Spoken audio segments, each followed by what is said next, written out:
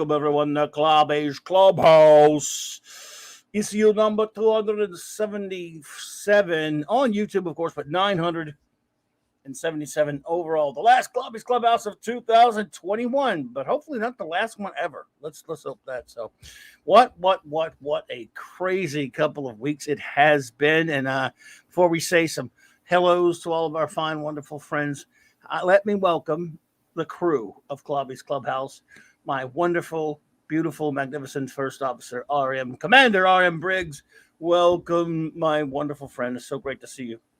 Captain, Star Trek soulmate, I have missed you so much over this little mini Christmas break. I love you. It's so good to be here. Hello, everyone. Clobby, thank you for hosting this wonderful gathering, and thank you, everyone, for being here. Thank you for being here. Missed you big time. And of course, we have the greatest chief engineer in the fleet as well, Mark. Thank you. You. Welcome, buddy. Yep, I'm definitely not beautiful, but hopefully skilled. Well, you are when you put that avatar up. Yeah, that's true, right? Yep. The decorate, yeah. But yeah, hope everyone had an awesome Christmas. And yeah, this better not be the last one. So nope. As far as I know, last for the year. Yeah, just for the year. That's all. Not the and yes, even the last clobbering times of the year too. Actually, because the first one will be on the first day of the year. But let's see here. The great Eric K, the Bronze Wrencher. Mwah, mwah, mwah. Dude, always a pleasure. Let me tell you something. Take out a second just to say, Eric K, you've been such a fantastic friend here.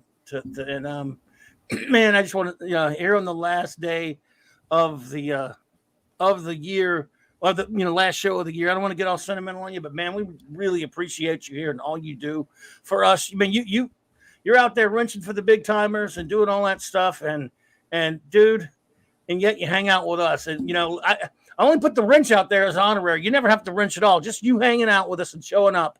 That's enough. Because you're a great friend of the show, brother, and you become a great friend of mine, and I appreciate you. And I hope you are doing well. Yeah, and I echo and amplify that by telling you that you are a magnificent gentleman who makes a girl feel safe. The internet can be a very unpleasant place, and you make sure that wherever you are, that it's a decent, cool place. And I really appreciate that. Love you very much, Eric. Indeed, buddy. We appreciate you, Bronze Surfer. Thank you so much. And ditto for the great Chris Persia. Yeah, I was waiting for you to say that, Chris. Good evening. Mwah, mwah, mwah. Merry Christmas. How are you? As with Eric, you have been a fantastic friend here, sir. Because I know you do so much out there wrenching all over the place for the big guys and stuff like that. But you come and hang out with us, and we appreciate you, man. You've been a fantastic friend of the show. Well, we're big in some ways. Well, but yes, but just not the ways that count. Guys, gravity doesn't have anything to do with it. Seriously, though, Chris and Eric have really helped to build this community by creating a sense of community, by creating a really, really terrific space for folks to be, and to have all of these wonderful conversations going on in the live chat that accentuate the panel, but also enable everyone to say what they want to say and add what they want to add, and just you guys are great. Love you. Thank you. You guys are just terrific, and we really appreciate you. And let's see who else we can say hello to here. Snortapoopus, Cuber. What a good pal you've been to us, Snorty. Snortapoopus! Cuber! It's great to see you, Snort. We love you, buddy. You're a good bear. And I like your Snort is on Twitter. Interrupt him. Sorry. Snort is on Twitter, which is probably exactly what you were going to say. So if you want to see some fun polar bear tweets, he is on Twitter now. Awesome. That's right. He joined Twitter. We forced the big bear, to join Twitter. He's on there. You can throw him some Arctic char. You can send him some chin scritchies. He's there. He's you have to go and follow Snortapoopus, the great Cuber. I've interacted with him on Facebook for a long time now. So, but yeah, he's now on the Twitch. So there you go. Hungry Boy, I like your new name. Hungry for Clobby to write graphic novels, dude. I agree. One day, see if you can remember to get me to tell you about the comic that I wrote mostly but didn't finish that really aggravates Claude, because he drew it and then it ran out of It's a long story, but I'll tell you about it one day, Hungry Boy. I love that Hungry Boy found that out. Yeah, not a lot of people know that, but Clobby is a writer. And he's written a proper screenplay and many other things. And I had the privilege when he and I first met to see a couple of those things, well, little bits and pieces of them as we became friends. And so now Hungry Boy has outed Clobby as an author. And I think it's terrific. Please continue harassing him to write amazing things, because Clobby has the mind of a marvel and tremendous talent. And I would love to see him get it in gear. So well, I have hustle the hassle. About 40 years writer block. So don't, it's never going to happen again. And I never finished anything. So I've never, like, the screenplay wasn't proper, by the way. I'm actually going to be burning that soon. But I can find No, it. don't you dare. Burn it. Don't worry. that. I'll film it when I burn it. If I have to come down there. I really am if I find it. I'm not even kidding. Don't. I'm doing it. Let's use it. But I still like that name there, Hungry Boy. Thank you. The Comic Reliefs Crusader. What's up? Hello there, my friend. Good evening. Nice to see you. Good to see you there. Hey, Mark the Infinitely Tired. What's up, buddy? Hey, nice to see you here. Yeah, man. Good to see you, bro. Hope you're doing all right and hope you're not too tired. Let's see here. Phantom outsider was a man. He was a big man with an eye like an eagle and as tall as a mountain was he. Sorry. I was thinking of someone else. Never mind. I love this super chat Eric just sent. Oh, I'm on my way. I'm on my way to it. I had to stop my thing. Shay Nolan, welcome. Hey, thank you for being here. That's our Irish friend. Hello, my fellow Irishman. How are you? Indeed. Good to see you, laddie.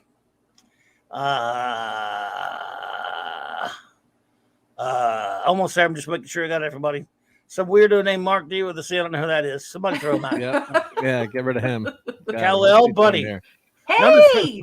Another great friend of the show. Kal-El's been with us for a good while now. We appreciate you so much, my friend. Yep. Well, I did get blocked. I did get blocked at one point when I was on your channel somehow by accident. Yep. Remember that? So it was, that was an accident. Obviously an accident. Well, it happened to me today on the 70s stream. Yeah, you got timed not out. Blocked, I got timed out. Not blocked though. I just got timed out. I think 70s is learning the ropes. I think he'll get there. Yep, he has some great videos though. But yeah, it's not easy doing this. He was doing the stream with Tom and Paulie, and I was like, whoa, I went to write something, and it was, I don't know what happened. Don't worry, 70s, I'll get you back. Just kidding. I know. 606. Hello there, my lovely. Hello, the lovely beautiful. 6 beautiful lady. Yeah. Thank you for being here. Wave it back at you. I hope you are doing well. Beautiful lady. Indeed. I'm going down the chat. I had to stop there. There we go. Eric K. You shouldn't have, my friend. Thank you so much. Bobby had a mind like a steel trap rusted shut years ago. That is so true. As far as I can remember. So true. So perfect. I love it. Keely Chow, Roll Tide. Yay, Keely. The beautiful, lovely Sherry. Hello there. Oh, hello, gorgeous. And you have a new avatar. You look so pretty. Is that the symbol for pie? Yeah, you mean I think so. P? No, the after Sherry. Is that the? I think that's I'm trying to remember my geometry days, but Sherry will let us know. But it's I think pronounced that's P, not pie. Well, my geometry teacher told me pi, P-I. Your geometry teacher was wrong. Everyone says that, so yeah, we all call it pi here in the States. Yeah. It's okay. I'm sure you're correct, Raquel, but if you said P, most of the I'm sure I'm correct too. Yeah, but when we have Pi Day, it's for math nerds, and everyone makes pies and talks about 3.14159 yada yada yada. Yes. But whatever it is, I think it's hysterical that you saw the P after her name when meanwhile her new avatar, she looks so gorgeous. Well, I think that's a new hairstyle and she looks amazing. So everyone tell Sherry how cute her new avatar is. Sherry, you look gorgeous, girl. You look beautiful. I can't see it that well on my end. It's like they come out very tiny when I, at least my StreamYards, as far as the pictures of the avatars and stuff, not as small as in the chat, but even on my screen, I can't see it that well. But you are very lovely, Shelly. Shelly. Well, Shelly is lovely too, but she's not here. Sherry, you're very wonderful. You look wonderful. And Six has no emoji tonight, so yeah, Hungry Boy so is hungry for copyright graphic novels. Is sad. Small Time Republic, welcome. Good to see you. Well, hello. Let's see here. Yeah, I got timed out earlier, but it's just what happens. Jobber, Justo Jobber, buddy. Hey. Thank you so much, man, for that $10 super chat. You're too kind, bro. You didn't have to do that. Mm-hmm. He says, here's to a happy new year. I have a suggestion for a list. I don't think Clobby ever did in Blog Talk Radio, and he would know because he was been with me since 2013. Yeah. How about top 20 or 25 favorite or worst cartoons based on superheroes comic books? You got it, man. I will do it. Worst, I don't know. I don't know if I can come up with that many bad ones because, strangely enough, most animated shows were fairly well. There were some bad ones, though. Yeah, Captain Planet, that doesn't count, right? It wasn't based on a comic, but I know. Yeah. 1960s they did have a comic book Spider-Man, definitely in the top 20 favorite. Yeah, favorite or worst. Now, favorites is easy, and I don't know if I've done favorites. I've done favorite cartoons. Remember way back when Matt and I did that, Joe? But I don't know if I've done worst is tough, but I'll actually do it like as a counter list to a favorite animated show list. Now, a while back, our dearly beloved Mark C and I did a show where we talked about animated superhero cartoons. We did a show about that, but it wasn't a list. So great idea, and I will do it. I will do it, and it will get done before the end of January. That's do it. A great request. Thank you, buddy. You got it. Yes, I did. Yep. Well, and not only that, I need the ideas. I need the ideas for shows and stuff sometimes just to write them down and watch me forget it unless I write it down. So here it is. Well, it's nice because people also tell us what they want us to talk about, and that's what the great part of being in the nerd and the geek community is. Everyone has such great ideas. It's just, and we are a community here. This isn't a one-way show. This is a two-way conversation with some really talented and wonderful people. So Just Joe, Jar, that's a great idea. And I can't wait to see it come to fruition. Let me, because, and I'll expound upon that much to make sure I got everybody, all of our hellos out of the way first. Sure. Oh, World Made of Cardboard. Hello there. It's good to see you. Yes. I love that name. Mark the Infinitely Tired. Thanks, Mark. Appreciate it, buddy. Thank you for the $4.99 super chat. You're too kind, my friend. For the cabal, long live the cabal of comic books and store owners. Yeah. Yes, and Mark worked in a comic shop as well. And I knew a shop I've been to before. So we used to spend so much time in the comic book store wondering, like, you're going to pay me to stay here after a while. It was, a joke with the owner, like, go back to work, leave. It's enough hanging out, in the shop. I hope you talk about things you enjoy. I'm fed up with hater fans. Yes. Six, I hear you, Six. Now, sometimes, for example, I will say this, about a year or so ago, and it was kind of a revamp of one we did on Blog Talk Radio, my good buddy Flash and I, Six, we did do our countdown of our top 25 most hated movies, not worst movies. That's a little different than movies that we personally hate the most. Yes. Still, that was in fun. In other words, we make that fun by having a good time, just beating up on some movies we did not like. But that said, most of the lists are favorite lists, like things we love the most. Mm-hmm. So I don't usually do the worst lists that much. And if I do, they're kind of shorter. But for the most part, they're, I think once also we did like our top 10 worst Trek episodes of the original series. One time we did that. But for the most part, we like to do the list of things that we love. But that was fun though, because we were, we don't take it too seriously. We were having a good time, beating up on some movies that we think are pretty terrible. But I do understand where you're coming from, Six. Yeah, Six is a good point. Yeah, sometimes you just listen, say Boba Fett or something, or people were railing on it all day, and I didn't personally think it was that bad. And it's fine to be critical and talk about things you don't like, but analyze it. But after a while, it's we do that. You know, but I hear where 6 is something. Yeah, you sometimes let's celebrate the things that are good, and you know, you can talk about something without knocking it too much. That's the only way that I'll participate in this kind of thing is the celebration of quality. And there are definitely ways to do the worst lists, but I'm totally with 6. And I was tired of it, 2 years ago. I was already sick and tired of all the complaining and all that stuff 2 years ago. But I have 6. You know what I've always wanted to do, and I haven't even discussed this with Clobby, but I'll just say it because you brought it up.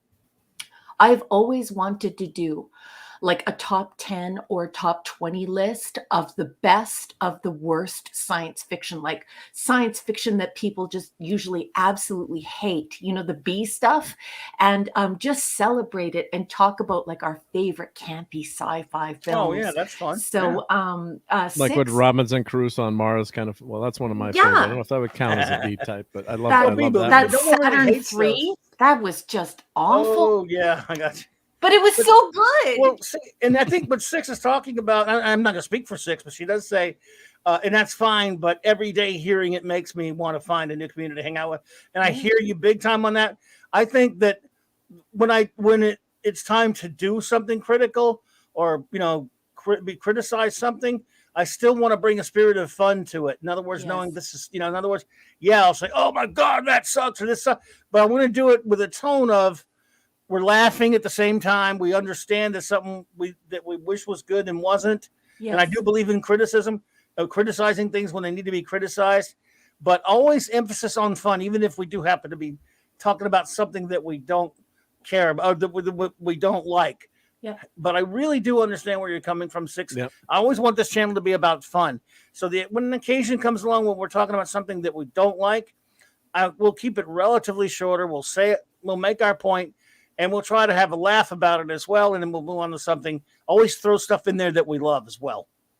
And Boss Man, it's just a TV show. It's just a TV show. Right? I was just going to interrupt, and I beg your pardon, but yes, on the chat side, on the live chat side, Glinser's super chat has disappeared. So let's get to it. Glinser for $5 says, "No join button. Perhaps 2022 is the year for Clobbering Club. Hint, hint. I want you to know, Glinser, I have already been on Clobby's butt about this for a few months. I have him taking some YouTube classes, and I have made some suggestions to him, and we are going to be getting that underway. I promise. I'm just going to take out the whip and get him to get that wonderful join button going, because so many of us would love to be able to have a subscription to him in that way. So don't worry, I'm on it, and I love that you put it in the chat.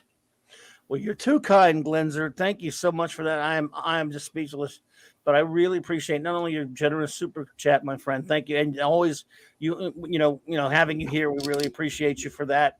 But thank you for mentioning that, and I really appreciate it. So thank you, my friend. Apollome's Minion and Pepperoni and Pupper. I hope you are traveling safely on the roads.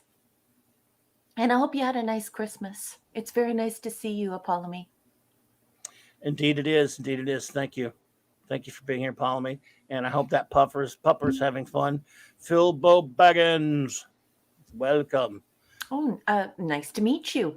Apollome's Minion, you should know I got two little new pepperonis of my own because Maya passed away.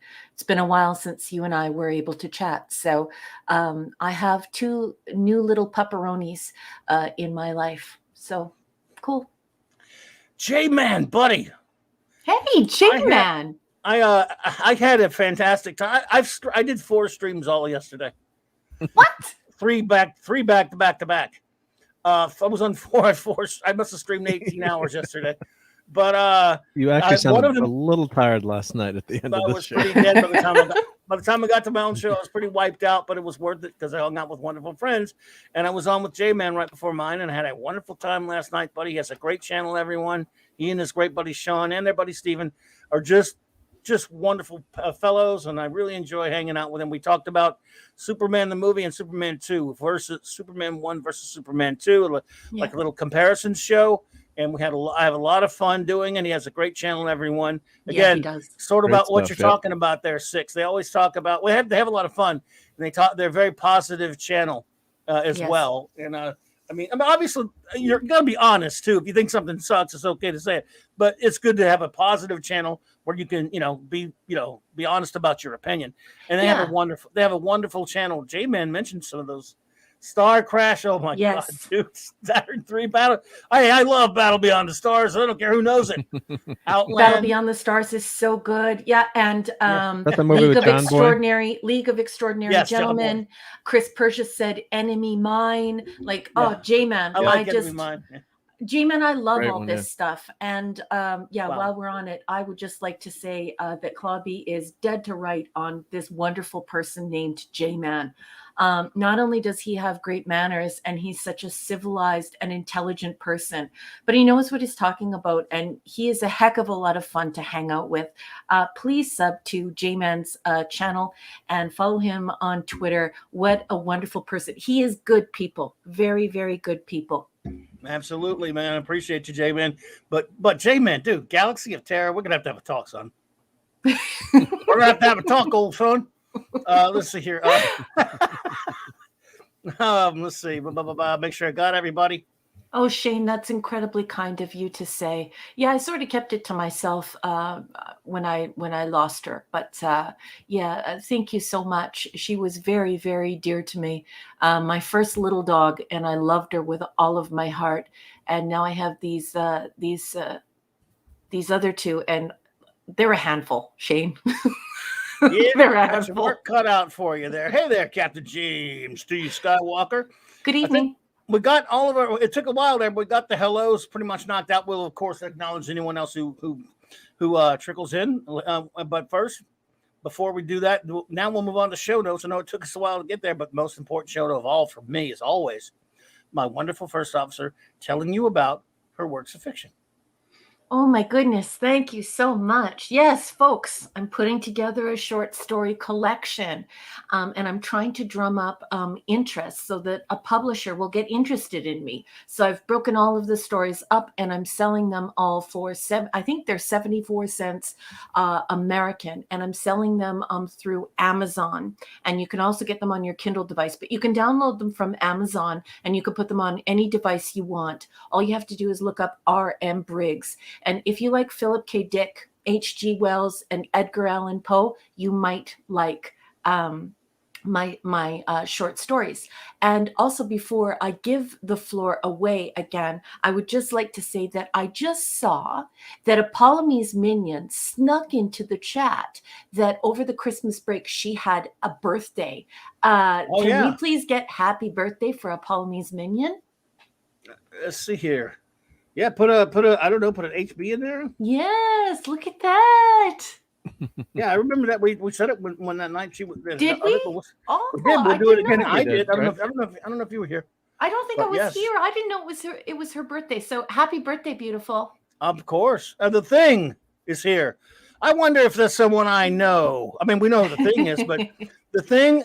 Good to see you, my friend. I love that name, and there you. I'm glad to see you as always. Also, our wonderful communications officer, Anti-Derivative Jill, is here. Hello there, Jill. Is there a thing song if we get three things in the chat? Thing, ring, do your thing. Yes. These are the things she knows. Oh my goodness, there you go. And there's he has gone full on Canadian Chris Persia. Did you hear that? He was just singing Kids in the Hall. Oh my goodness. Someone was asking one night when I was on, when you weren't here recently, Raquel, and they were asking if they wanted the Steve song, but of course you weren't here. and I had to explain it to somebody, and I wasn't really sure how to, so I hope I did it all right. You did a great job. Purple Valkyrie actually sang it.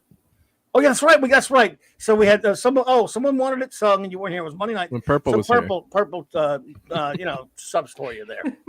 And she didn't know what it was, but Clobby sang it first, and then Purple. Oh yes, I told you the words. Yes, yeah. Lady PV, I love you. If you're out there and you hear this somehow, or you get word of this, I love that Lady PV covered her Canadian friend and did the kids in the Yes. hall. Love it, love it. Indeed. I love Purple. She hung out with me Monday night, of course. And, it's very late for her over there. So I've always feel bad about saying, can you want to come hang out? But I'm also just have so much, it's always so much great fun for when she hangs out with me. And from what I understand, they didn't have a pink and purple yesterday. I'm not sure why, but I hear they might be having one tomorrow. So I'll look forward to everyone. I love look at what Chris Persia just put in the chat. Can we please put that on the marquee? He says, Raquel, it is time to fill in the honorary Canadian citizenship forms. I think so. Lady PV should be given citizenship. She had to sing Kids in the Hall. Therefore, granted. I would have Send put her it some up there Canadian bacon. I could have, if I would find it, I could have put. Oh, there it is, right there. I missed it. What a great comment. Thank you, Chris. Yeah. Yep. So there you go. Well, everyone, this is it. It's about to be, oh boy, 22. Oh my God, man! But we'll deal with it, right? So we're gonna make it to. We're not gonna make it to 22, unfortunately, right? Yep. Yeah. No, 2022. But sorry. we get 2022 though. Yeah. In the year 25. Yeah, I was just thinking that, right? Yeah. Yes, getting up there. Yes, it's the year 2022, and the robot was it? No, never mind. I messed it up. I was trying to quote an MST3K episode. Cavatinho Catheribenshire. Good evening. Let's see here. Can I get some love for the corny song? I saw that at the theater. I like Robert Urich. That was a. Oh, there you go. Ice Pirates.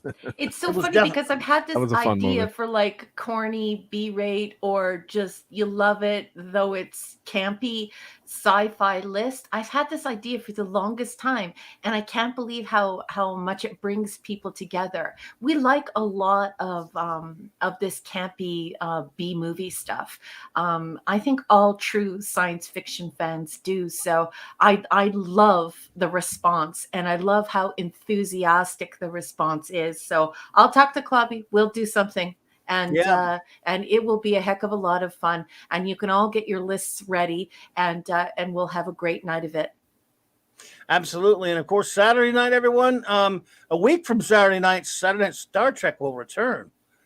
We'll be back on January the 8th. But in the meantime, Saturday night, New Year's night, dun, dun, dun, dun. We will celebrate here on Clobberin Times. I had a great time doing it on Christmas night last week. It was a lot of fun, and I thank everyone who joined me.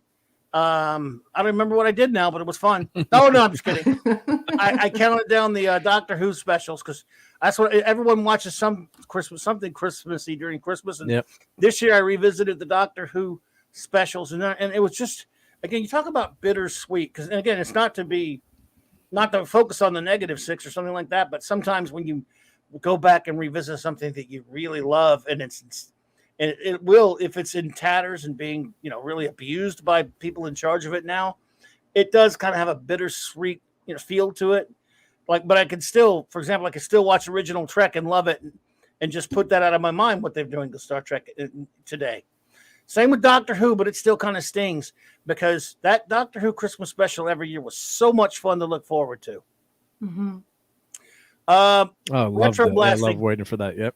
Oh, okay. I think you saw I thought Retro Blasting was here for a minute. You saw them down there.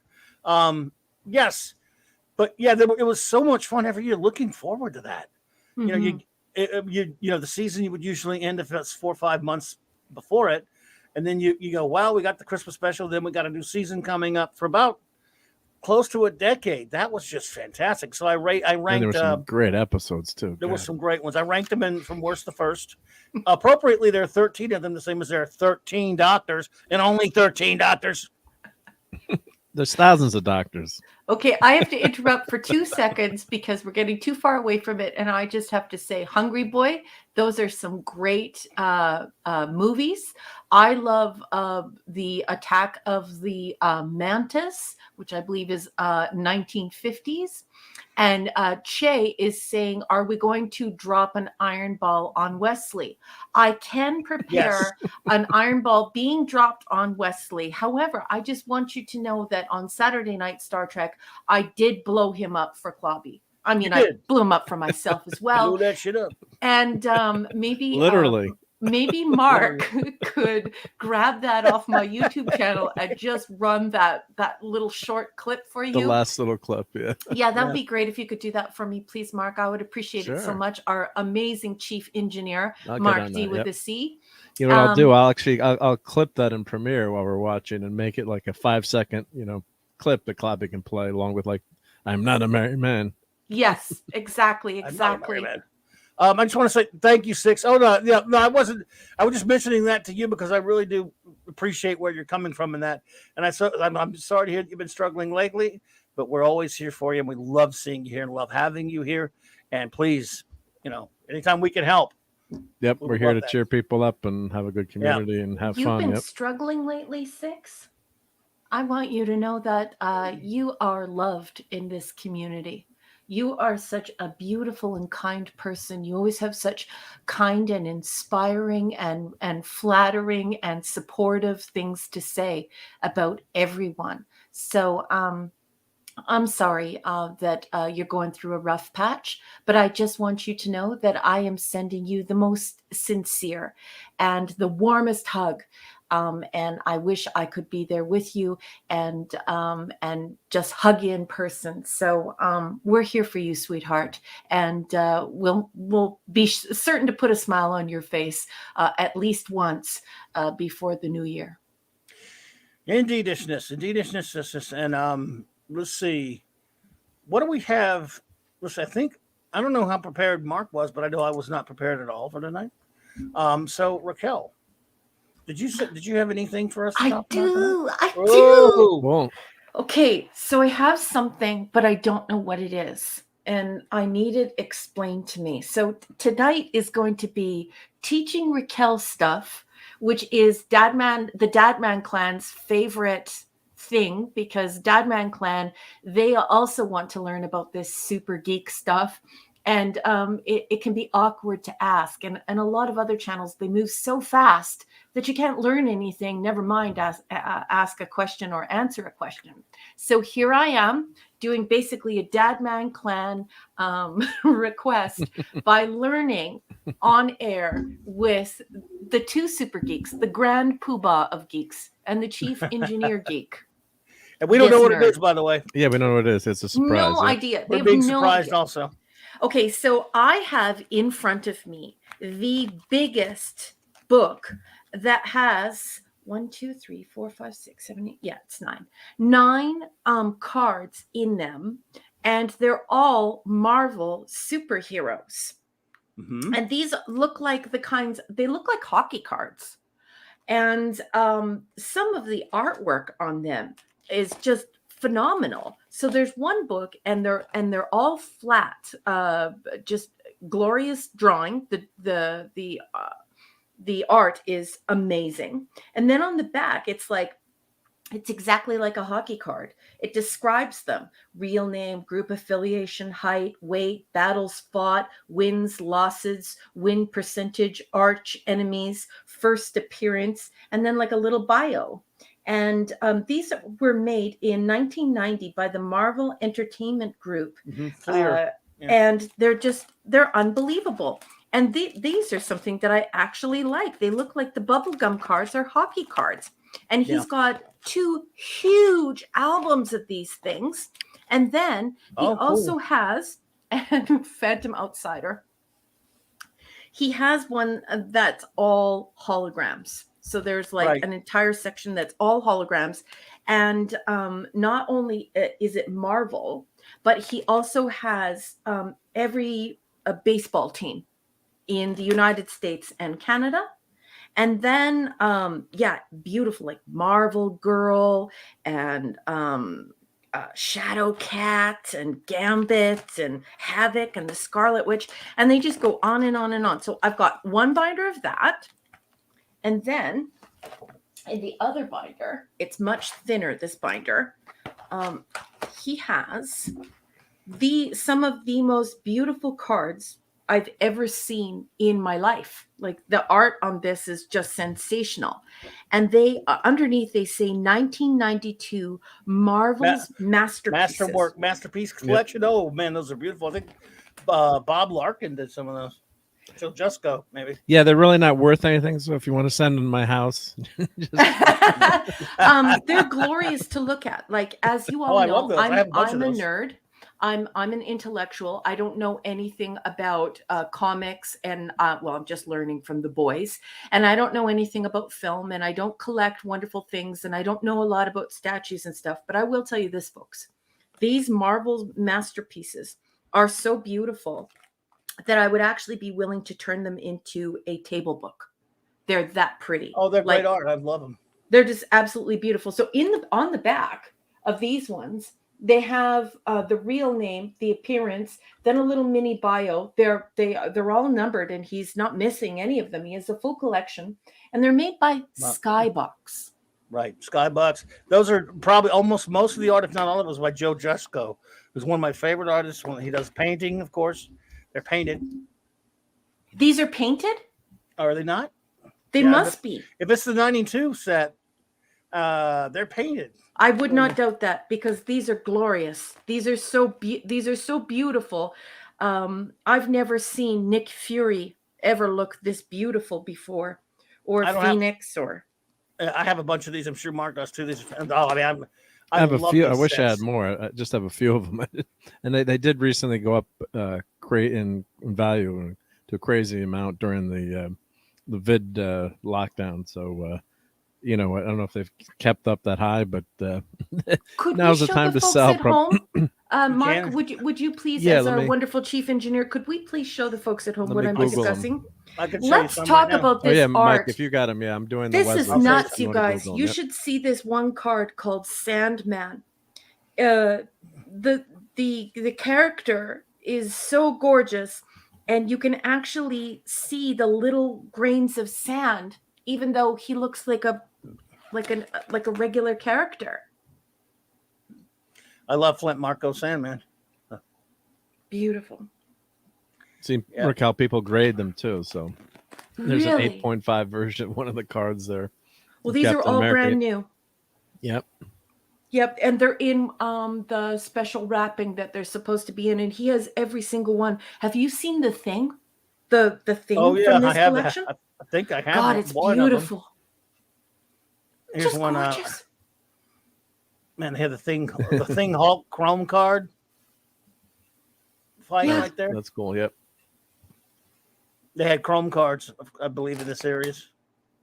I have that one right in front of me. The one you just showed me. I just found it. Oh, Spidey? No, the one with Hulk and Thing. Oh, wow. Nice. So I also have the checklist card, and then I have all of those super cards that you were just showing. That he has them all in the back. They're gorgeous. Joe Jusko is just fantastic. I mean, I loved his work for a long time.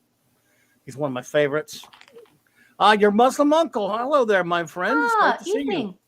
I hope you and yours are having wonderful holidays, sir. Hail from the road from a trip. There was supposed to, that was supposed to take 6 hours. Looking like it's going to take more than 12. Bad traffic, is there? I'm so sorry. Yuck. Holiday time of the year, unfortunately. Yeah. But yeah. Have a good night, World Made of Cardboard. Oh, sorry, I was just going to call that out. Sorry, boss man, for interrupting you. World Made of Cardboard says, gotta go. Everyone wants to go to bed now. Have a great live stream. Well, thank you so much for joining us, and I hope we'll see you again, and have a good sleep. Indeed. Let's talk about this character Tombstone. Oh, the Spidey villain collection. Wow, is this thing ever beautiful? Very, very scary looking. Tombstone is a scary dude. Yeah, this White Queen, she's quite beautiful. Thor is absolutely gorgeous in this. Just unbelievable. Wolverine, just gorgeous. Yeah, for a long time, people didn't care. I mean, you can get these cards for dirt cheap for a long time. No one cared about them. Then they really became hot lately. Yeah, well, I can see why. Because, if you're a true geek and you had this beautiful binder that my husband has, only I think I would like to transfer this into a leather binder. What a wonderful thing to have on the coffee table to just look through. I mean, unbelievable. Well, it came with it. Does he have the binder that was for that set? I mean, they made a binder for it, or they just have a normal binder? I don't know. I can't say because I don't know. It's a black binder. Just a normal black binder that you get in the store, in other words. Okay, so they did some say some card sets they made binders for, and some I guess they didn't back then. I don't know if they did one for this one or not. I don't have all these cards. Well, I can tell you on the holder it says. I think they did. What's that? Sometimes can't remember. Pro card. It's what now? Oh, that could be like a skybox binder, a normal skybox binder that you use that they sell, to put cards in there. Baseball cards, football cards. Yeah. Hey, Monkey Jeebus. Yeah. Monkey Jeebus. Back in the early 2000s, they were putting out some card sets that I bought full sets of, and they even made binders for them, like some of the Silver Age and Bronze Age card sets. And I got an FF one, an Avengers one, and a few other ones, a Bronze Age set, things like that they actually made an actual binder for. So I have those sets. But those back then, I don't know if they made binders specifically for the masterpieces. I mean, they may have. Yeah, uncut sheets see, these are some uncut sheets right here that I've got pictures of. That's what you call an uncut sheet that you're looking at there. Those are cool too, because you make a postcard of those. Yep. I have all those cards, but they're cut and they're all in one thingamabobby in that order. Right. Let's say I have the Wrath of Khan uncut sheet, so someday I'm going to make a poster out of those. Yeah, I showed you those on the show before. Yep. Oh yeah, that's right. I remember. Yep. Yeah, these are just you guys like it. They're beautiful. No, they're great art. They're blowing up the chat saying they have gorgeous these. stuff. Yep. You need to put these in a leather binder, and you need to put them on your coffee table. This is art, like a gorgeous coffee table book. There's no reason why this should not be on the coffee table. Some of these are just unbelievable. I don't have a full set. Oh, it's just you got to do it, Clubby. We got to get them all for you. Oh no, you know how much that would cost? Those things are expensive, but they're great though. I do love them. I mean, and there's the thing. That's the card I have. Yeah, that's the one you have with the full face. Already. I think I don't know if I have that one or not. It's been so long. I know my cards are not easy to get to right now, so I haven't looked at them forever. Yeah, just absolutely beautiful. Oh, Snortopoopus is taking his bare leave right now. Are you leaving? Yep. Oh, she's going to hibernate. Cuba. Have a happy New Year, Snorty. We appreciate you, and we will see you whenever we see you, whenever you're here. And I hope you have a fantastic, however you celebrate that holiday up there in the Arctic. Oh, I knew J-Man. I'm not surprised by J-Man there. I have a full set of the first two Masterworks. I also met Joe Juska. Oh, God, wow, dude. Wow. Okay, J-Man, tell me about this, please. J-Man, tell me about it a little bit. So what are these from? Like, what was the impetus for this whole idea?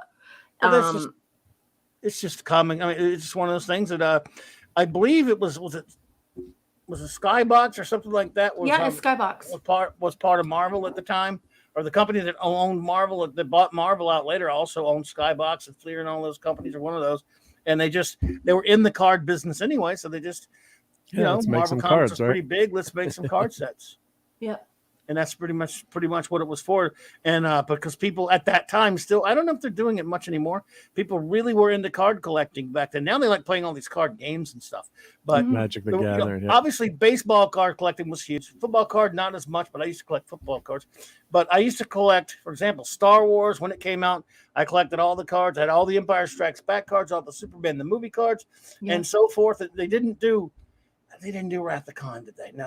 But they did movies usually sometimes, and there are a lot of movie card sets of a lot of stuff, not just sports. They're fairly big. Non-sports trading cards are huge. You can go to a con and see tons and tons of different sets of them from over the years, going for varying prices. So I've got a lot of the DC ones as well. So DC, jumped on the DC. bandwagon after this as Nice. well. Yeah. Well, can we see the DC cards? And I'll just turn to the chat, and we've got the Comic Relief Crusaders saying, Raquel, because trading cards were cool back then. And then we've got Phantom Outsider, of course, echoing and amplifying Clobby here, backing him up, saying Marvel was trying to get into trading cards to compete with baseball cards. And then, of course, we have the brilliant J-Man saying it was just a collector card series. It was a craze. I have the first 3 series of the regular cards. Then there were the Masterworks. Wow, you got to do a DC card? That is so damn cool, Hungry Boy. Wow. What? You got to draw one, I guess. Wow. Wow. Nice, dude. And Hungry Boy said he had that. I had a bunch of those. G-Man says Decepticon. I'm pretty sure that's the Sean he's talking about. Yes. Has tons of trading cards. And then he yells, tons. So that's so cool. I have the Tron set, for example. You know, not only do I have the Tron set, I still have it I have the Tron box, which never means opened it. The never opened box with all the gum in it and everything, and all the packages and stuff from Tron. I love Tron. And that gum never goes bad. I'm gonna eat that gum one day. No, Monkey Jeebus says the DC cards were boring. I don't. Yeah, they weren't as good. I thought they were okay, but I hear you, Monkey Jeebus. I mean, they weren't as good as Joe Jusko, and he was signed to Marvel. So, except for the one Hungry Boy did. They had a lot Except of good for the artists. one Hungry Boy did. The one Hungry Boy did is cool because I love Hungry Boy. I like the DC ones though, Monkey. So you're fine. I mean, they had a lot of great art on those. And but Hungry they Boy weren't fancy said, like this though. Yeah, Hungry Boy said he had uncut sheets of the Star Wars cards. Can you imagine how much those were? What? So he wanted 70s. It's a 1046. He said, I wanted 70s Marvel characters art, so I sold them. Well, if he did, well, unless Hungry Boy, if he bought original art by, pages, then maybe you did okay. But look at Wolfie's here. Wolfie. Ow, ow, ow! And Jill would like Wolfie. to see my you have it nearby? Wrath of Khan. Yeah, I have it on the.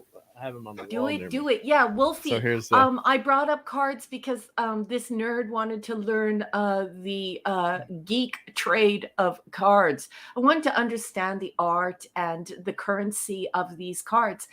So tonight we're discussing something called Marvel Masterpieces.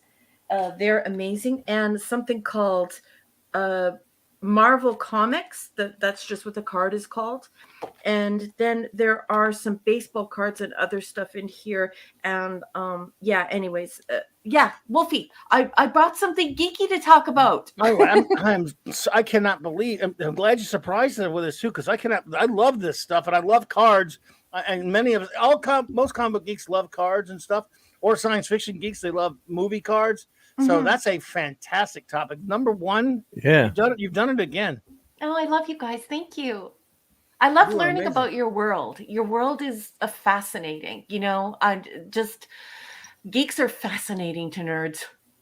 I don't think I ever got the Rethicon card. I think I did. Maybe I did, but I never got that one uncut sheet though. Jesus. There's actually 2 uncut sheets. I don't even know what's behind it. I think maybe it's 2 copies. Well, there's 2 sheets, so you can kind of see. I have a wacky package uncut sheet, but that's about it. I've never opened it up since the person. You can send that to my house with the NCC 1701 behind you.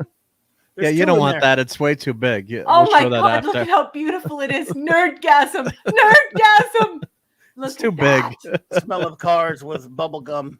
Yeah. Hey, Wolfie, Topps geeks cards. are incredible. So Wolfie is describing the smell of cards, which I think is amazing. Gum. The way that a nerd would describe the smell of books. Wolfie, I like both. I like both personally. But see, when he's talking gums, back then those cards came with gum in them. Yeah. Tops. So and it has that smell. And I do have some unopened sets somewhere too, but I can't. Otherwise, I'd show you what the package looked like. But dude, now a set of these now wouldn't be too cheap. you could just mail that to me, honey.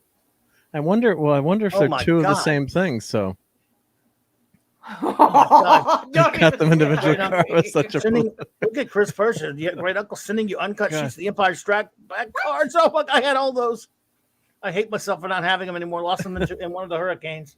Snot nose kid. Oh my God! I still have my blue. And what was the next series? The yellow was the second series of what? These Star Wars. There was a green, a red, blue first, green, red, and green and yellow. Right when they're 4. Yeah, I have like That's Star Wars, most not of the Empire. blue, and then all of the second series. Oh no, I had J-Man almost- Yeah. has to leave. He says this is a great stream, but I got to get going. Take care, all. All right, J-Man. Don't worry about it. This is a holiday stream, so but I'm Be just good, happy buddy. that you stopped in because I just think that you're such a wonderful person. I'm so happy to have met you and that you are friends with all of us, J-Man. So maybe I'll see you after New Year's, or maybe I'll pop in for that New Year's stream. So very good to see you, J-Man. Thank you so much for supporting this channel and this show and everyone in this community. You're the best. Follow J-Man, please. Absolutely. Good to see you, buddy. Thanks for being here. Take care, J-Man. Yes. Which way should I frame that? Vertical or horizontal? Yes. I guess horizontal, I guess probably, yep. But do you have any of the Silver Surfer cards? I just have I bought a few packs here and there, but I never went crazy over buying cards. Look at these. Look how beautiful they are. I don't have them all, of course. But you want to see how beautiful they are? Yes. Let's see. Wish I had them all now. And they were always in the shop, and I'd buy give them to my nephews or something. Or I never went nuts. I have Silver Surfer cards in these collections. Oh my goodness. Yeah. You said Andy didn't have anything good. No, just with the comics, but that's also because he never collected comics. He was never interested in it. He actually liked the cards. Like the cards are something that he actually cared about, but he was never interested. Because seriously, guys, you have to understand. My husband reads math books and plays chess. Like around our house, if you watch the Stanley Cup or the World Series, that's nothing compared to how excited my husband is when the World Chess Championships are on. Everyone has to be There's quiet. No talking. There's no talking. No talking, nothing. No, it's very, you know what I'm saying? So my husband is actually a nerd. Trying to watch the games. Yes. So he's like a power nerd, but he does have some geeky tendencies, and this is one of them. That's like when we're watching. Those are gorgeous. We were watching football, and I'm a huge, NY Giants fan. So the one year, my buddy would always have a big Super Bowl party, but the year that the Giants were in, he just invited me over. And so he's like, and our wives, he's like, because I just want to watch the game, and you're okay, but no one else, because when you have a big party, you can't, pay attention to. Pay attention to the game as much. So, look, I don't like Super Bowl parties. What I want to watch, of course, I had to give up football, but I want to watch the damn game. A Super Bowl party, yeah, you get food and stuff, but I want to go to a corner room somewhere where I can watch the damn game. Well, when I cared about that for 50 years anyway. But yeah, these Silver Surfer cards, Prism cards are amazing. Just so you know, Phantom was asking, chess people also get rings for championships. So after the rapid play, I heard my husband expressing that he was hoping that Magnus would get another ring for after he won the rapid play. So it's a huge thing, and it's bigger than the Super Bowl, bigger than the Stanley Cup, bigger than the World Series in this house. And my husband's entire section in our library is a math, pool, and chess books. Nice. So these Prism cards were pretty cool. But anyway, let's see. What else you got in that box, Raquel?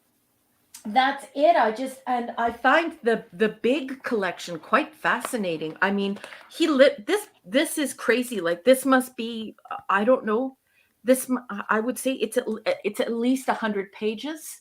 100 pages strong of back-to-back Marvel Comics cards. These are the flat ones, and over 100 pages of all of them. So he was actually saying to me that if we ever spoke about Marvel Comics and I was confused and wanted to do some research and I didn't want to get it off of user-generated websites, he told me to just open up the book and look for the character. And it's crazy. So that's what he has. So there's a whole bunch of that. Then there are also these cards called Famous Battles. Right? So famous battles. Yeah, and then he has this wonderful collection of something called MVC, or Most Valuable Comics. and he has these gorgeous things from the Fantastic Four. Absolutely gorgeous, gorgeous. And there are 10-cent covers from the original comics, and he has them for the Fantastic Four, X-Men, Amazing Fantasy Spider-Man. That's a 12-cent comic. The Punisher. But they're cards, right? Yeah, cards. All of these are cards. And so this part of the collection is called MVC, or Most Valuable Comics. Yeah, that was a card set from the earlier mid 90s, wasn't it, or something like that, where they just showed you like I don't know, classic covers and stuff. Yep, maybe. And yes, that's exactly what it is. And then there's another section here called the Team Pictures. And so what's really crazy is I wish the Dadman clan were here, because Dadman clan, that whole family, they love to learn about this kind of thing. And we're always talking about these matchups and what is original comic canon and what isn't. And it's so cool to see these team pictures where you have New Mutants, X-Men, X-Factor, Excalibur, Cloak and Dagger, Avengers, Fantastic Four. Like, if you want to learn about comics and you want to learn about canon in comics, wow, this is how you do it. Now, there's another section here after Team Pictures, the Brotherhood of Evil Mutants. Oh, that's cool. Yep. They fight the X-Men. And the Hellfire Club. Also X-Men. Another X-Men. Yep. Yeah. Kind of like the Sinister Six would be the Spider-Man. That's right above it. The Sinister Six and the Alpha Flight. Oh, that's your favorite Canadian superheroes. Yeah, that's your Canadian superheroes. Very, very cool. Puck and so then Yep. Ooh, there's a Stan Lee card in here. They were created by John Byrne, right? Yep. The Alpha Flight, yes. Yep. I just can't believe the amount of information in these. Well, they're fun too, because then you read the back of the card, and then you have all the detail on the characters, kind of like a baseball card, the stats on who's strongest, or which is really geek stuff, Yeah. And the thing would always upset me. The thing would never be rated high enough in strength, but hey, what are you gonna do? Yeah, but, they'd rate like power levels and things. So there's another set here.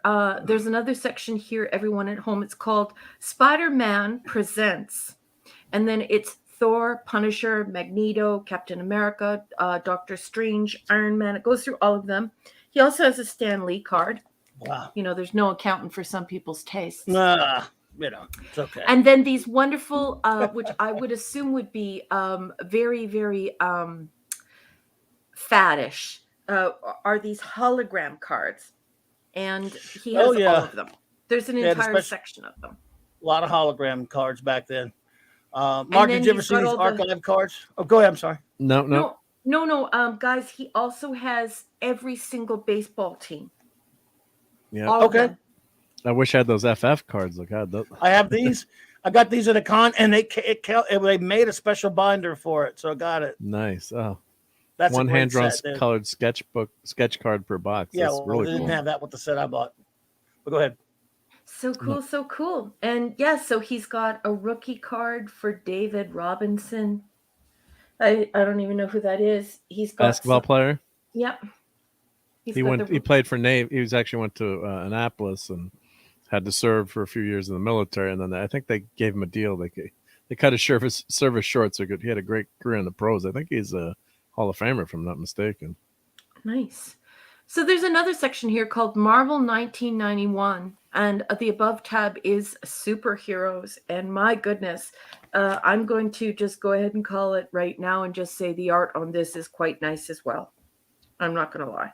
The art is pretty darn good on this. I had no idea that Marvel Girl was actually beautiful and was a redhead.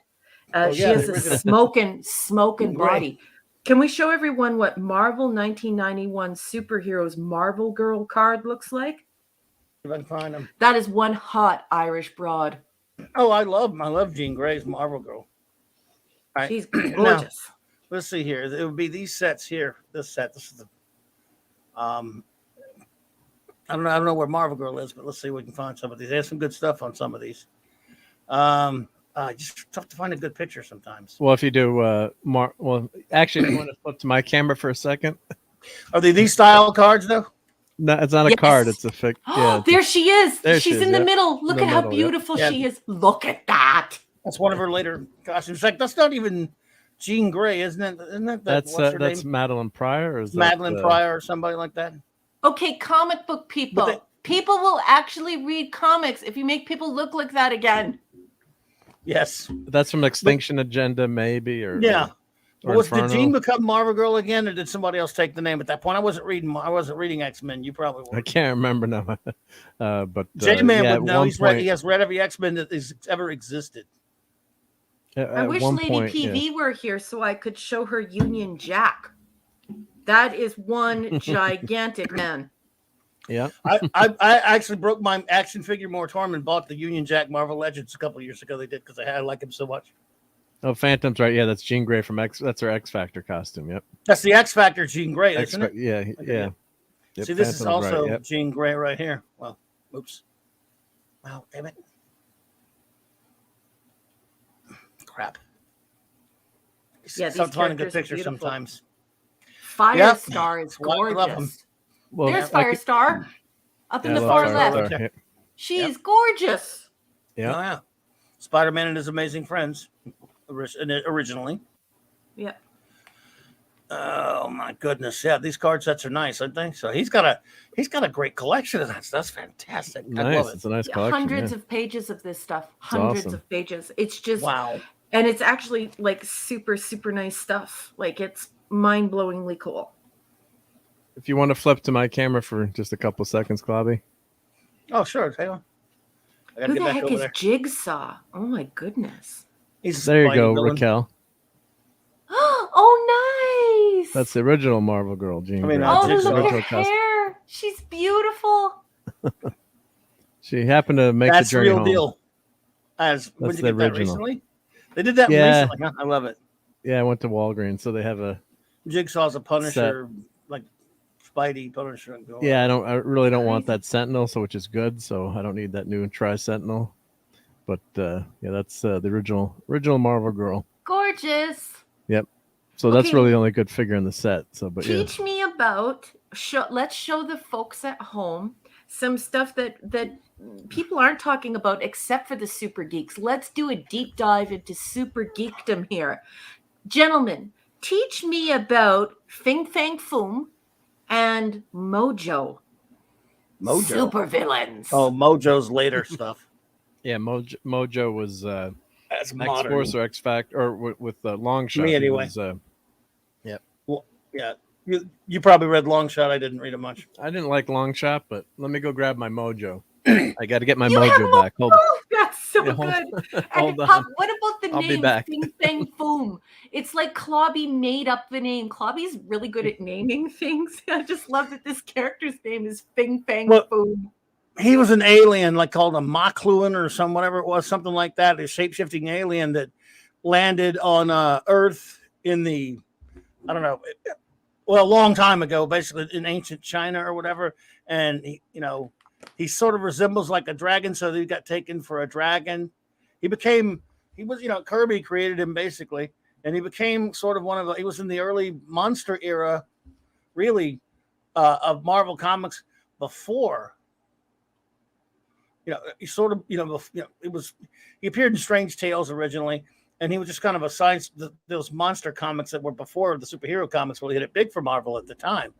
So, yeah, he was actually, and then they just kind of melded him into the Marvel universe a little bit. And they've used him a lot since then.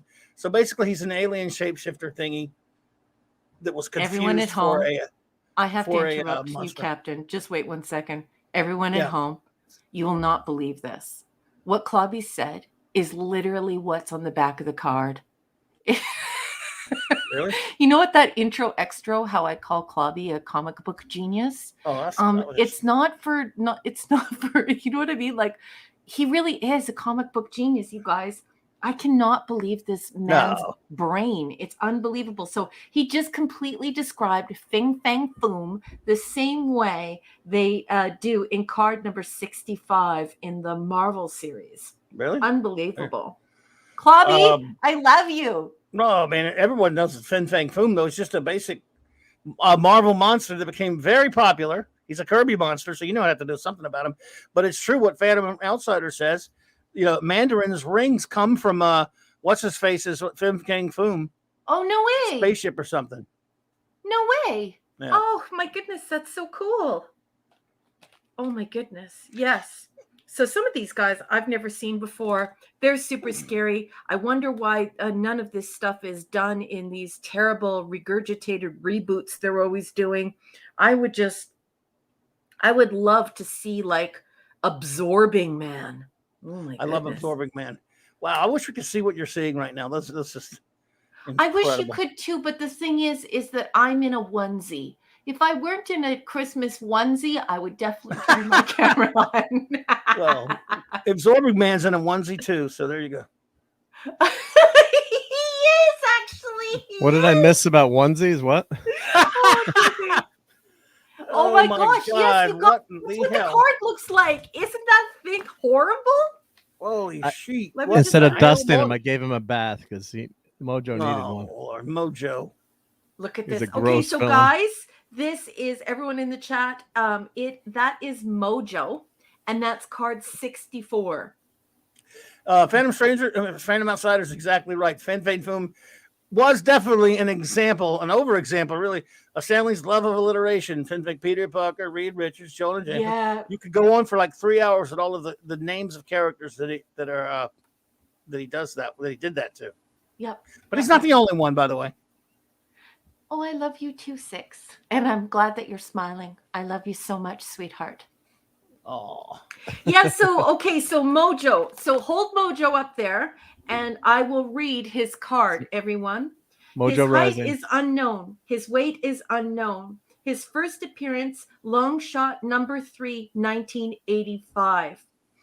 The grotesque alien ruler of an entire world in a strange parallel dimension, Mojo possesses a superhuman intellect horribly twisted by madness.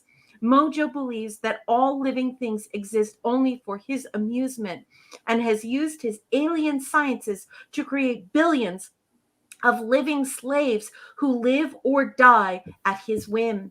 Recently, he learned of the existence of Earth and has turned his attentions toward the enslavement of all of mankind. So his strength is a 1. His speed is a 1. His agility is a 1. His stamina is a 2. His durability is a 2, at just a little bit over a 2. And his intelligence is a 3. So that is from card 64 on Mojo, the supervillain, who is really cool, but still, I really like the name Fin Fang Foom. Yes. What card set is that from? It sounds like one of those card games. This is from the one that says, up in the corner, it says Marvel 1991. And then it has a really beautiful little tab on it that looks like it's a purple flag, and it says Supervillains. And then on the back, Clubby, it says 1991 at the bottom. It says in the copyright, 1991 Marvel Entertainment Group. Yeah. Mojo, Marvel, and Supervillains are co-owned by by Marvel, exclusively distributed by, that's really tiny writing, and I'm a half a century old, Impel Marketing Inc. And then in the corner it says Impel, boss. Yeah, I see that now. I was looking at one of those cards. See, I didn't buy any of these, but I remember them, and they had wasn't a card game. I just remember they like to put the ratings because fans like to read that kind of ratings, stuff. Yeah, like from Handbook of the Marvel Universe type stuff. You know, that's what I was saying about the thing. I'd get mad when he wasn't rated high enough in strength. Yeah. But I think this was cool. I don't know if this is a Build-A-Figure. I can't remember if I bought this straight up. Why did you get a Mojo? It was a Marvel Legends, I think, if someone Googles it all. But I think it was a Legends Build-A-Figure. Probably a build. So if we have Calypso, why are we messing around with other characters? If we have Calypso, why don't we just use Calypso? It would appear to me that we have lots of really cool characters that we can use that we're not using. Calypso seems very scary. Can we show Calypso? Number 83 in the Impel series. No, she's no, but she got disfigured Calypso, if I'm remembering my characters right. Then there were 2 iterations that she was disfigured at one point by the Morlocks, I think, right? Well, would you like me to read her card? Yeah, read her card. Yep. Calypso, number 83. Her height is 5'11". Her weight is 130 pounds. Her first appearance was in The Amazing Spider-Man number 209 in October 1980. 80. Born in Haiti, Calypso learned the secrets of voodoo magic from a voodoo priest, eventually falling in love with the arch-villain Kraven the Hunter. She vowed to take revenge on Spider-Man after she learned that Kraven died during a battle with the wall-crawling hero. Since then, she's become even more of a master of the dark side of voodoo, driven by the burning desire to practice her cunning craft on Spider-Man and put an end to him once and for all. And she gets a 2 for strength, speed, agility, and stamina and durability, but her intelligence is a 3. So very cool. We should see some Calypso.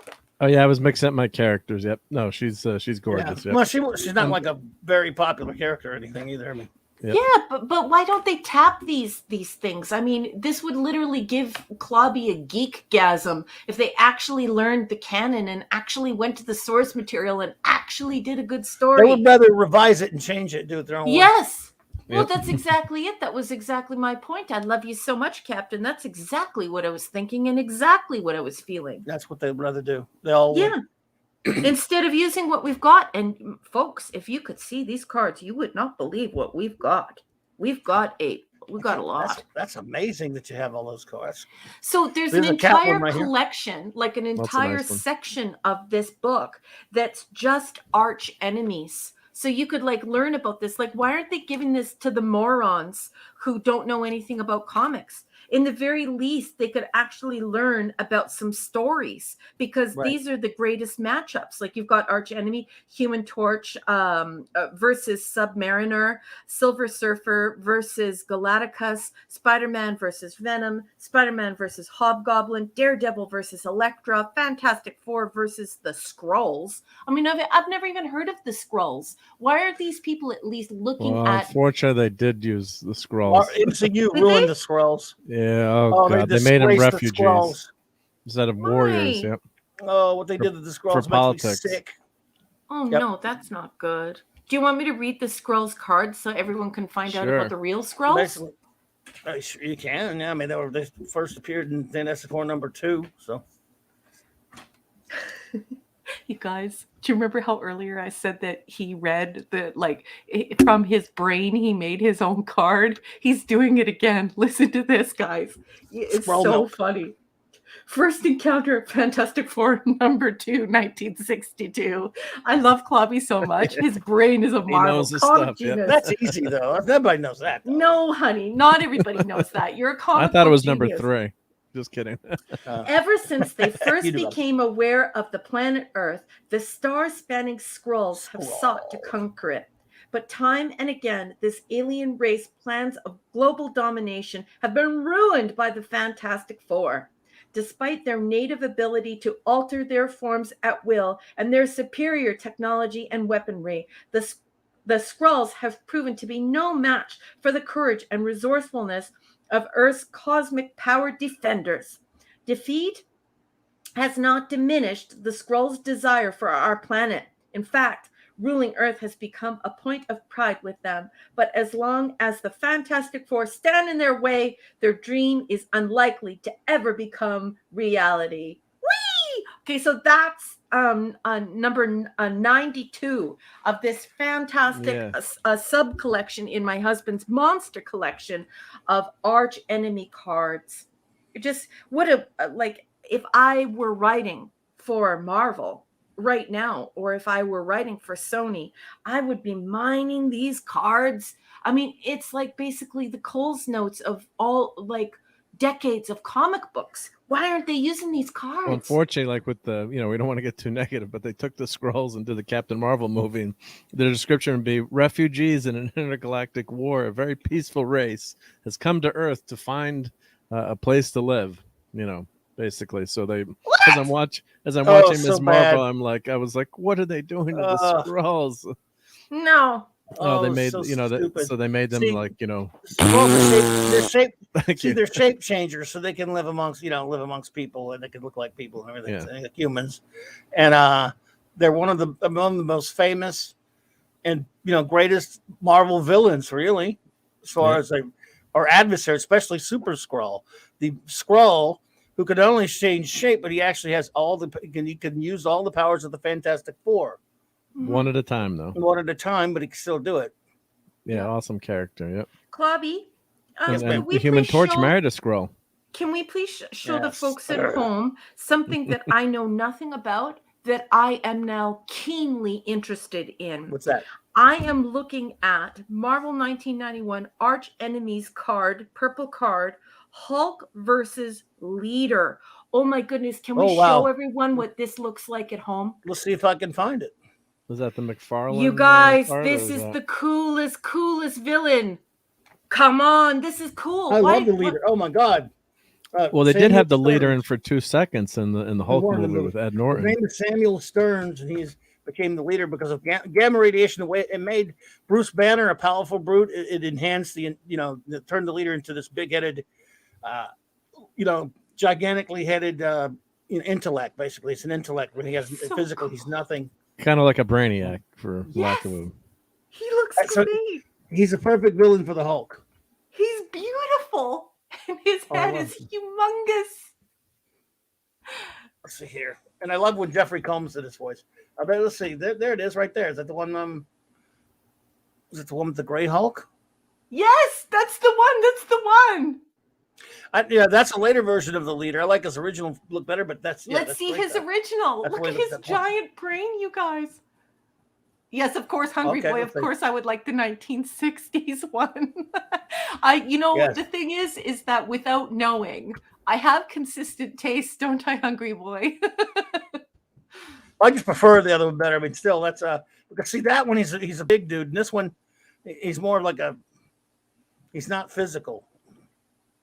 Yeah, he's an egghead. Yep. Yeah, just so cool. He's all. That's why it's such a good adversary for the Hulk, because it's he's a super genius and he always comes up with all these schemes and he's got his crew. Yep. There you go. Crazy Junior's here. Crazy Junior. Oh yeah, I've got MODOK too. I'll grab MODOK. Yeah. MODOK. That's right. You do have MODOK, damn you. What's MODOK? So let me go find him. I'll show you in a minute. You probably find a cord. Oh, he's got a toy. MODOK, of course. Pretty weird. Yeah. He's a mind-blowing villain. But I love the Leader. He's just a great character. That's very cool. And what's really bizarro world is that when I look at him, this original that you're showing me, of course I have the newer one in the cards, but I totally agree with Hungry Boy. Like, I see Vincent Price. Could you imagine if Vincent Price did this guy's voice? Oh my goodness, I would love that. Yeah. Well, Jeffrey Combs did a great voice of the Leader on Earth's Mightiest Heroes. Great cartoon, Avengers: Earth's Mightiest Heroes, and he looked right too. So, look at this Dark Phoenix. Now there's a redhead. Yep. Oh, Dark Phoenix. Don't mess with her though. As a redhead. Oh my goodness. As a redhead with like 99%. Right. Irish DNA back to the beginning of time through my 23andMe. Dark Phoenix is a hot ginger. Oh God, yeah.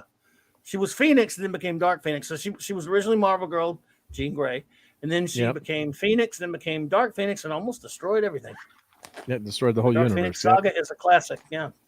So there's another section here. And now it's the Marvel and the cute little flag at the top is rookies. So we've got Darkhawk, Sleepwalker. Oh, Darkhawk. Rage. Love Darkhawk. Yeah, you like Darkhawk, really? I love Darkhawk. Yeah, well, the original. Now they brought Darkhawk back. I'm sure you're not reading the new issues. I was just messing with you. But I it's mean, a new I know you're messing. the rookies, it was because a those pretty characters popular. were very new at that point. They were trying to make their own new characters and stuff. You said Right. Sleepwalker. Yeah, Darkhawk, Sleepwalker. Sleepwalker Rage, was lame. He lasted like 4 or 5 issues or 3 issues Yeah. or something. X Force, That was that lasted. and something called the New Fantastic Four. Oh God, is that the Ghost Is that the Rider? Unlimited? Oh yeah, Gray with Hulk? Wolverine. Yeah, Ghost, yeah. That's what the Wolf card is, Wolverine. boss. Okay, yeah, that didn't last too long. That was the Arthur Adams one where they for a while they replaced the FF with the new FF, and it was Ghost Rider, Spider Man, Gray Hulk, and who else was it? Damn it, why am I forgetting that? I just said it 5 seconds ago. Never I forgot. Wolverine. Yeah. Wolverine, yeah. So, Yeah, and that cover that issue went crazy expensive for a while too. And Oh yeah. that now I think it's back down to $5 or something there. But everyone had to have a copy of that or buy that. Yep. Beauty. Yeah. So there's another section, and it's a pink flag at the top, and it's called Teams. And then, which is kind of cool because it's X Factor, Excalibur, New Warriors, and there are some sexy people there. Masters of Evil, Oh, wow. and Marauders. Wow. Marauders looks like a ton of fun. It's everyone who should fight Tarzan. And then, you know how Mark was complaining about things power rating?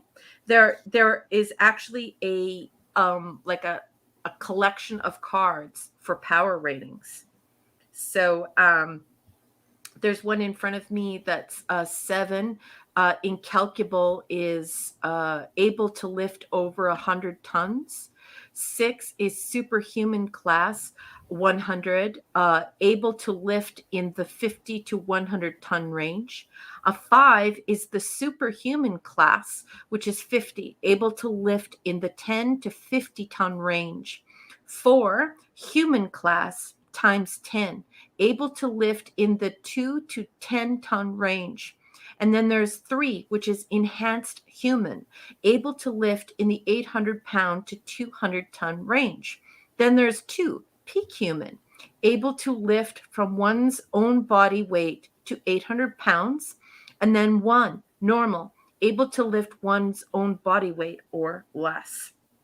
And then there's another power rating here. So the one underneath it says strength. So there's a power rating card that's just strength. And then there's a power rating card that's just agility. So the agility is 7 is metahuman, extraordinary, beyond the natural limits of a human. 6 is superhuman, significantly beyond the natural limits of a human. 5 is enhanced human, beyond the natural limits of a human. 4 is peak human, significantly above average. 3 is athlete, above average. 2 is normal, average. And 1 is below normal or clumsy. Isn't that neat? And here is the durability scale for Marvel. You ready, folks? Thank you, Eric. Appreciate that. Number 7, indestructible, almost impossible to injure. 6, superhuman, can withstand most poisons, concussions, and extreme temperatures. Then 5, bulletproof, stronger, harder body than humans, very difficult to injure. 4 is enhanced human, somewhat difficult to permanently injure. 3, above average, extraordinarily efficient healing. 2 is normal, average resilience. And number 1, below normal, easily injured. So that is the official strength, agility, and durability of all of your Marvel superheroes. And things should be number 1, but hey, that's okay. 7 shivering. I think that might be for comics division, maybe. I'm guessing. No, it isn't. He said he wanted to see if I could say it. Okay. 7 shivering salty seamen sailing. What do I get? Oh, I get $2. Thank you. So that's really cool, you know, because when we're sitting around and we're talking about all these people who are writing for comics now, who don't know anything about comics, Why aren't they at least using these cards? Why aren't they at least using the cold Because they're notes? problematic. Okay. Teach me. I love it when you say stuff like that. Please elaborate, No, Boss Man. I know love I'm just making a joke how they don't care about anything. They don't care about this stuff. And they Yeah. would rather change. They only care. They don't see a character that's interesting. They see a character's, without going too far in that direction, they see a character's, race and gender and all that stuff. They don't see a superhero or a character. That's not what they're interested in. And unfortunately, they shouldn't have control of Marvel or DC Comics, but they do. They don't care about this stuff, and if you do, you're a bad person.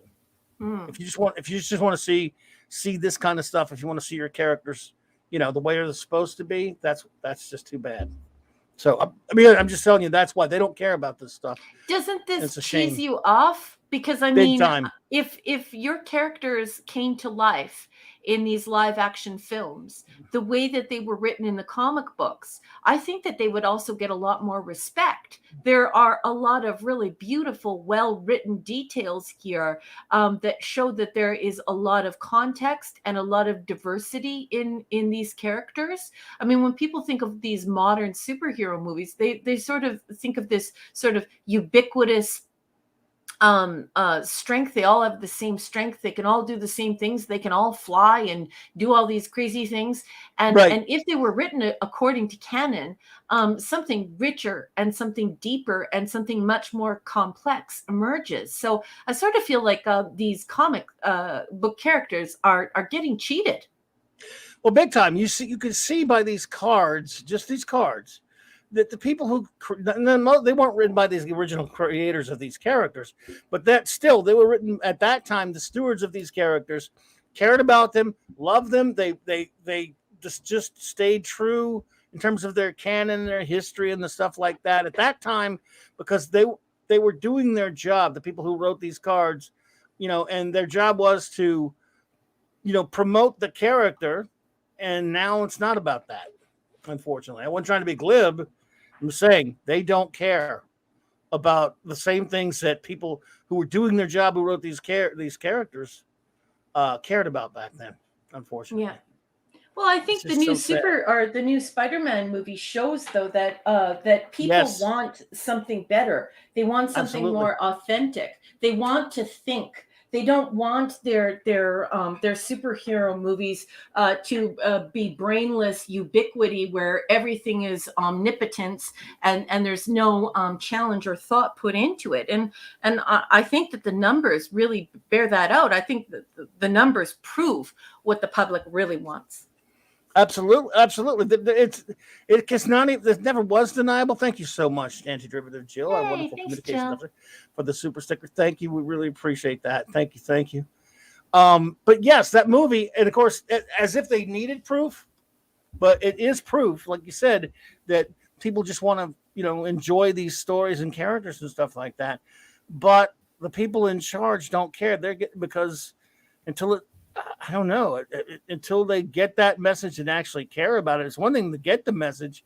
What are they going to do about it? Well, Sony right now seems to be cared about actually, gathering an audience, as proof by the Spider-Man film and others, whereas Marvel Studios and the people running Marvel, the comic books section and the DC Comics section for that matter, and HBO and all those idiots, all they want to do is preach because they've got their money.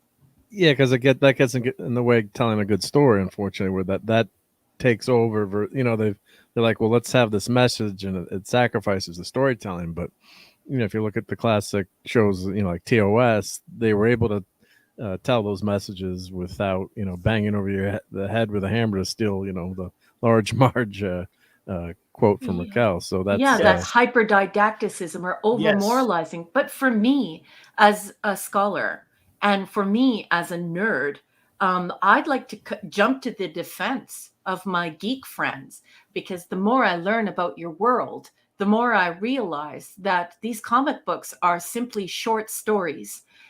They're very complex short stories. They're like these. They're serialized, and they're like books. And when intellectuals and bibliophiles or bibliophiles are really upset when they really ruin one of our books by putting it into the celluloid and cutting it all away and making a real mess of it. No one, at least not in my generation, called us crybabies. They said, well, yeah, that book is a beautiful book, and they really did a hack job on that film. And I guess the reason why I'm drawing all of this stuff to the public's attention through your channel is I through my connections in the geek community, this nerd has discovered that all you folks are doing is trying to defend your original stories, your source material, your own books, your own imaginary worlds. And they're just as valuable. They're just as dense and rich and carefully written as books and short stories. So I think it's time for everyone to stop dismissing this entire genre of prose and come forward and defend it. I don't see why you guys aren't allowed to complain when they ruin your stuff. When they ruin my book, I complain and I hate it and I get mad. And we've been complaining a long time. The thing is, if you try to shut up the opposition, then you don't have to. That's what it's all about, really. Stop right there. They just want to shut up the opposition. Hello there, Steve Mitchum. What's up, bro? Hey. Yeah, you can't have a dialogue. That's the problem. Hail, Steve. Yep. They don't want there to be any fair dialogue, and they know good and well. It's just people. The criticism is coming from people who just want to see good stuff, but they don't want to do it. They want their agenda, so they will simply smear you and use all these.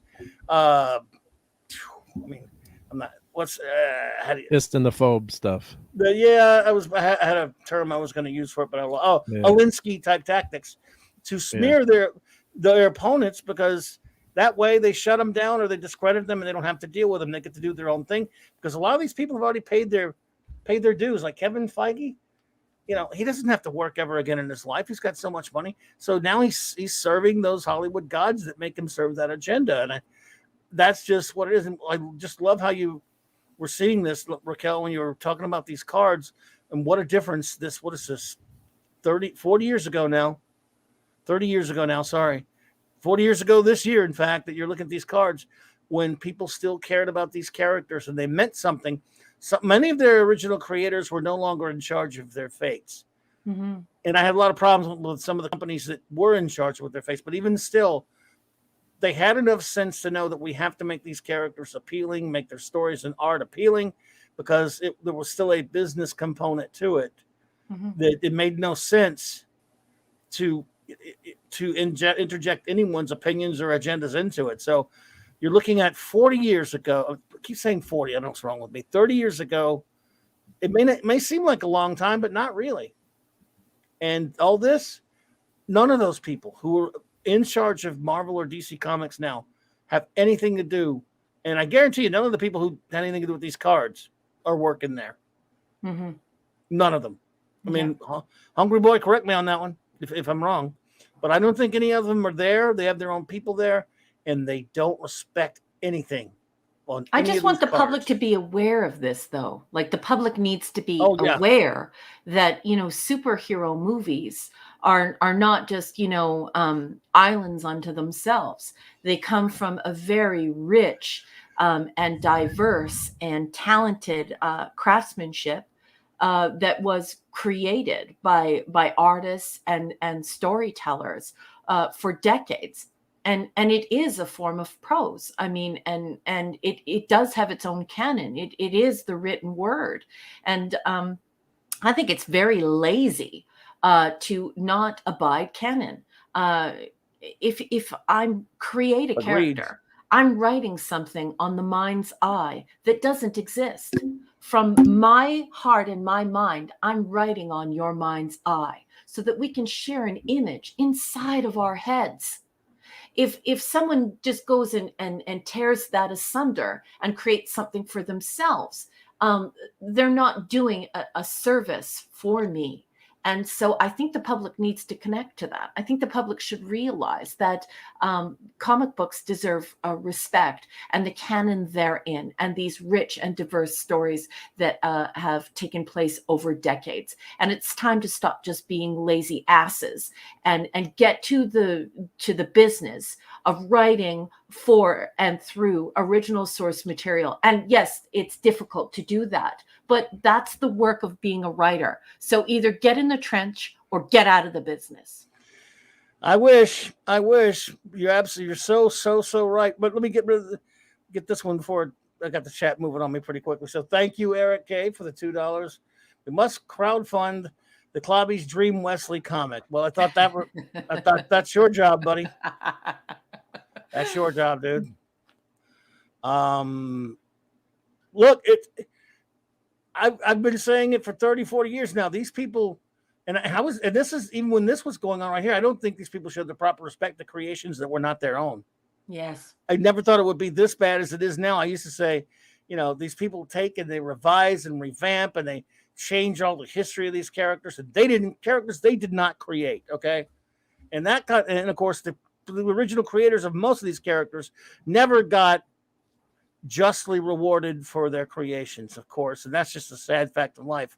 Nevertheless, these idiots today aren't creating anything new, and they're even worse than the people who did revisionist crap in the 80s and 90s, because at least they were still trying to make good stories. They didn't often succeed, but they were trying. Whereas today, they don't even care about their story. Most of them don't care about the content. They use the names of these characters, but change every single thing about them, not just their lore, but their very quote unquote identity, not to go too far into that. And they have zero respect for what went before. In fact, not just that, they have contempt for what went before. And all they care about is making a statement like, this comes from a bad place, created by people with bad intentions, but we've got them now, and we're going to, boy howdy, fix them and make them right and righteous. Doesn't matter that nobody's buying them. We're still doing it because they were all created by a bunch of, again, I don't want to go too far, but you get the idea. Well, I totally agree with you, but, as an author and as somebody who studied professional writing, so writing and editing in university, I would just like to call these people directly to the carpet as a matter of craft. Canon means work. Canon means doing research. Canon means reading the original source material and then discovering clever ways to riff on that, to expand that, to talk about that, to massage that, and to create something new. And it takes a tremendous amount of work and discipline. So I would just like to say, as someone with a degree in writing and editing, that it's the very height of intellectual and emotional laziness to pretend like canon is just something political when it's actually research. It's a heck of a lot of work, and continuity is something that you must be tasked with. You can't come and just remake something of someone else's or even something of your own and not deal with continuity because it's too hard. Oh, it's so hard. Oh, boo-hoo, it's hard. Well, I don't care. Like, it's not your idea. It's not your story. Do the research. Get your nose in the book.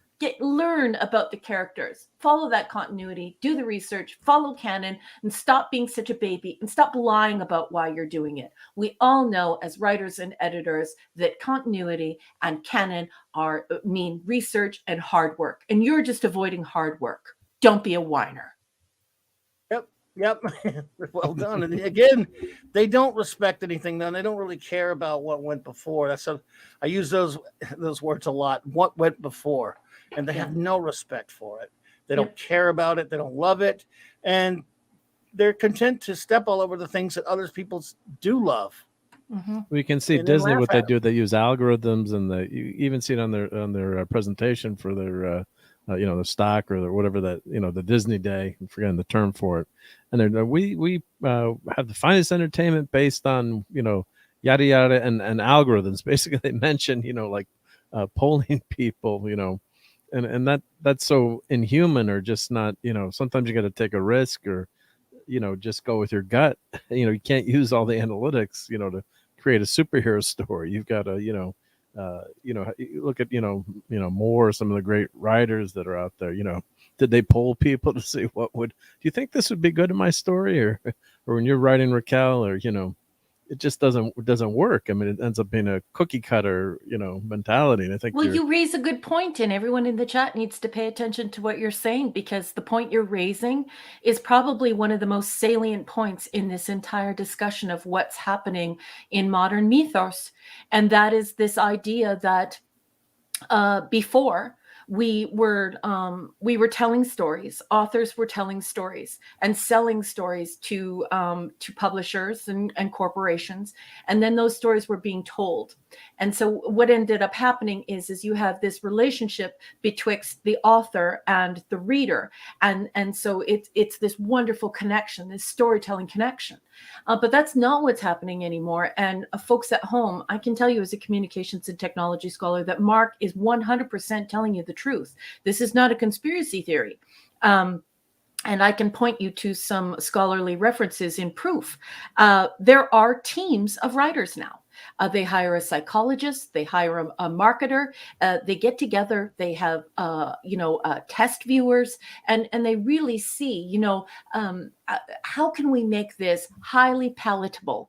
How can we market this in a way in which we can maximize global audience? And so instead of an author writing for a person who fits a certain psychographic or demographic and cultivating a relationship with them, what you have is this sort of one ring to rule them all. They want to have these mighty IPs in which billions of people will watch them. They want to tear apart all of our genres, our psychographics and our demographics and our taste, and take taste away from us, so that we all watch the same effing thing and we all like it. And the marketing roundtable, the committee of psychologists and marketers and the team of script writers, they're not even storytellers, they're script writers. They all get together and they decide what we're going to watch, and they hope we'll pay them off by the billions. So Mark raises one of the best points in this argument, and I want you to be keen to hear him out on that, because he's dead to right.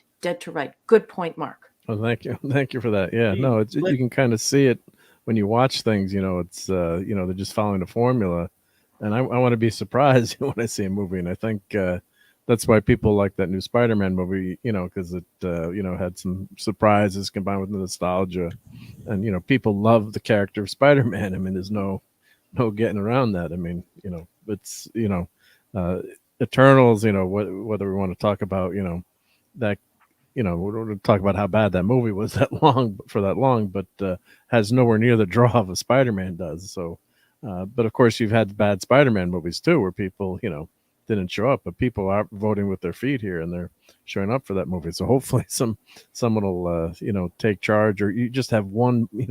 You're right when you say you see a script written by like 4 or 5 or 6 different people.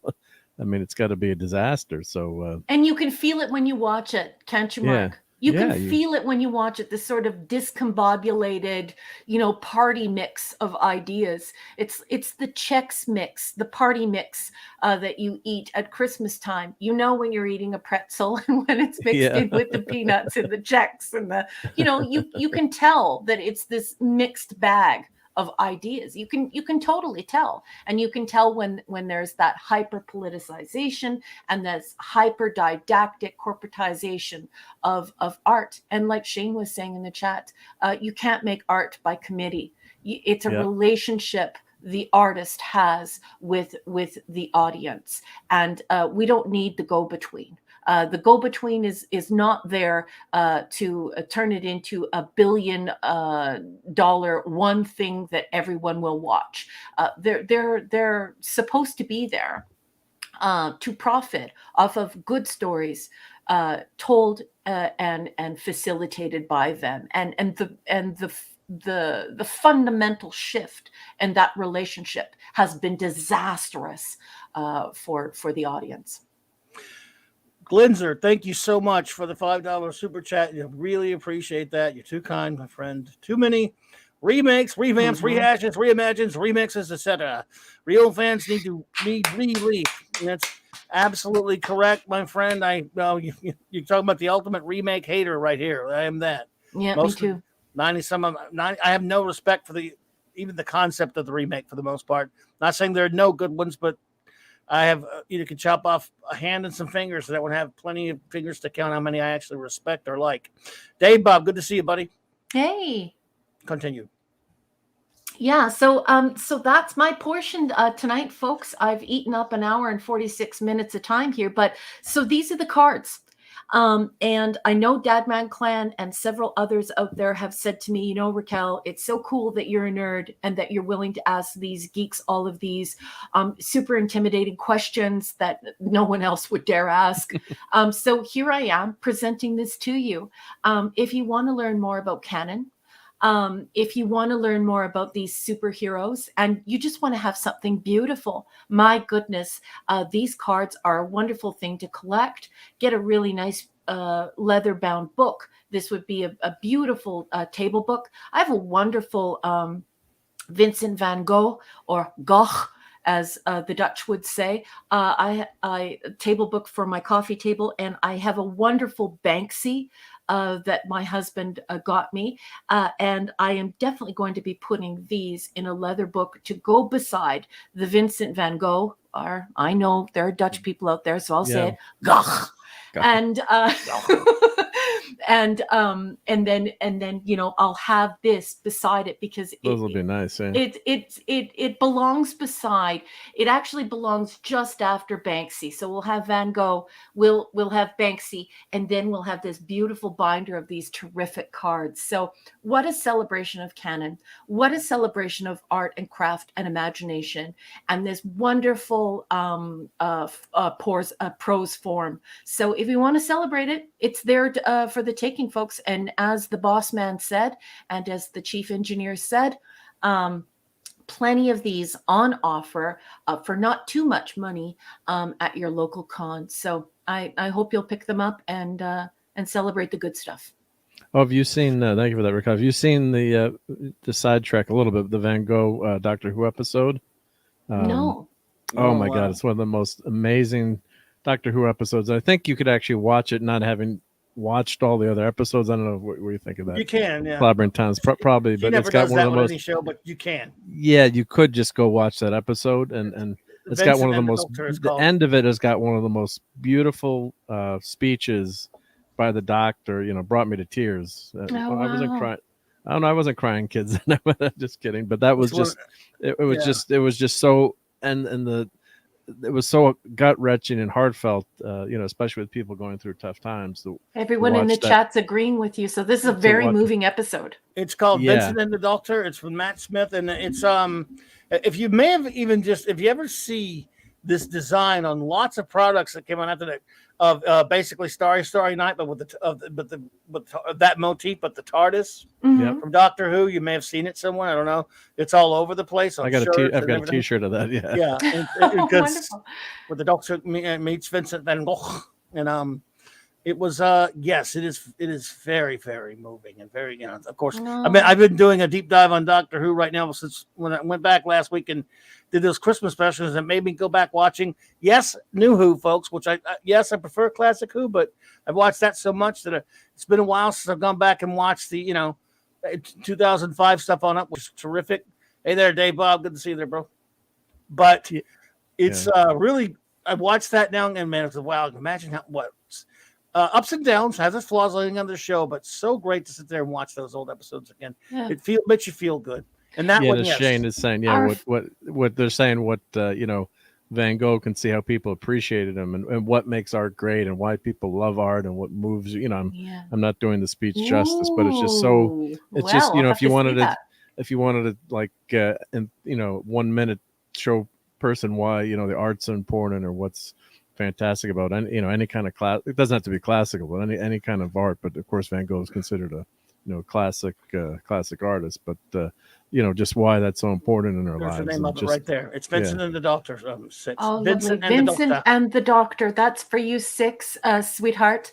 If you've left the live chat and you're still listening on the podcast, yep. honey, that's what it is. Vincent and the Doctor, sweetheart. Yeah, it's I mean, there are a lot of wonderful episodes that do that. That show was so good. Oh, that was so again, makes me want to cry when I think of that. And Star Trek. I love that our super cynical tough guys are even moved by this episode. It must be very compelling. I just love this. I've got Shane in the chat saying, very moving episode, and I love all the tough guys. Hungry Boy, red onions, and Phantom Outsider, those darn onions. And Shane, it's beautiful. So this is the thing, geeks love art too. Yep. Well, yeah, absolutely. Now I've only known one person. Only one buddy of mine was angry with the episode because he didn't, but because he loves Vincent Van Gogh so much, he didn't think they handled him well. But I didn't agree at all. That guy was really great, and he didn't believe that that's the way it would go. I said, you have to make some allowances. It's a fantasy about a guy with a time machine going back to meet Vincent Van Gogh and they fight a monster. I mean, what do you want? Yeah. They had some monsters in the episode and some, other Doctor Who stuff. But that's what I mean. And Who started out as a kids show, really, right? To teach kids about history and send them a message. And so and then so that started as an educational show. Yeah. Guys, Chris says that his allergies act up whenever he watches that episode, and 6 is speaking Clobby's language. 6 stepped away from the live chat and was just listening in while she made Clobby's popcorn. Nice. I have a bag of store-bought popcorn right here. A little bit, or what's left of it. Angie Driver the Jill says, I'm having lots of fun watching New Who for the first time with my son. Just finished Martha's episodes. Wow. On to the Christmas special. Now we'll keep going until it's not fun. I'll circle back to the 60s. Well, that's a good idea. New Who was lovely for a good 7-8 years. Now I had my criticisms. I had big time criticisms of some of them. However, it was a wonderful run. It was a great show. You had great leads. Christopher Eccleston, David Tennant, and Matt Smith were all just extraordinary. Now, the difference between that and Star Trek is Doctor Who is a little bit more science fiction fantasy. It's got a lot of fantasy because it's time travel. And they're these race of Time Lords that are thousands and thousands of years above everyone else in the universe. So their technology is like that of the gods, which is fine because it gives you a format where you can tell a story anywhere in space and time, anywhere you want, with a character who's basically an intergalactic Sherlock Holmes, the smartest man in the universe. That is sort of thing. And it's a great show. It's a wonderful show. And anyone who gets into it is in for a nice treat because there's a lot of it. Well, and is the Runaway Bride the next episode you have to watch? Jill? Let's see, because that's an amazing episode. I'm not sure where she's at, but if she's just got done with Martha, that means the next Christmas special will be the next Doctor, I think. Okay, but if she is the Runaway Bride before that, before okay, yeah, because I love that. Before Martha, I love Runaway Bride. God, she's Donna. Donna's fantastic character. Yeah, Donna. I love Donna. I love Donna. But yes, so well written. More science fantasy, but it's fine. I mean, yeah. But yeah, great stuff. You got to look forward when you get to watch that for the first time. That's sometimes I wish I could erase my TOS brain and just go back and watch the original series for the first time and enjoy it. Yeah, the Titanic. Yeah, that's the episode with Kylie Minogue. Kylie Minogue. Yeah. Yeah. Oh yes, the Titanic one. Sorry. Yeah. You're right. Right. Yeah, it's Voyage of the Damned. There you go. Good, I ranked the Christmas specials last week. Jill, there were 13 of those because there are only 13 doctors. Just thought that needed to be said again. There are only 13 doctors, not 13,000 doctors. Chibi, you piece of. I'm sorry. We're being positive here. Isn't it good to have thousands of doctors? No, just kidding. More? No. That will be a no, sir. No. But yeah, it is fun going back and watching those again after a little while because I've watched classics so much. It's similar, Raquel, basically like original Trek. You've watched it so much, but you never get tired of it. That's the way I am with original Who. Of course, there are 26 years of it, but Yeah. Yeah, and I was 7 doctors. So I was so bummed out by the new stuff that I went back and started watching Eccleston, from the start again. So yeah, those are fun. just to cleanse the palate. Me too. Yeah, I've been watching TOS for over 40 years, and I will never, ever, ever tire of it. Me either. Ever. Yep. I could now. I've never done it the way you do it. That's amazing to me that you have to start a water, because I just get a hankering sometimes and go, you know what? I don't watch the Trek in a while. I'm in a Trek before reviewing it, right? Yeah, I'm in a Trek mood. Let me go and if I'm too lazy to pull out the box set, I'll sit there on Netflix when it was on there, and I would play a game. I would close my eyes and go up and down with the thing, eeny, meeny, miny, mo, and I would land on. I go, oh, I haven't watched that one in a while. Oh, okay. Oh, I haven't watched Space Seed. I landed on Space Seed. Let's go with that. Or whoa, do it again. I'll land on one. I'm going, yeah, I like that one, but let me try one more time. And I landed on Doomsday Machine. Yeah, I think we'll do that. Yeah, I'm a linear thinker and I'm a linear worker. I have, like, it's a part of my process. So it sounds really bizarre, I know. But yeah, linear. And my fellow nerd who teaches math and is an INTJ. So she's like, she's one of my soulmates here out in YouTube land, Antiderivative Jill. She knows what I'm talking about. She probably has the same propensities. I love that. Yeah, just linear thinking, linear doing. Random There's a number generator. list. I can conquer this if I have a list. And then you just go through the list and get it done, right? Actually, PO, Phantom Outsider, no, there are 13. You could even make a case for 14 doctors. Ooh. Even though I do not like Capaldi's era. It's not his fault. I think he's a great actor. So I kind of count him, but I also don't count him in my head canon. But if you do keep Capaldi, you've got 14. The War Doctor. You've got to factor in War Doctor and Metacrisis Doctor. You don't have to. No, all right, I take it back. Don't factor in Metacrisis Doctor. But if you don't, no, you do have to, because that's a regeneration. In other words, David Tennant regenerated into himself once. Twice, yeah. So no, right? Once really. So, no. Remember, he went from Eccleston to Tennant, and then he regenerated, and then he stayed the same. He said, "Why change perfection?" Which he never could do before. And then later, remember Matt Smith when he said, "I regenerated once and kept the same face. I think I had vanity issues." Yeah. See, that's what's so wonderful about this show. He's the same being, that he looks so different every time, and that's a fascinating aspect to it. That was when he lost his hand, and then he could regenerate. Like they're using the power of the regeneration. Time. Yeah, the first time. I'm talking about in the end of Stolen Earth, when he got killed by a Dalek and had to regenerate in front of everybody in the TARDIS, but he stayed the same. And then the Metacrisis was not really a time. It's not really him. So you can't count him. But you got to count War Doctor. But so David Tennant is both the 10th and 11th Doctor. However, he's really the 11th and 12th, because War Doctor is really the 9th Doctor. So Eccleston's not the 9th. He's really the 10th. It gets confusing, doesn't it? I think I said the 10th before too when I mentioned Eccleston, but it depends on really you go right. 10th. Yeah, because that's the 9th Doctor from the TV movie. No, McGann's 8. You consider McGann 8? He is 8, because he's before Eccleston and War Doctor. Remember, so McGann is 8. Okay, so War Doctor's 9, then technically, all right. War Doctor's 9, Eccleston's 10, Tennant is 11 and 12. Smith is 13. So there's 13, even if you don't add Capaldi. But if I respect people adding Capaldi, love the actor. So if you want to tag him on there, there are 14. Hit him, Outsider.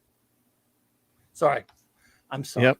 No, but that's what we love about Doctor Who, right? And I remember having arguments with a friend about how many regenerations you could have, and things like that, right? Because the Doctor only had 13 regenerations originally, or you're only supposed to be able to review 13 incarnations. That means 12 regenerations. Time Lord can only regenerate 12 times. Of course, they screwed that around with that, didn't they?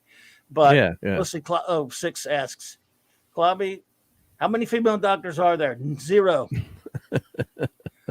0. Thanks for playing. You win. She knew I'd like that. Let's see here. But I knew there's always got to be one wise guy with the movie doctors. I love Peter Cushing, but those movies have nothing to do with Doctor Who canon. That's true. Yeah, They were canon, 60s. Yeah. They were Daleks cash grabs. Yep. And I love Peter. It was an old man called Doctor Who. Wasn't even the Doctor. I'm sorry, Raquel. We went on the tangent. Well, here I can show you, since someone mentioned MODOK, here's another handsome Marvel character. Oh, this is one of the weirdest villains ever. I love him. Hang on a second. So that's not the new one from the Assemble that I told you about? No, this is a Build-A-Figure from, I can't remember what series, but... yeah, I got the one from the 90s, but this one's just... It's a cool one. Yeah. My name is MODOK. I know he would talk like this because he talked like this on the animated show. So with that questionable anatomy, you had to build that? Yeah, you had to buy all the figures and... Yeah, 6. It looks like a Garbage Pail Kid. It does. Yeah. Look, I actually hate the McGann film, Hungry Boy, but it wasn't his fault. And they redeemed him on Big Finish and Night of the Doctor. He's a scary it's fun talking about Doctor Who again without having to talk about the modern filth. Yeah, talk about the good stuff. Yeah, that's why we have so much fun with Saturday Night Star Trek. We get to talk about Trek one way or the other, whether it's a good one or a bad one, without having to include filth in it.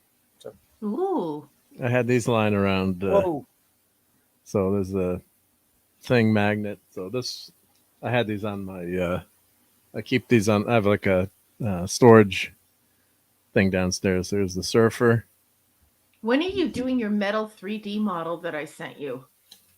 I've been working on it, but I had an accident with my 3D printer again today, so hopefully I get it. I want to see if you can do it. It's rated as hard, so I want to see if you're able to do it. Oh, that. Yeah, I've got to do it. I got to do a stream with that. Yep. Oh, I thought you meant the 3D printer. Yep. No. I want you to do the. What did I send that to you for your birthday? Yeah. We have I think I sent that to you. I want you to do this.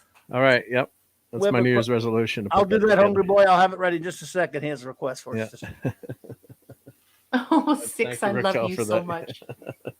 Yeah, I want to see you do that. That is such an interesting. I haven't done mine. I have one. I received one as a gift, and I haven't done mine yet. I need to do mine as well. Nice. We're both behind. Yep. Nice. Yes. Kirby. Hungry Boy. Let me show you Kirby's MODOK. Yep. And so there you go. Oh my goodness. Body seems a little large. Yeah.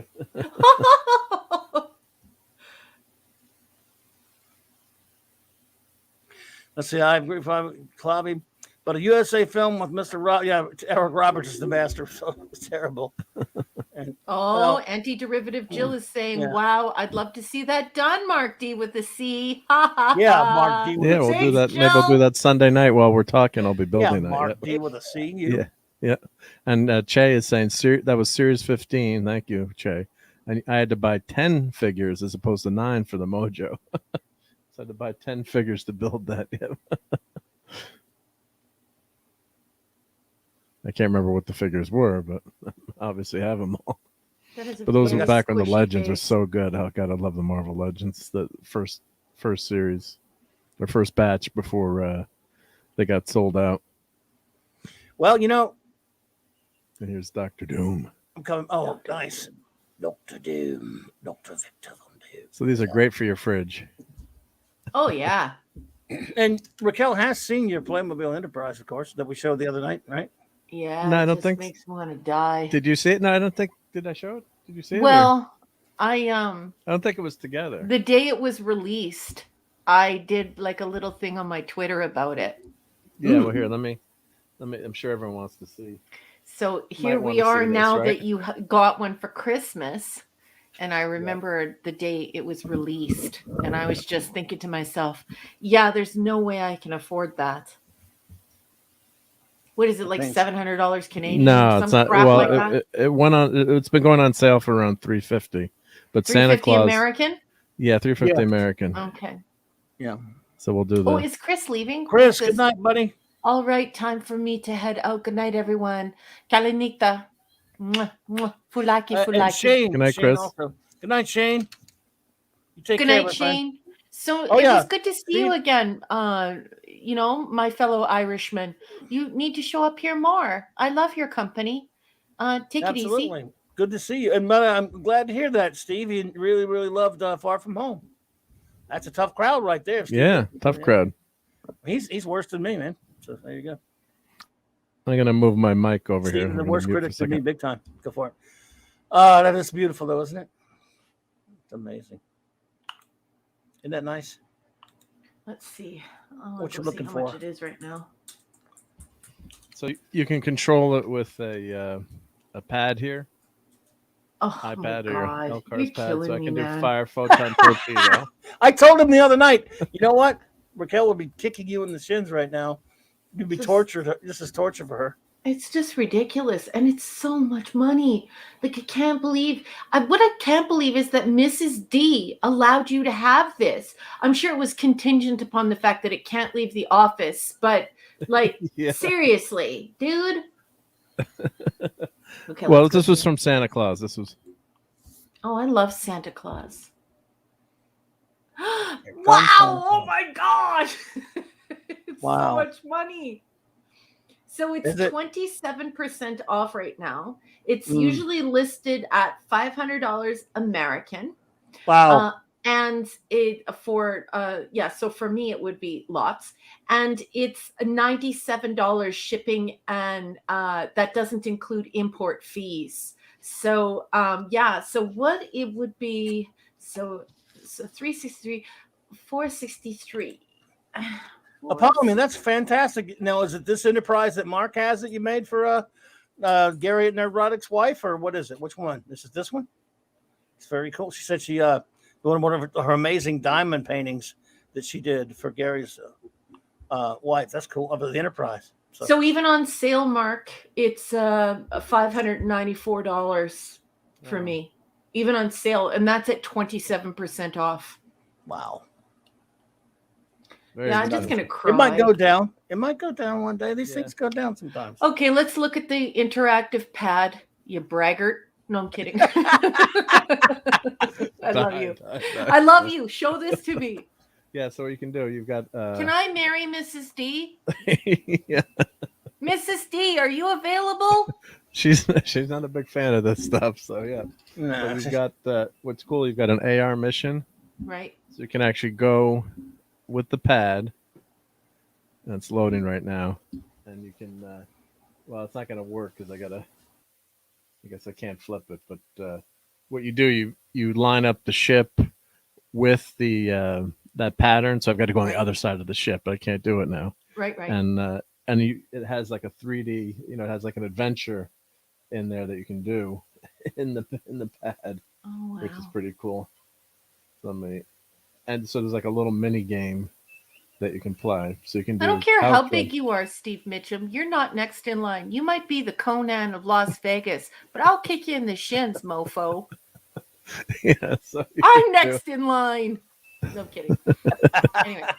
So you can do a game here. So you.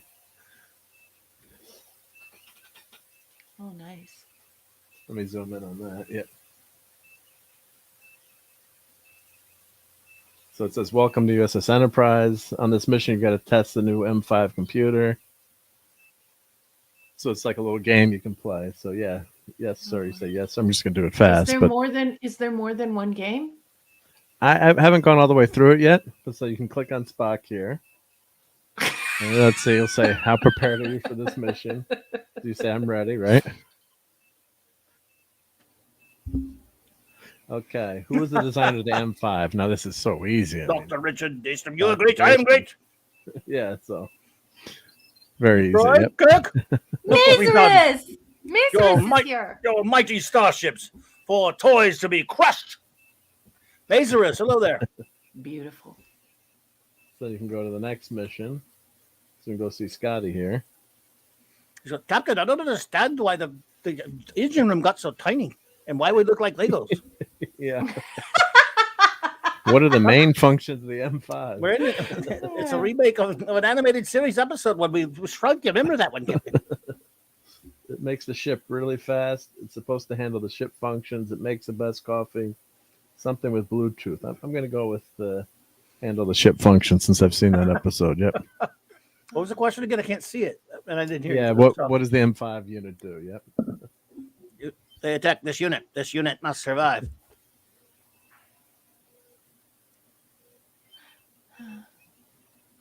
That's amazing. Yeah, so you can play. So actually, you got to do a little mini game here and put the circuits together. But I'll exit out of this. Let's do quit. Go back. Let's go back to the. So you can keep going through the game, but I'll end game. Yes, and then there's a command mode. So you can do all you can run the astrogator. I don't know how well you guys can hear that because it's. No, I can hear it just fine. Yeah. And you can fire photon torpedoes from the couch. It's just so weird for Bridge me that ambient. it's that all of the provisioning looks like Diamond Select, and it's Playmobil. It's just crazy to me. And you can do, let's see, turn the console. So what's cool about this too, if you take the dilithium crystal out, Yeah. then You could take the dilithium crystal out? Yeah, watch. Let's see it. Well, don't break it. No, it's made to do that. Yep. Well, now the ship goes on goes crazy now when that happens. Well, I hope so. Can I So see the dilithium crystal, please? Oh my goodness. And you It's get two so of them. big. And then That's a very big dilithium crystal. It's spring loaded. Get So out if of you take the town. crystal out, let me take the crystal out. Oh, you daft! I'm going to put the crystal back. So there's no crystal, but there's a spring-loaded clip here. So if you push that down, it pushes that setting down. So if I put this back without the crystals, the ship's not going to work. Oh, great. Are you kidding me? Yeah, so it knows there's no. So now it's going into I want to marry Mrs. D. let's say there's no dilithium crystal in there. So you got to put it back in. Yeah, right, Nazarus? That's what I just said. That's a very big dilithium crystal. There we go. Now it beeped. It knows it's got the crystal back. Yeah. The people aren't to scale either, but it's most enjoyable. They're Well, giants. this is for kids. So No, it's not. Name what kid is going to what My toddler? Well, I mean, what 8-year-old's going to have this? Well, they'd be a pretty cool 8-year-old. Oh, lovely. Flip it over, please. Wow. Flip it over, please. Yeah. Okay. Thanks. Great. So the top is see-through, so you can see the look through. That kind of the cage. The cage. You can see The but cage. then the light goes to the top, so it's, Yes. you put that somewhere safe. Let me just move the camera here so you can see. I'll pick up the camera. 6. Who'd let a kid touch that? Big kids, yeah. Mazarus. Big kid. Jill. Kids in quotation marks. I love the reaction of the community. Kal-El. Yeah, it's for my kid. Love it, love it, love it. I love our friends. I love our community. Oh, that's nice. No, hang on there, Jill. You never know. You'll get them to watch Trek someday. Mine watched it when they were young, and fortunately, they both have the proper respect. My son even loves it, but it's not his favorite thing. But he loves it and understands it. So, but it was a different time. He's a lot older than yours, but you'll get there. Mine too. Mine loves Star Trek. I'm so happy. I have a Trekkie. Mine has the proper respect, and he loves it. And in other words, he likes it and stuff. And it's just he doesn't watch it a zillion times a second like you and I do, but he likes it. Yeah. Can I see Uhura, please? What's happening, Lieutenant Uhura? Hello, gorgeous. Aboard the Starship Enterprise. Can she? Oh, that's a pretty good impression. Can she stand up on her own? Yep, there we go. I've got her fun tack to the chair, so she kept falling off the chair. Oh no, we lost her skirt. We don't want to show that. You did an up skirt shot, did you? She might have to pat you on the bum for that. Yeah, because her skirt comes off. Yeah. Probably give you a 60s karate chop. I got to put her skirt back on. Oh my goodness, she's What? beautiful. Are you kidding? I thought you were joking. Yeah, the pieces from her skirt. Yep. Why would they do that? I don't So know. the legs would move, so she could. The skirt would go up when she sat down. I think I'm going to like history. And so you've got tribbles too, which really don't look that good, but they look more like pumpkins. But What the heck? Those aren't tribbles. yeah, so I got to get. That's a tribble. That's a tribble. That's not a tribble. No tribble at all. I want to speak to the manager. I gotta get smaller tribbles. Karen, do you want me to send you some? Sure. Well, I can send you some tribbles. I'll send you some tribbles in the mail. Some scales tribs. I'll get some. No shade. No feathers for this one. The console is really well done, I have to say.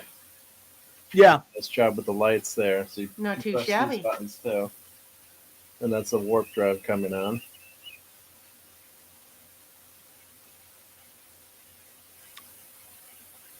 Fill the entire ship with tribbles. I'll send him some.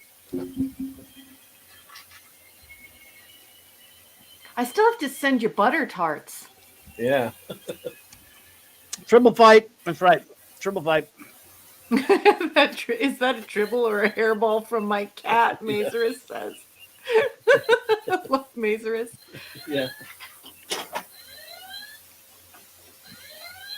Beautiful. And the lights actually come through the bottom there, and then that's fire the photon torpedoes. So Why is he holding his phaser? you never know when someone will show up on the ship. A Gorn will show up. Yeah, you never know. Because he's probably tried. They won't take his orders. He's sick. Oh, I forgot to put 2 stickers on here. I got 2 stickers. Wolfie wants us to call those poorly rendered tribbles Gorn eggs. I agree with Wolfie. That's cool. You've got the plaque. You've got the plaque here. Oh, nice. And then actually the doors, depending on the angle you look, see how the doors open and close? It's one of those lenticular pieces of art. And the same thing with the Klingon ship. Yeah, this is a 100% go on my credenza. And then the panels, they did nice. These are all stickers that took forever to put on. Took me like 2 I hope hours to so. do. Could you imagine if you messed them up? Yeah, I kept really going precise. Yep. So a few of them I took off, but I love they had the little Enterprise sticker, and they had a lot of nice details there. Then we'll go close to the engine room now. I got the camera, so you can see. Looks great. Now the only complaint I had, I don't know how you What? guys can hear me from here, was they should have had a cover or something, a sticker or something. For You can what? see the wires going through there. Oh, I'm a why'd they do that? perfectionist. So they should have had a covering, something covering that up there. I'll 3D print something maybe to go through there. And then you can also turn the ship on. If you don't have your iPad, you push that button and that on or off from there. Yep. It's a shame you don't have little kid fingers, or you could actually turn that button on and off. Yeah, right. And Use a pencil. the stand is actually, they did a really nice job with the stand too. So this is clear in the front, so that kind of disappears, Like which is nice. And you got the Beatles here, yeah. So you got the There McCoy, Spock, Sulu, and Chekhov. Yep.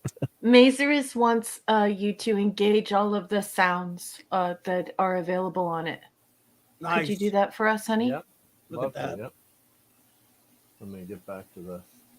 It doesn't matter if you just came in. We'll redo it, and we did it, but not exclusively. So we don't mind redoing it, Mazarus. Just hold tight, honey. Mark will turn it on. There's the klaxon.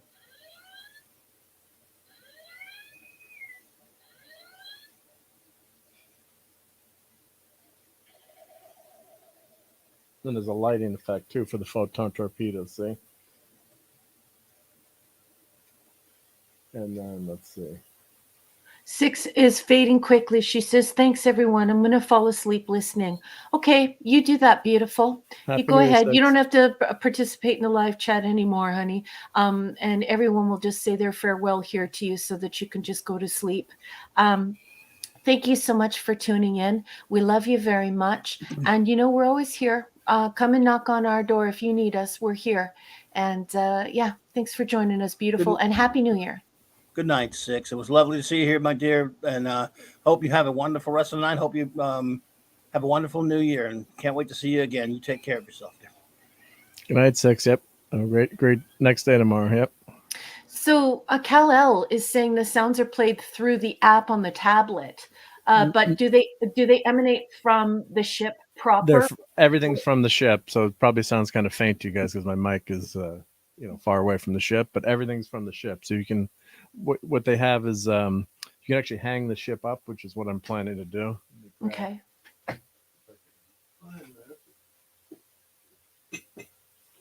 Where are you hanging it? In my office, I'll hang it. Yeah, but we're in your office. Oh, and you need to get Restless Leg Spider-Man in the light. His legs aren't moving. Hang it right there. Okay, that's going to be great. It'll be next to the Micronauts. But what about the left-hand corner? Well, yeah, over there. Oh, you have Spider-Man there now. Okay. Yeah, yep. And I hung the Astor Station. So,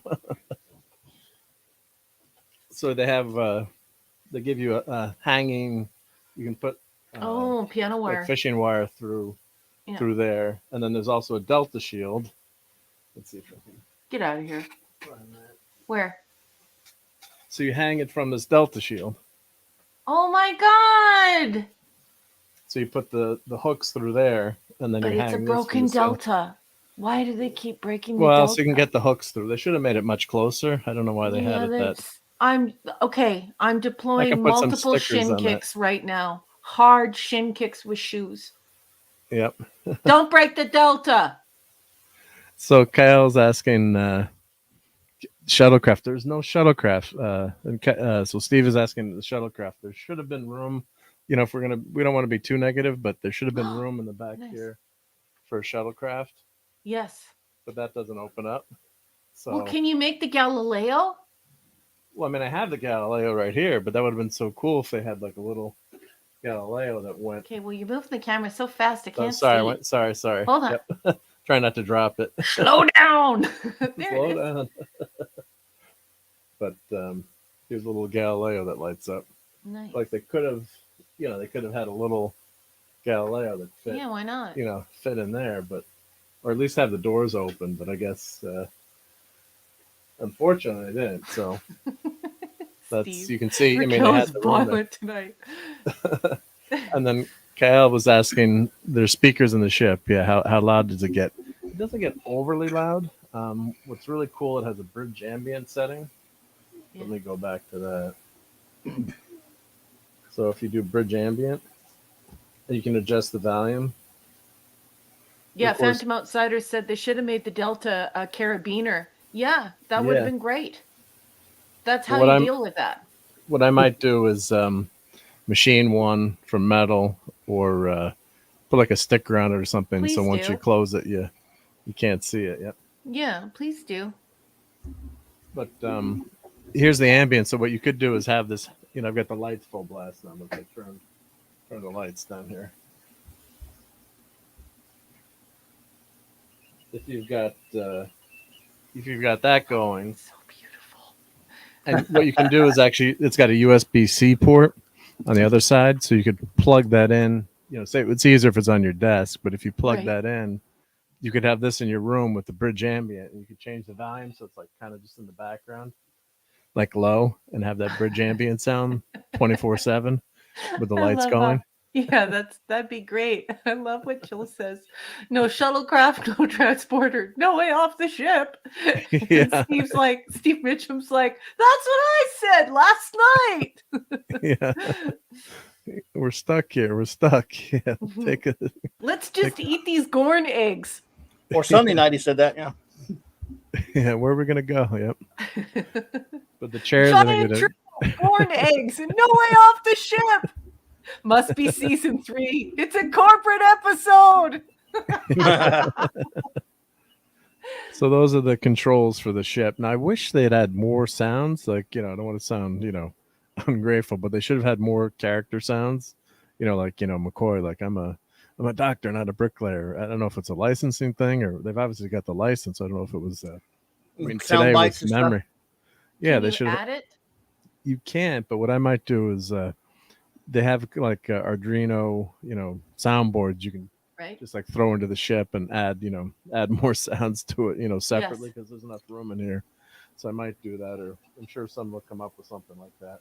Yeah. Yeah, so you can do like, go to warp drive. So Wolfie, I'm a doctor, not an action figure. yeah, right. Oh no, Kal-El's making a really good joke. The shuttlecraft and tractor beam will arrive and be installed next Tuesday. Yeah, right. Where's the Decker unit?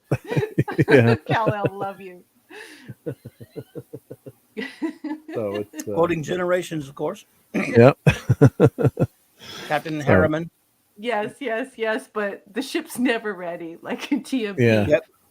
Yep. Which I didn't like, but yeah, we still love Star Trek. But yeah, I didn't like that the ship was The a ship's mess. never ready. Yeah. Scotty would have had it ready. But Yeah. I mean, it's just the sucker is huge. You don't really get the scale. Yeah. It's I've always wanted a huge Enterprise ship, so this will fit the bill. Now we're gonna do negatives because the bridge is lower here. Yeah. It's not. It should be at this profile here. If you're gonna get technical. Yeah. That's right. But after a while, they kind of the shading on it. You kind of don't notice it, but Yeah. and it's a toy. But that's one of the few criticisms. Mm-hmm. And I think they should have had more shuttlecraft and more sound. I mean, the sound effects are great. I love the bridge ambient, and they should have thrown in a few more lights. Like they should have had a couple of lights on the side here. Yeah. They should have had, like lights up top here, maybe. So, but other than that, it's pretty damn awesome. So, Wolfie leaves Earth with no warp drive. 20 minutes later, we're the only ship in range. how is Enterprise not up to snuff? For God's sake, they both got Otto and Mark II with this, right? Yeah. Hungry boy, I There's saw no Gorn. Yeah, here's the Gorn. Yeah. he kind of fits in the ship, right? Yeah. There we go. And they actually do have little phasers. Yeah. Sorry. Yeah. So Kirk has his little phaser. Yeah. And So does his toupee come off? nope, Just kidding. that's real. McCoy's got an overly big salt shaker there, He does. and He's not going to there. inject you, folks. He's going to impale you. and there's is that Chekhov? Oh my God, this is the biggest communicator I've Yeah, ever seen in communicator. my life. Oh, I thought you were a bad guy, Che. Careful. Bridge, check. Engineering, check. Sick bay. Yeah, they made him so you could hold the communicators like that. And there's Spock. That Gorn is a Cantina lounge lizard. And Spock, I guess he's got a tricorder there. I don't know what the heck. Oh, how come Spock's tricorder is so small? But Yeah. look at the communicator. Is that a communicator, or are you just happy to see me? Do you know what I mean? Like, look at the... Ptolemy, I just got to look at your the Enterprise you made for Gary's wife. I saw it on Instagram. Great. It looks beautiful. That's amazing. You do wonderful work. And there's our buddy Scotty. Mazarus, yeah, right. Steve Mitchum. I'm just happy to see you. I will be merciful if you turn my head back to normal size, Captain. My head's too big. It's tough to walk around with a big head like that, right? So good. I love Clobby's impression of the Gorn. So the gang's all here. They are. Oh, let me get a horror. And of course they didn't do the ear thing. They gave her the what? like a mic. Brother. So did we get any spare, or just the crew? Nope, just the crew. Okay. And you get some extra. There's a storage unit in here. So who's gonna die on the away mission? Crystal. Well, here we got. I wonder if these guys. Yep.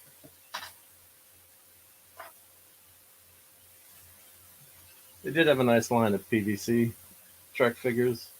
Ooh, nice. So they're a little bit too big for the ship, but Thanks, Steve. Hey, maybe you should make some. Thanks, Jill. yeah.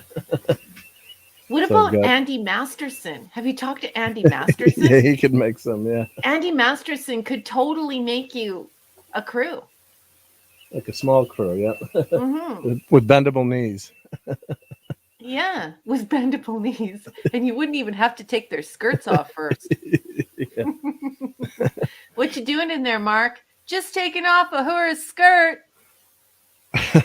Oh my! Oh my! Yeah. I mean, they fit the Playmobil aesthetic. So I mean, our Playmobil. You know, if you know Playmobil, you see that's it. Yep. So, but yeah, it's a fun ship, and you know, I think the bridge they really knocked out of the park with the bridge. Wolfie really wants nice. to know if you have any Mego 3.75 figures from TMP. Of course he does. I do, yeah. Not Even I do. I've got the original. Well, I've got the Migos here, and then I did buy that whole original set of Migo figures. But where the heck are? I guess they're stored away in the Mazarus attic. says about the size quandary. Mazarus responds with, "I cannot change the laws of physics." Right. I gotta change the laws of physics. Yeah. So, yeah. Well, thank you. Yep. No, it was fun to show. So. Klingons on the starboard bow, starboard bow. Yeah. There's Klingons on the starboard bow, starboard bow. Bow, Jim. Scrape them off, Jim. It's live, Jim, but not as we know it. But not as we know it, not as we know it. Yep. Well, it's live, Captain, but not as we know it, not as we know it, not as we know it. So yeah, so you know, look for it on sale. I wish it was cheaper for you to have this, Raquel. $600? Are you kidding? That's great. Well, the funny thing was, you know, everyone knows Trek Yard's YouTube channel. So Playmobil had sent him one because he had done a video of it. He's like, I don't think it's worth $500. So of course they sent him one, and then he's kind of going back. I think it's his wife or girlfriend, and she's like, "Well, it does all this stuff." She's like, he's like saying, "I don't think it's worth it," and they're in Canada, and she's like, "Well, I think it's worth, you know, at least $500." So they're kind of going back and forth. It was kind of funny having the wife, you know, quote unquote, you know, trying to enable the husband, like, you know, saying, "I think it really is worth it." You know, it does all this cool stuff. So that was that was pretty funny to hear. Mm-hmm. Do you have a Sylvester McCoy, Doctor? According to Mazars, you do. Yep. Oh, you got a yeah. Mine's different. I got Little- the old. I've got the old Daypaul McCoy figure. There he is. Yeah. I don't mini, have that. I don't have that one. I have the little mini guys. Yep. And like of course seven, I have. you got Doctor 7, 4, and 10 there. Hungry course Boy you gotta says, have- "Why is there a pumpkin on the rim?" Yeah. It's actually a box. Gorn egg. We've determined that is a Gorn egg. It's a Gorn egg. Yep. Yeah. Yeah. Where's the Gorn? Yeah. That's A tribble. A tribble. A tribble. That is not a tribble. Yeah, it does fit better with That is definitely the a Gorn Gorn. egg. what would Khan have to say about that? They enter through the ear and wrap around the cerebral cortex. Later, as they grow, comes madness and death.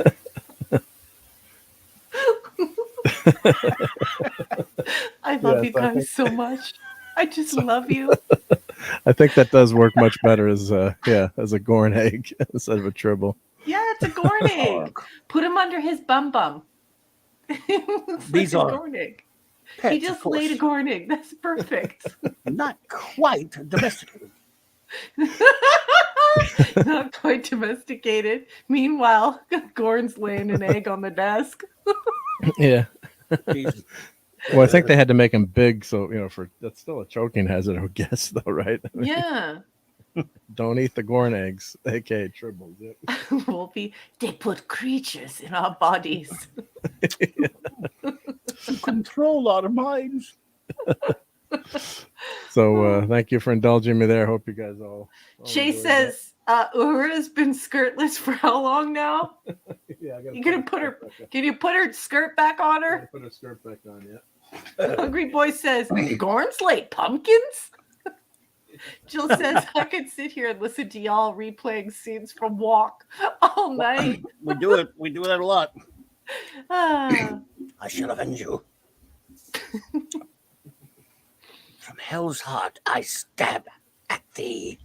For hate's sake I spit my last breath at thee. I was sorry, I was talking to Marvel Comics. Too funny, too funny. Oh my God. Make us say lies, do things. Made us do things. Two things. No, not things.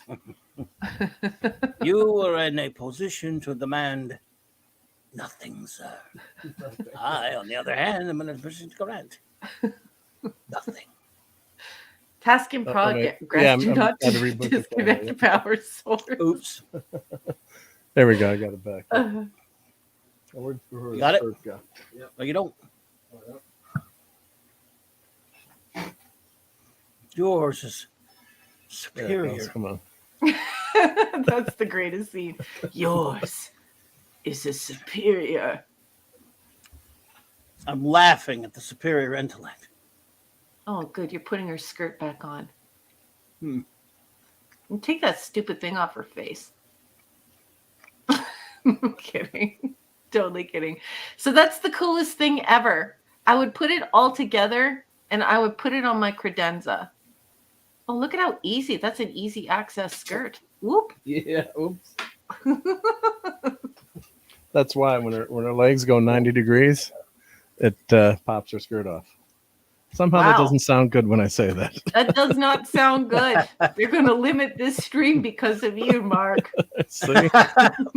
I have 5 times your strength. You're no match for me. Yeah, but I got this plastic wrench over here that I can beat the crap out of you with. After my stuntman kicks your stuntman's ass.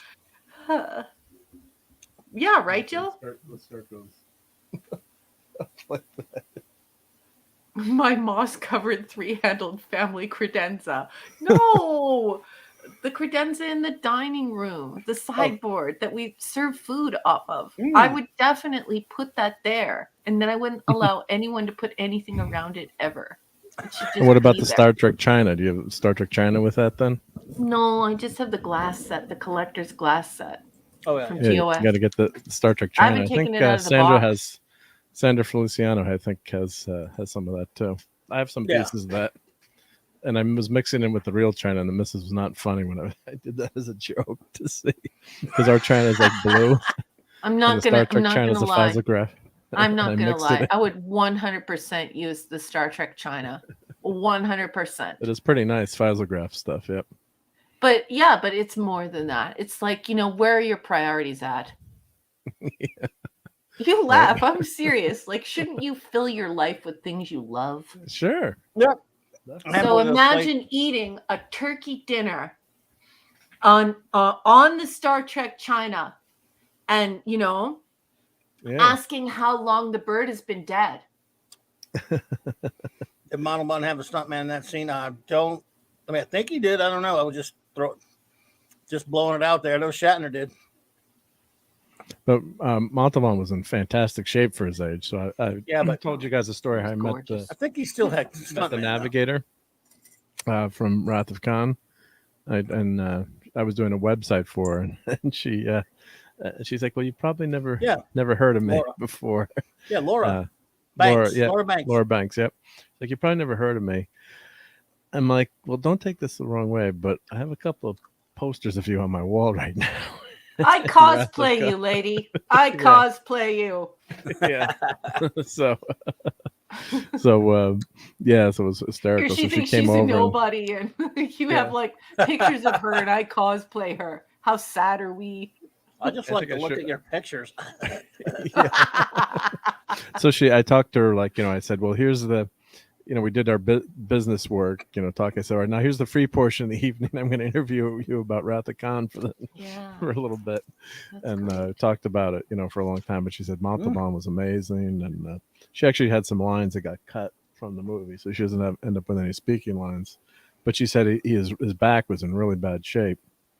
So when the camera, when they yelled, go, he would just suck it up and get through the scene. But eventually ended up in a wheelchair for the rest of his life, much later. But he's amazing actor to work with. So beautiful human but they being. did those scenes separately, so they never met. So I guess someone else was reading the Kirk lines, so he's reacting not to Shatner, right, but to just someone reading those lines. So they redressed the bridge. The Enterprise bridge is the Reliant bridge redressed. So they did the scenes, totally separately. So, but it's a testament how good, the acting is. You never know that, or you'd never realize they're not, reacting to each other. Yep. And the photographs are beautiful. If you see the photographs of the way it was filmed, it's pretty outstanding. Yeah. And she said every day they'd like send extras home, and she just kept making the cut. She's, very gorgeous, obviously gorgeous woman. So. Yeah. I can't believe how big that communicator is compared to the tricorder too, right? Yeah. You expect them to bring out into a Beatles song. It's been a hard day. Yeah. All analog, yeah. So, well, I guess it's a toy, so they made them super, quote unquote, for kids to play with, so they don't lose them. Yeah. Spock has pigtails. He does. He has pigtails. It's very. He's a cute pigtailed girl. Look at that. Wow.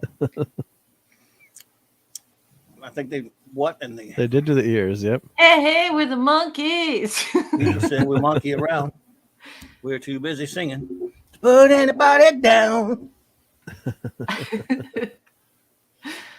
Yeah, so I got to hang this up tomorrow. Got to get that on the. I give you 60 seconds. Okay. But the bridge is smashed. The computers are wrecked. We need more time. Time is a luxury you do not have, Admiral. Oh, I love that. Now we need a giant Reliant toy. Now we do need a giant Reliant toy. Mazeris follows his comments up with nano. Keep nodding as if I'm giving orders. Yeah. Well, people have 3D printed some huge ships, so that could be a cool project. Take a lot of time, but yeah, I love the Reliant. Oh, such a cool ship. I can't tell the difference between Sulu and Chekhov. Yeah. Color of their hair. Oh, I can. That's Sulu. Oh, okay. Yeah, he's a little bit darker hair. And then Chekhov. Yep. Kirk is the blonde. Hey, Canadian Spider-Man's here. Canadian Spidey. Hey, Canadian Spider-Man. What's up, buddy? You having a campfire tonight? These are the Steves I know. These are the Steves I know. These are the Steves I know. These are the Steves I know. Yo, nice. They love it. They love it. They have plenty of Steves here tonight, that's for sure. A lot of I Steven. have to play the original song so everyone can see and hear how bad the singing is. There were actually, at some point, if they were all the same people here at the same time, we would have had 4 Steves tonight, I think. Really? Yeah. Steve Kahn. Yeah, there was. I guess you got Steve Kalel, Mitchum. Steve Mitchum, Kalel. Stephen Ernest. Well, he wasn't here though. No, I'm just naming. Okay, you're right. Canadian. So let's see. Isn't? No, maybe not. I was thinking we had somebody else named Steve. Oh well, 3's enough. It is. He says no fireside tonight. It's too cold. Yeah, it's really cold. And Steve Mitchum says, who else sings along with Raquel? Do you think he's asking the chat? Yes, of course. Of course. I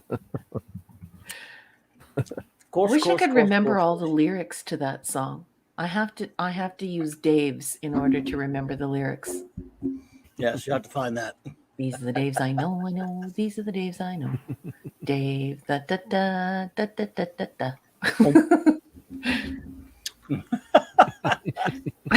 Is Toxic Man Flu a Steve? I don't know. I just know that I love TMF. We've been friends for a couple of years now. He is a sweetheart of a human being. And yeah, I adore that guy. Yeah, he's a great guy. Yep. Yeah, hysterical comments. Yeah.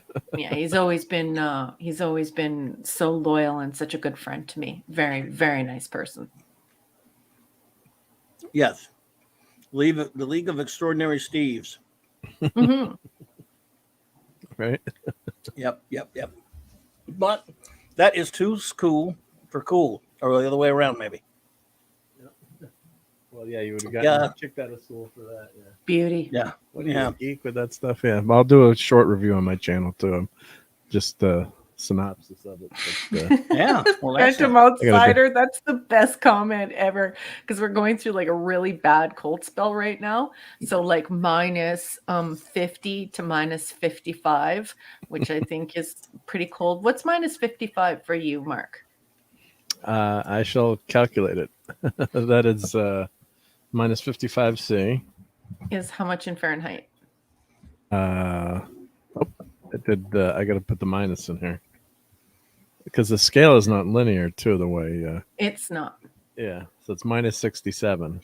So it's minus 67. So I would just like to say Sulu and the naked time. That's right. Heat in Iraq. I had that as my Twitter banner. Phantom Outsider says, "Isn't it always cold in space or Canada?" It's colder in Canada than in space, apparently. It's cold. Yeah, Jill. Minus 67 Fahrenheit, and that's really cold. Like that's enough where I don't actually go for a walk. I don't do outdoor chores. I have to plug my car in. It's cold. It's not an electric car, just to keep it warm, so the oil doesn't turn to sludge, right? That's right, and it's so bad. But as I've said many times, here where I live, it has dipped down to minus 58, which would be I don't even know, minus 70 where you were at. I don't know. So minus 70 Fahrenheit in on your scale. So it's been cold, and it's not enjoyable because it's also super boring. Yeah, because you're just stuck inside. You got to watch Star Trek, right? Yep. Well, I used to watch midnight every night, channel 11 PIX in New York. They had Star Trek, but the fun, we watched it like randomly. Like Antiderivative Jill said, she's got a random number generator. But that was like the fun of it. Like you never knew what episode you're going to get. And we had a game like, guess the episode, whoever guessed the episode first, we'd have a challenge. Like, we all got it within 10 seconds, of course. But, sometimes certain episodes you can tell. But, it was fun. And then it was like, oh, shit, it's the alternative factor. We still watch it. But you didn't have control over what you were watching. But it was kind of fun, Phantom Outsider says people in Siberia are saying, "Man, Canada is cold." And Steve Mitchum says, "It's so cold. I saw a dog chasing a cat, and they were both walking." Boom. I heard Alaska's got they had such warm weather, and then it froze again. Everything's turned to like a sheet of ice. This is a huge problem because when it freezes and you get snow, it's okay, but the problem is when you get around here in the Northeast, or you get where I am, it'll like, snow and rain, then freeze, and everything turns to a sheet of ice, and it's just a, real mess. It's actually better if it stays below freezing, or if actually, goes above freezing and stays there too. But, it's, and everyone's going off the road, and it's a mess. Yep. Yeah. Well, it's good when it's cold up north because the ice roads stay frozen, and Yep. when they break up, of course, there's water underneath them. So it's good in some ways, right? But Ice road truckers. yeah, ice road truckers.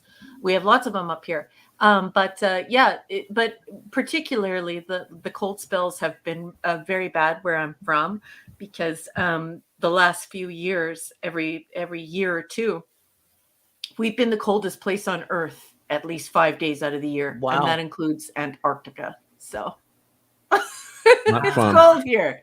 That's cold. life threatening though. God forbid you lose Ow. heat, you lose power. Yeah. Yeah.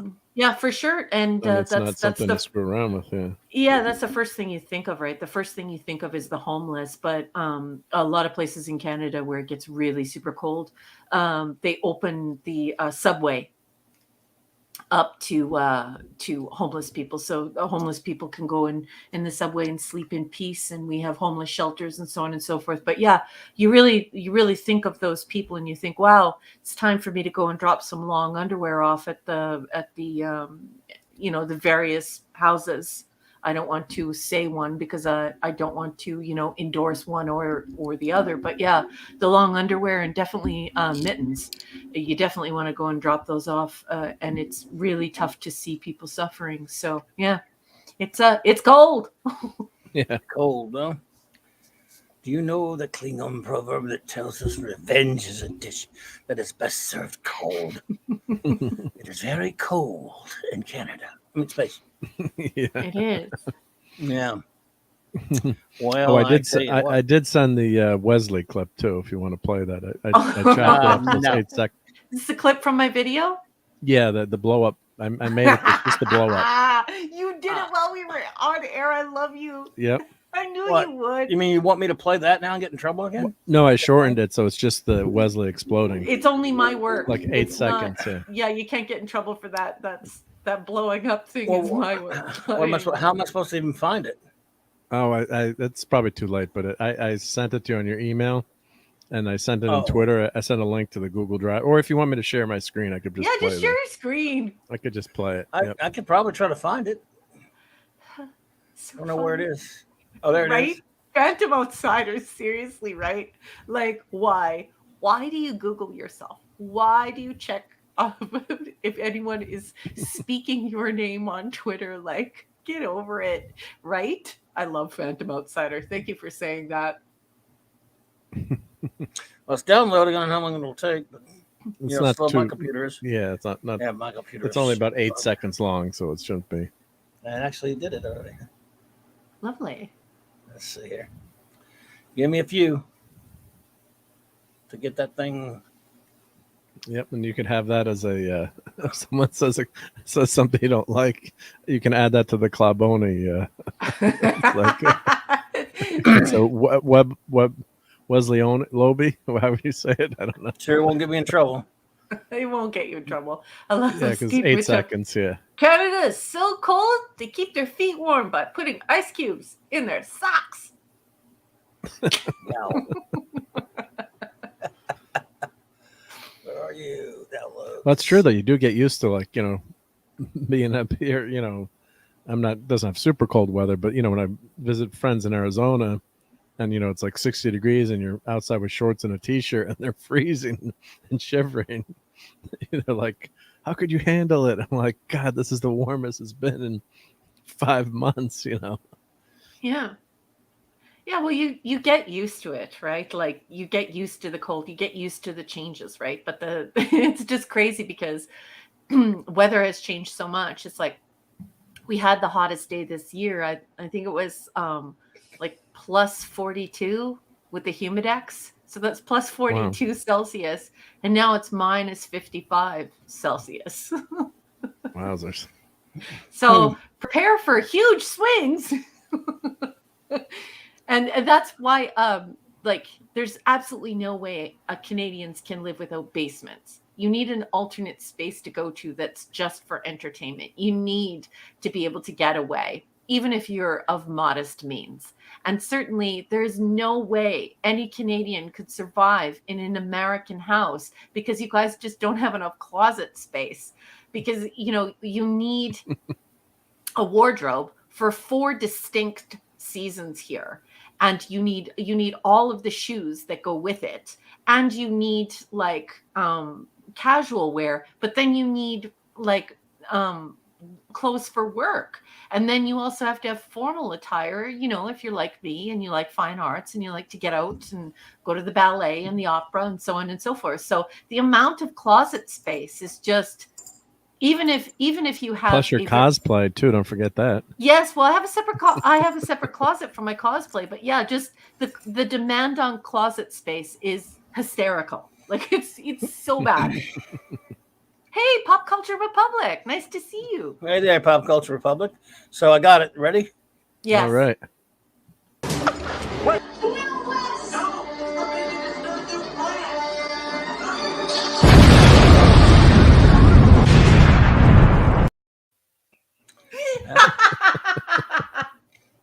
So you got to add that to your arsenal. Well, we'll see if that gets me in trouble. I mean, I hear you, but I don't trust these. They're still finding a way to go after me. That's so funny. What if he sees it? He'll complain to you two and get me in trouble then. He's a Oh, celebrity. I don't know. I mean, I don't know these things. I mean, I didn't think the other one should get in trouble. Yeah, you never know. That's the problem. It's very odd. That's all I'm saying. It's super odd, but whatever. It's hysterical, and I love it. I love it. I love blowing up Wesley. Can we blow him up one more time, please? Sure. One more time. What?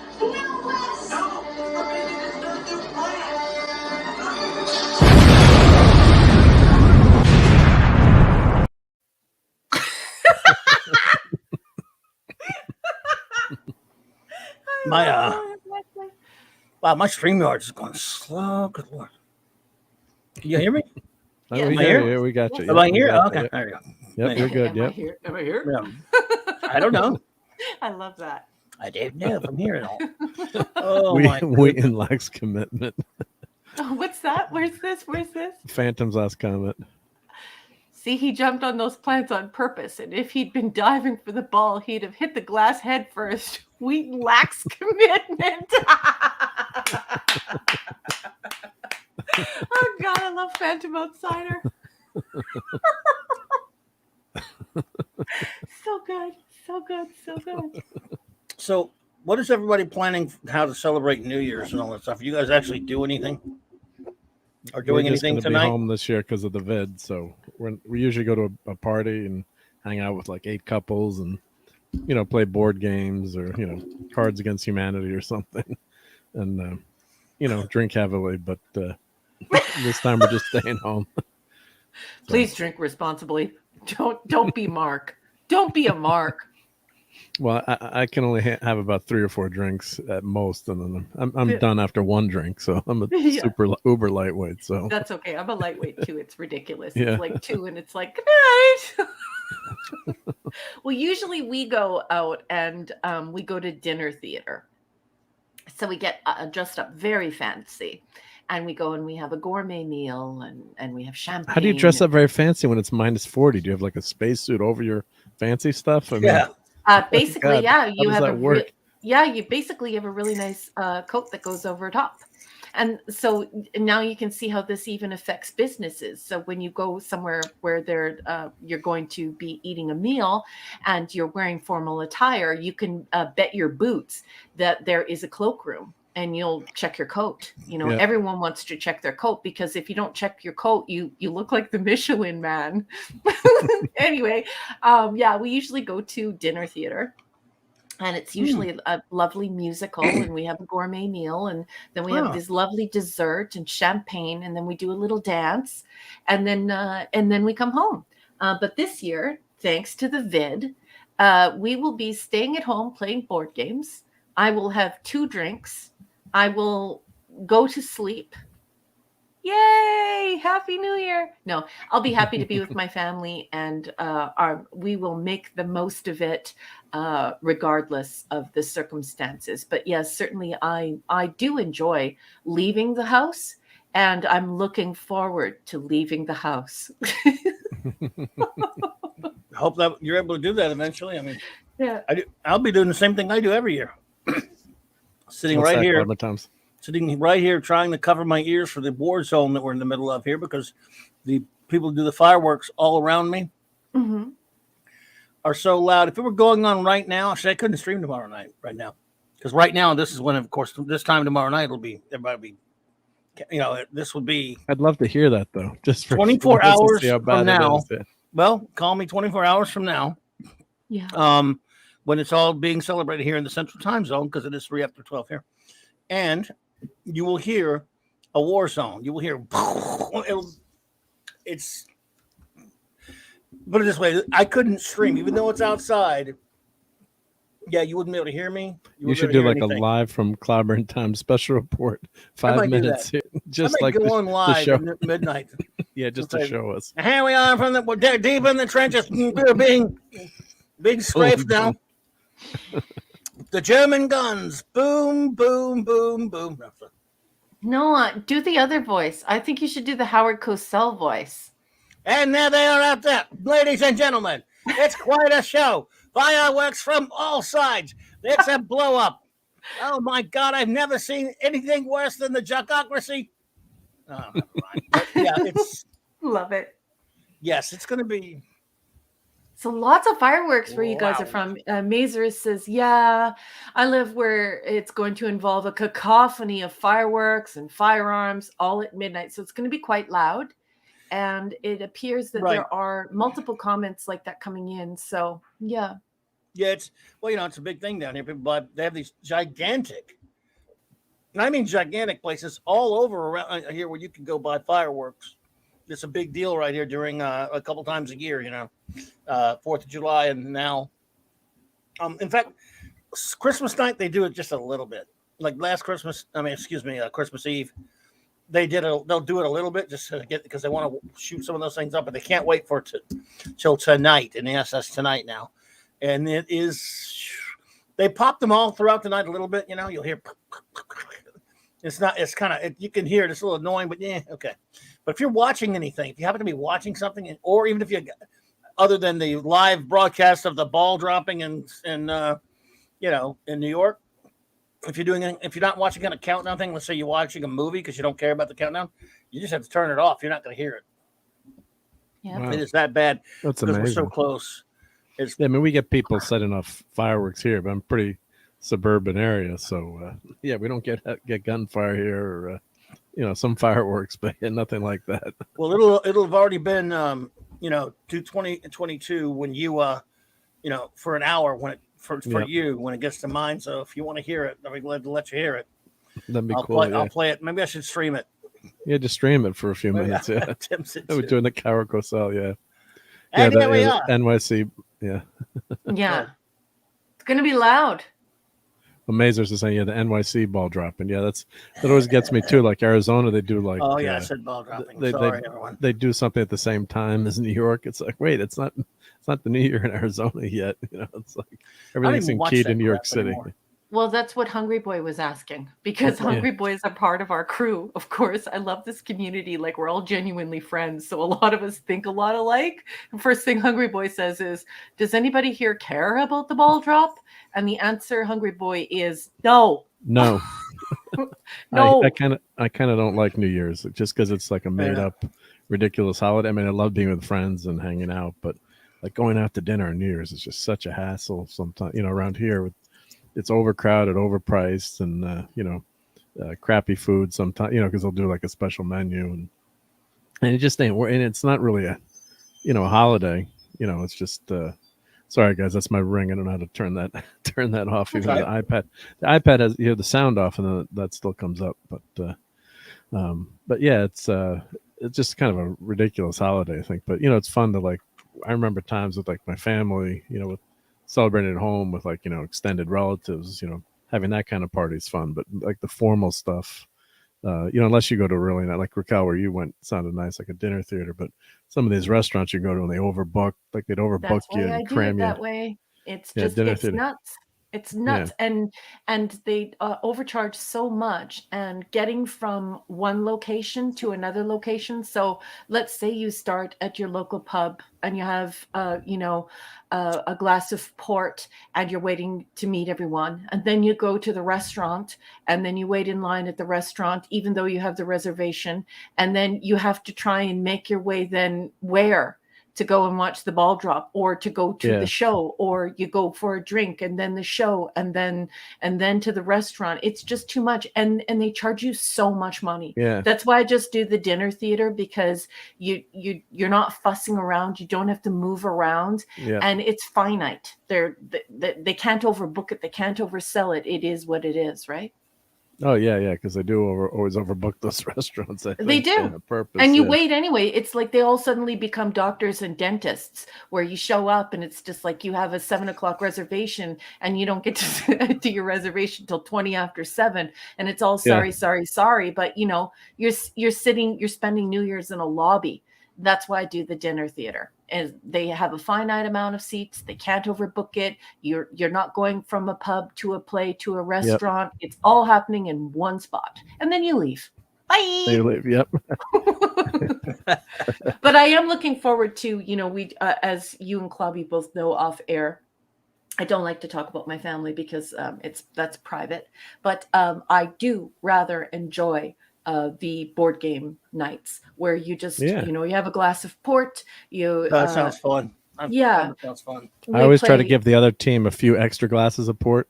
Well, everyone around here is a super light drinker, so that doesn't happen. It usually ends in orange pico tea, glitter and gold tea, or chamomile tea. But we play there's a new form of Monopoly that takes all of the aggression and the protraction out of it. And I think it's called Monopoly Socialist Tower. Monopoly? No, it's called Monopoly Towers. And you play it very fast, and it is such a ton of fun. And so if you are if you're able to get a copy of Monopoly Towers, it's not even like Monopoly. It's like so much fun. Is it a card game, or is it a... Is a board in it, or I have Star Trek. Go ahead. Yeah, it's just you have to play. You have to go and investigate it because it's wonderful. Okay, and we also play Skip-Bo, and we play Rummy, and we play Cards Against Humanity, and we love playing Scrabble. Scrabble is so much fun, and How about Boggle? Do you like Boggle? Boggle's I've never played Boggle. Oh, you would love Boggle. So picture a cube of words. So you've got letters. I think it's 8 by 8, and you shake the container containing all the picture dice with the letters on them, and you shake them, and then you've got 60 seconds to make the most words you can. What? Looking at it's my mom. Okay, it's like my mom's favorite game. I gotta write this down. Boggle. Boggle. I've heard of that before. Okay, have you ever game. played something? I think the name. This is pretty close, but this isn't the name. I just wrote it down. Boggle. Have you ever played the box of things or things in a box? No. The box of things or things in a box. Please buy that game. That is such a great game. Things in a box. I'm going in right now. The box of things or things in a box. I can't remember what the name of it is, but I have to tell you, I can play that game for 2 hours and never get bored. It is hysterical. The game of things. The game of things. Game of things. Humor in a box. I have 2 games we have to play if we ever get a chance to hang out together, the 3 of us. Okay. Well, obviously the Star Trek trivia game that goes without saying. Yep. And I have Star Trek original series Monopoly. Nice. What? Yeah.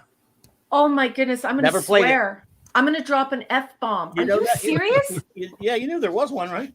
Yes, I knew there was one, but that's too rich for my blood. Well, is it expensive or something now? Yes, it's super expensive. What? I've never played it, never even opened it. In fact, I had for almost 10 years. My friend gave it to me. Oh my goodness! Are you I kidding? have the next gen Monopoly. We have to play that.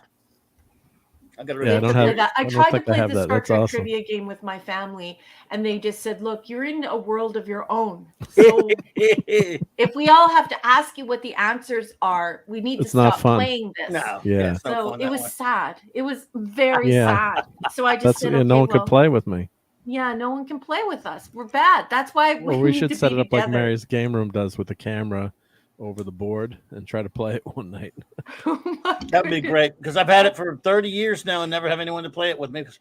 Now, again, I have 3 friends that could hang with all of us with it, 3 or 4, but they don't feel like, when we would get together, we would do other things. They don't want to get together for a board game. Yeah. Which I would. I'd like to do. I like it too, but you can never find anyone who wants to do that really that much. I'm so glad that we found each other online. Like the fact that we're together now. And as soon as this stupid vid thing is over, like lots of visiting needs to happen, because I absolutely love board games. There's nothing better than a glass of port, a tall glass of nice tea, and an excellent board game. You just laugh your butts off and you have so much fun. And it's nice to think, and it's nice to share, and it's nice to just have a quiet, authentic experience instead of living now. Everyone is living in the past and they're miserable, or they're living in the future and they're miserable. And when you play a board game with people who you love, you live now. You're present. You're here and now, and it's just wonderful. Yep. Yes, Steve Mitchum, we're 100%. We're going there, sweetheart. I will definitely you're like, this is 100% happening. I talked with Clubby privately about this, and we're thinking that it would just be much easier for all of us to meet at next year's Star Trek con in Vegas. So 100% we're going to your house, like 100%. Well, Vegas is easy to find a place to stay, so. Yeah, I'm just going to rent a house because I have my dogs and I'm not leaving my dogs at home. So, and they have beautiful hotels there, but they took down Bally's, and Bally's is where I usually stay. And Bally's was wonderful because if you paid, I think it was $85, you paid an $85 fee, and they gave you a dog butler.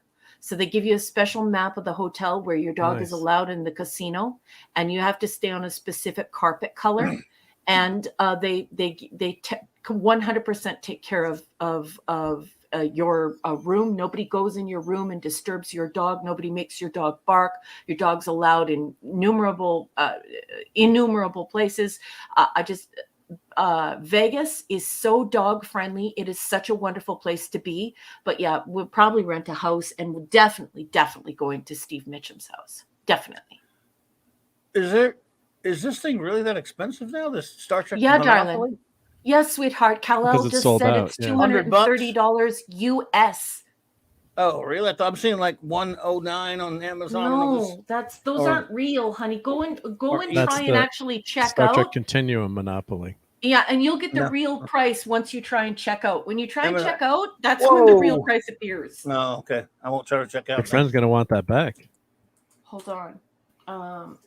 Now she just thought we would get a chance to play it one of these days, and yeah, it was a long story.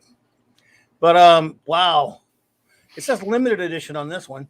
But yeah, that's worth even more. Came out in 2000. You can get it on. I don't know about mine being limited. You can get it on eBay around $100. Yep. I'm seeing 165 on eBay. Yep. Depending on condition and. You can't get this. Like, first of all, that stuff doesn't even populate in my country because those people won't send out outside of the United States, right? But when you go to Amazon and you try and look it up on Amazon, it's hysterical. Huh. Well, yeah, I'm seeing one for $90 is the cheapest. Oh my God, the limited edition is beautiful. Wow. Oh, look at this. Look at title deed, Baylock. Look at this. This is so nice. I've never seen the limited edition one before. I've only seen the I think it's the TOS one at the con, but I've never seen one that said limited edition on it. I don't know what mine is, whether it is that or not. I doubt it, but I've got to go look at it and find out. No, this one definitely says limited edition on it. I can definitely see that this is the one you have. You have Clobbering Times. I'm talking about the one I have. I don't know if it is or not that. If it's that one or not. I wonder if I have that. I don't know, but that's crazy. Monopoly, check my closet.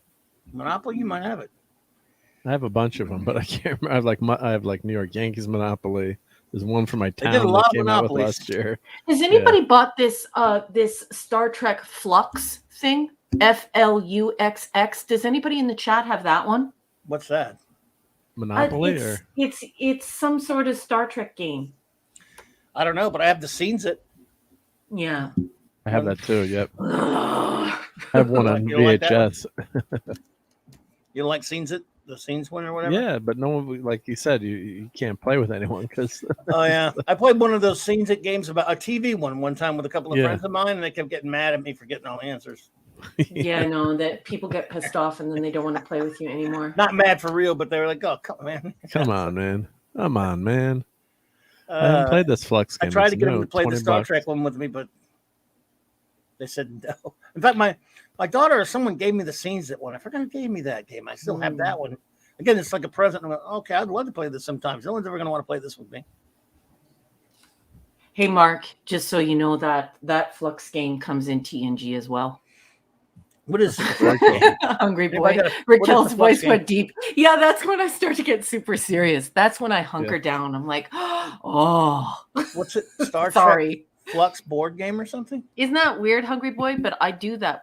And I did that on the radio too. Like when I'm speaking to people in public, I raise my voice an octave. And I don't know why. It's just, I guess, to sound more appealing. But yeah, I do have a deep voice. Sorry. Is that a card game? I actually don't know what it is. But Flux? pardon? I put Star Trek Flux. Yeah, it is. It's a Yeah, card yeah. game, but Card it looks game. like it looks like it's a game that has all different versions. So, like it's a Oh, game, right. and then you can it's Yeah. branded. Like there's a Doctor Who version, next gen. Oh, I got you.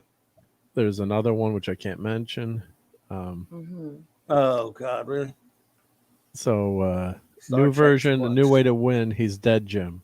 Goal requires a red shirt to be in the discard pile. Yeah, that's a card game. Yeah, collect the keepers shown on the current goal to win.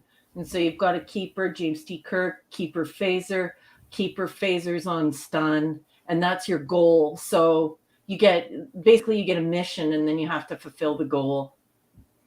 So Yeah. it's probably one of those games that could be themed for like anything. Yeah. Yep. Probably fun though too. Yeah, but No. I wish I had that Monopoly game. Oh my god. I'll send it to you. Well, I've got other things. No, I need you to send can't to send have that to me. You would actually use it. In fact, I got other things that I haven't sent to you yet, so I should Yeah, send that too. yeah, I 'cause you gotta can't send me the- accept that.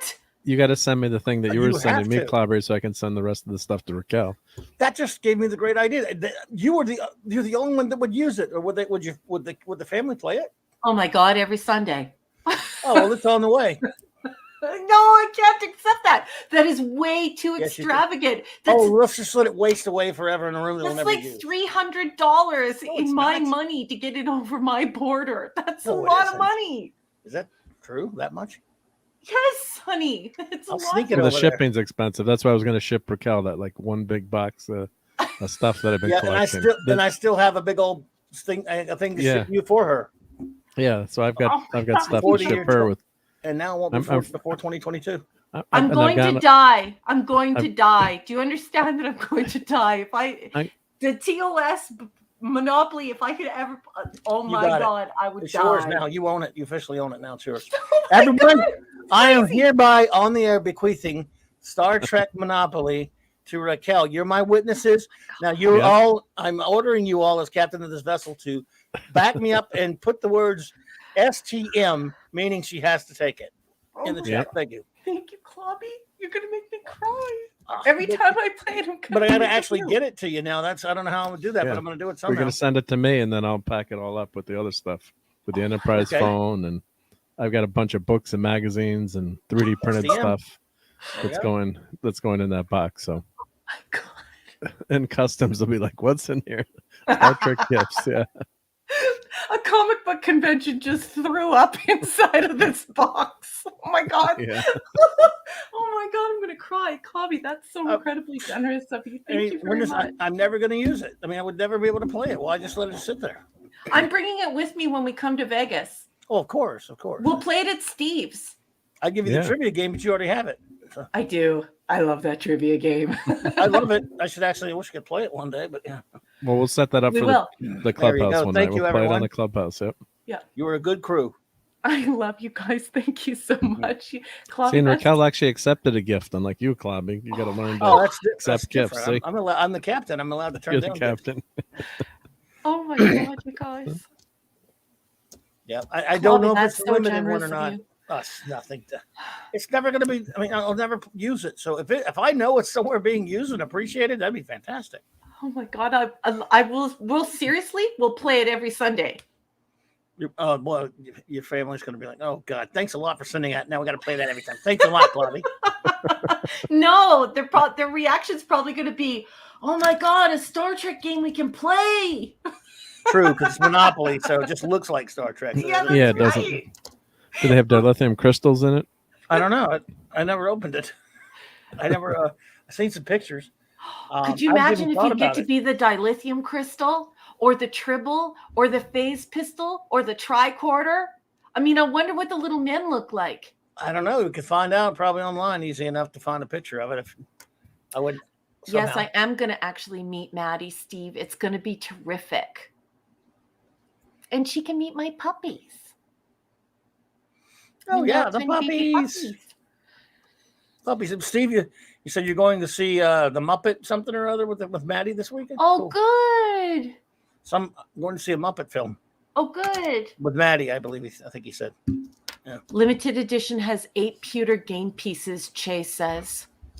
I'm not sure if I have the limited one or not. I haven't looked at it in years. I think I know exactly where it is, but it's still hasn't been open. I don't think I ever opened it. Who cares if it's limited edition or not? You know what all that matters is? Playing Star Trek Monopoly every Sunday. God, yeah. Man. You know, I haven't played board games since probably almost so long ago. Now, a little bit after that, but for the most part, when I was married back in the 80s and 90s, a little bit when I had couples come up, played Trivial Pursuit a lot. Yeah. Oh, on DVD, gonna watch them up. Oh, there you go. Yeah. Used to play Trivial Pursuit, which used to enjoy that. And then someone gave me the Entertainment Tonight trivia game back in the 80s or 90s, and we played it for like 1 week, and everyone kept getting aggravated with me getting all the TV questions and movie questions. Because you're the grand poobah of all geeks. Yeah. We went back to normal Trivial Pursuit where I was, immortal, I guess. Except they didn't like it when we got a football question because that's easy. Steve Mitchum, my daughter will be there when we come. Nice. Just so you know, honey. We used to combine Risk and Monopoly. We called it Riskopoly. Oh, wow. So you'd play a turn of Risk and Monopoly together, and we combined the two games. So certain we wrote up rules, and certain things would be, I can't remember now, it's been so many years, but we played board games almost like every weekend. Or at scout camp, every night we played Risk, and my friend Rob won literally like every night coming out of Australia. It was the Rob's Australian Gambit. He'd let everyone kill each other, and he'd hoard up all his Risk cards, and he'd just strategically take you all out and take your Risk cards and then win. So but yeah, we play, and with the kids, board games are super popular again. So it's been a lot of fun to play board games and get new games. And Steve, I don't want to say that over air. I don't want to reveal that information over air. I will tell you that she's not around 29 years old, around that age. Oh, we have somebody to nuke. And I think Eric went to go lay down. Can somebody nuke this? Thanks. I got it. Yeah, around that age, but I'll never give her real age or say her name. I don't want to do that kind of thing. She's my life, so I don't like talking about her on air. No, sure, but you'll get to meet her, Steve. So both of our daughters will be there. They're not even creative with their names anymore with these stupid Birch. Or whatever. What the hell? Remember at first they were giving like people names, like relatively normal names, and then like, what is that? Just gave up. Yeah. Hey, is here. Hey, good to see you there. I hope you are doing well. Did you ever played Stratego? Remember that game? I used to love that as a kid. Yeah, love no, Stratego. I've never played that one. It was kind of just a basic. I don't know, what would you call it, Mark? Like it's kind of it's like a war game, but it was chess. You've got your pieces lined up like chess, warrior. But you can't see what the other piece is. The opponent can't see what your piece is. It's hard to explain, but I enjoyed it though. Yeah, and what was the goal? To capture the other person's something, king or I beg your pardon. Please excuse me for 1 second, gentlemen. I don't mean to interrupt you while you're talking, but I just want to say, Eric, you do not have to apologize. Please go lay down again, please. I would prefer you were laying down. I love you very much. Just enjoy the podcast. We got it, brother. Don't worry about that, bud. Man, dude, lay down and feel better, man. Yeah, love you, honey. We got you, Bronze Wrencher. Go and lay down, darling. I love you, and I want you to rest, please. You're good, brother. Thank you. We appreciate you, though. Yeah. So what were you saying? I'm so sorry to interrupt. Well, it's basically like a kind of like a chess type game in terms of the board layout. Mm-hmm. You had like a spy. I remember that you had a couple of spy pieces where you could like move to the other piece and find out what that other piece is. Mm-hmm. So it's kind of like a game where you're kind of trying to guess what the opponent is doing, but it's strategic. So it's a really good game. I mean, we used to play this all the time as kids. May I please ask you how you spell that, Clobby? I'll show you right now. Okay, darling. I was going to show some pictures of it because I used to love this one when we were kids. It was kind of like considered a war game. I think you had soldiers, kind of a war game, and officers, and no, they still make it, I guess, huh? What? Stratega, look at these new cover, the old covers for it, or maybe they got some kind of. They got versions of it now. Oh, STRAT. And which is the? Let me just write that down. Let's see here. Okay, and may I please ask what version you have? What did you buy, Clobby? We used to get it. We got it a couple times as kids. I can't remember. I had one that was like this, like this, I believe, where it was. As you can see, it had the generals and the armies and stuff. Yeah, that's it. Yep. This is like Battleship. Battleship was similar. I don't know. Was it? Well, in terms of the guessing, but these you can move your pieces here in this game. What? Yeah, I can't remember how you play this game to be perfect. This is the way mine. You can't go diagonal. You can't go diagonal. There's an old one right here from the 70s. Yep. This is what it looked like when I was a kid. Let's not shock Hungry Boy. Like Hungry Boy's like, what? Let's go to a super old one so that Hungry Boy's not in shock. There's what it looked like when I was a kid, right there. Okay. Finesse, two hands, and strategy 1975. Game. Okay. We got it. Got it for Christmas. I used to get it for Christmas all the time. The ones I was showing, the other ones are obviously they have modern versions of it and all that stuff. It's been around a while. Look at that old one there. I have that one too. Yeah, that's pretty. Oh, cool. You guys already know I love stuff like that. Of course, Hungry Boy's going to like stuff like that too, right? Look how long it's been around. The 60s, man. Yeah. Yeah, no, it's an old game, yeah. And now this must be like a newer one right here. You gotten so popular, they retheme everything. They'll have like a Lord of the Rings one. I don't know what they do, but it's the same game, but they retheme it. You want to Star Trek Monopoly Limited Edition? Chase says even has a pewter nurse Christine Chapel. What? Oh my God! And Hungry Boy is now relieved that we cleansed his palate by showing him the original gangster version of this game. He's like, there we go.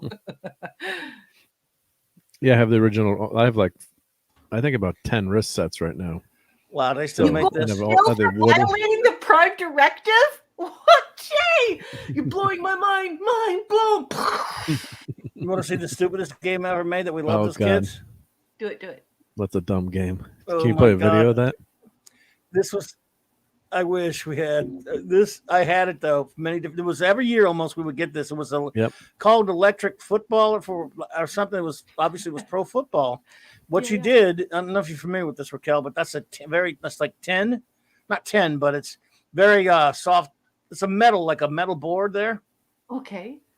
And he gave you little players from each team. They had this little this plastic under it where it allowed them to be fairly movable. You would set them all up the way you wanted. One guy had the football, and see the yellow guy could pass, and it would go. It would vibrate, and the players would move all over the friggin' thing. That was our computer game as a kid. That was football, right? Because yesterday the late great John Madden passed away. Yes, I saw that on Twitter. Right, and well, this was what passed for John Madden football as a kid when we were kids. Now, of course, it's video game. Can you And play a every video of kid that for had a couple this. seconds just so people could see how bad it is? I guess Is I could it really I don't bad? know if they yeah, have that other one. one. Yeah, go back one. Think you'd Go, find one? Oh, you said there was a video. Yeah, Where? yeah. Well, go. Just click video on the top. Like go to your Eric top K of your says screen. his favorite was Axis and Allies. And says you cannot beat Starfleet battles And for a do Star Trek videos. board game. Super complex, though. On the way top under the search. Yep. Sorry. Okay. That's okay, honey. I don't mind at all. Hungry Boy says, "Oh no, poor Madden. I loved his personality." You didn't hear that? Yeah, Madden finally passed on us. Yeah. So there's one there. Is that a new one there? That's the old one, the vibrating one, right? Yeah, that'll kind of show it looks like you. they made. Looks like kind of. Well, that's newer, but like it's newer. Well, if you go down, Bobby, you see an older one. Electric football. All right. Well, this is. Can we get in trouble or something? I don't know. Nah, not for because it's someone else's. You can just turn the volume off, so you don't need to hear it anyway. So okay. It was just you had no control over anything. You just put them on the. You set them up on the board. You turn it on. They would just. It would make this vibrating noise. Hey, this is Jim from TTPM. This game might look familiar. I had this when I was a child. That's right. It was around that long ago, but it's team. Right, and you could try to you could try to. They made a new one. You could try to turn the angle on the pieces of plastic, and it would never work. Yeah. I mean, you'd always try to make the guy go left or go right. Yeah, there you go. Look. Yeah, and you had there you go. You had a piece of cotton for the ball. Yep, it was totally ridiculous. Yeah, there's a guy going to score a touchdown. This must be like a new version with batteries. Yeah, we were so Are these thrilled magnets? to get this. No, it was just vibrate. No, vibrate. That's a tin surface. See the guy's going for a touchdown. A metal surface. Yeah, the thing. And then he decided not to make a touchdown. He's shaving points off of a game. He went out of bounds. Looks, dude. They're saying, dude, you're supposed to cross the goal line, you dumbass. And look at how you kick a field goal. This is a kicker. This looks absurd. It was totally absurd. But every kid wanted one. But every kid wanted one. Eric's like, half the time they fell over, went in circles. Yeah, almost every Christmas we got that. He's actually genuinely disappointed, you guys. We broke the Madden news for Hungry Boy. Oh, I'm so sorry. I didn't know you hadn't heard that, Hungry Boy. I'm sorry. Yeah, and then people, of course, were trying to say he was a racist. He was 85. That's just without people knowing him, he just died, but he looks like a racist. It's like, because he was 85. Because he was 85, he's assumed he was. Yeah, and you're like, well, you're not judgmental, right? Or one yourself then. But sad. He was such a nice guy with a turducken. God, he was my hero for food. So for turkey, social media makes people terrible people. Social media makes people behave terribly, and sometimes it makes them behave like champs. And I would just like to say that I surround myself with champs, present company included. Thank you. Yep. We are the champions. We'll keep on fighting till the sorry. No, that was just disconcerting to see, right away people, and I don't even know who he is, but I'm going to assume this about him because of how old he is and the way he looks.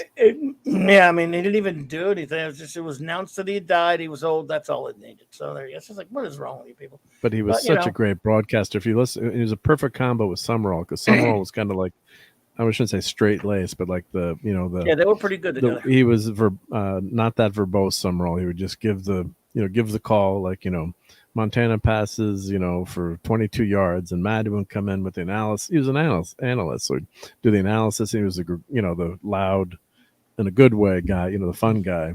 This was a great combination with him and Summerall because they were, worked perfectly together. It was just, even if I didn't care who was playing, I loved, you'd wanted it if Madden was calling the game with Summerall. You wanted to listen or watch to that game because those guys were calling it. Yeah, they were the main crew, him and Summerall. We've sent Che down a rabbit hole. The poor guy. Che, I'm so sorry. He says he just found out Queen has a Monopoly game. So Che is currently down the Monopoly rabbit hole. Wow. And says, from a UK point of view, the real life version of US football is also absurd. Yeah, well, it's how do you think Canadians feel? Like, Sorry. Canadians are sort of American and sort of UK. So yeah, we Got just a think it's all 15-yard end absurd. zone, which I like. I It's easy to score in Canada. think it's Try being both. Hey, Doug I Flutie would- had a good career in Canada. I love. I'm sorry. It's a very different game, but there's no game better, in my opinion, than American football. It's just that I had to give it up last year because of other reasons. But I adore every bit of it, and of course, it's not played by men and heroes anymore. It's played by spoiled brats. So, but yeah, but I hear you, I guess. But I'm sorry, man. I do love that game. Too bad it's been ruined, but I love the history of it at least. Mm-hmm. Man, I miss it. I still miss it right now. I wish I could watch a game right Just now. watch some old games. I want to watch. I do watch old Madden games. Summerall game. You know, NFL's been putting on YouTube good copies of old games, full games, edited where it's all, and not like the guys who've been putting them on there that are from old videos and stuff. These are actually good copies. film. But are they keeping them in the original format though? They're not. They're not stretching them. Yes, no stretch. The original format they had. Could we start calling American football body smash? You can call it whatever you want. I think that's what it's referring to, because football is football. I mean, yeah, they don't use their feet that much. So no, they don't. So let's call it body smash or butt tap. Can we call it butt tap? Why that happened, but I guess what name would they have come up with when they started doing it? I don't know why they picked it, but they're stuck with it now. So, yeah. But I have respect for the other versions. Yeah. But see, I guess a lot of it comes from the silliness of being a superhero fan as well.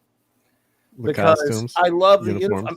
uniform. It's weird. I was so into it when I allowed myself to be in love with it.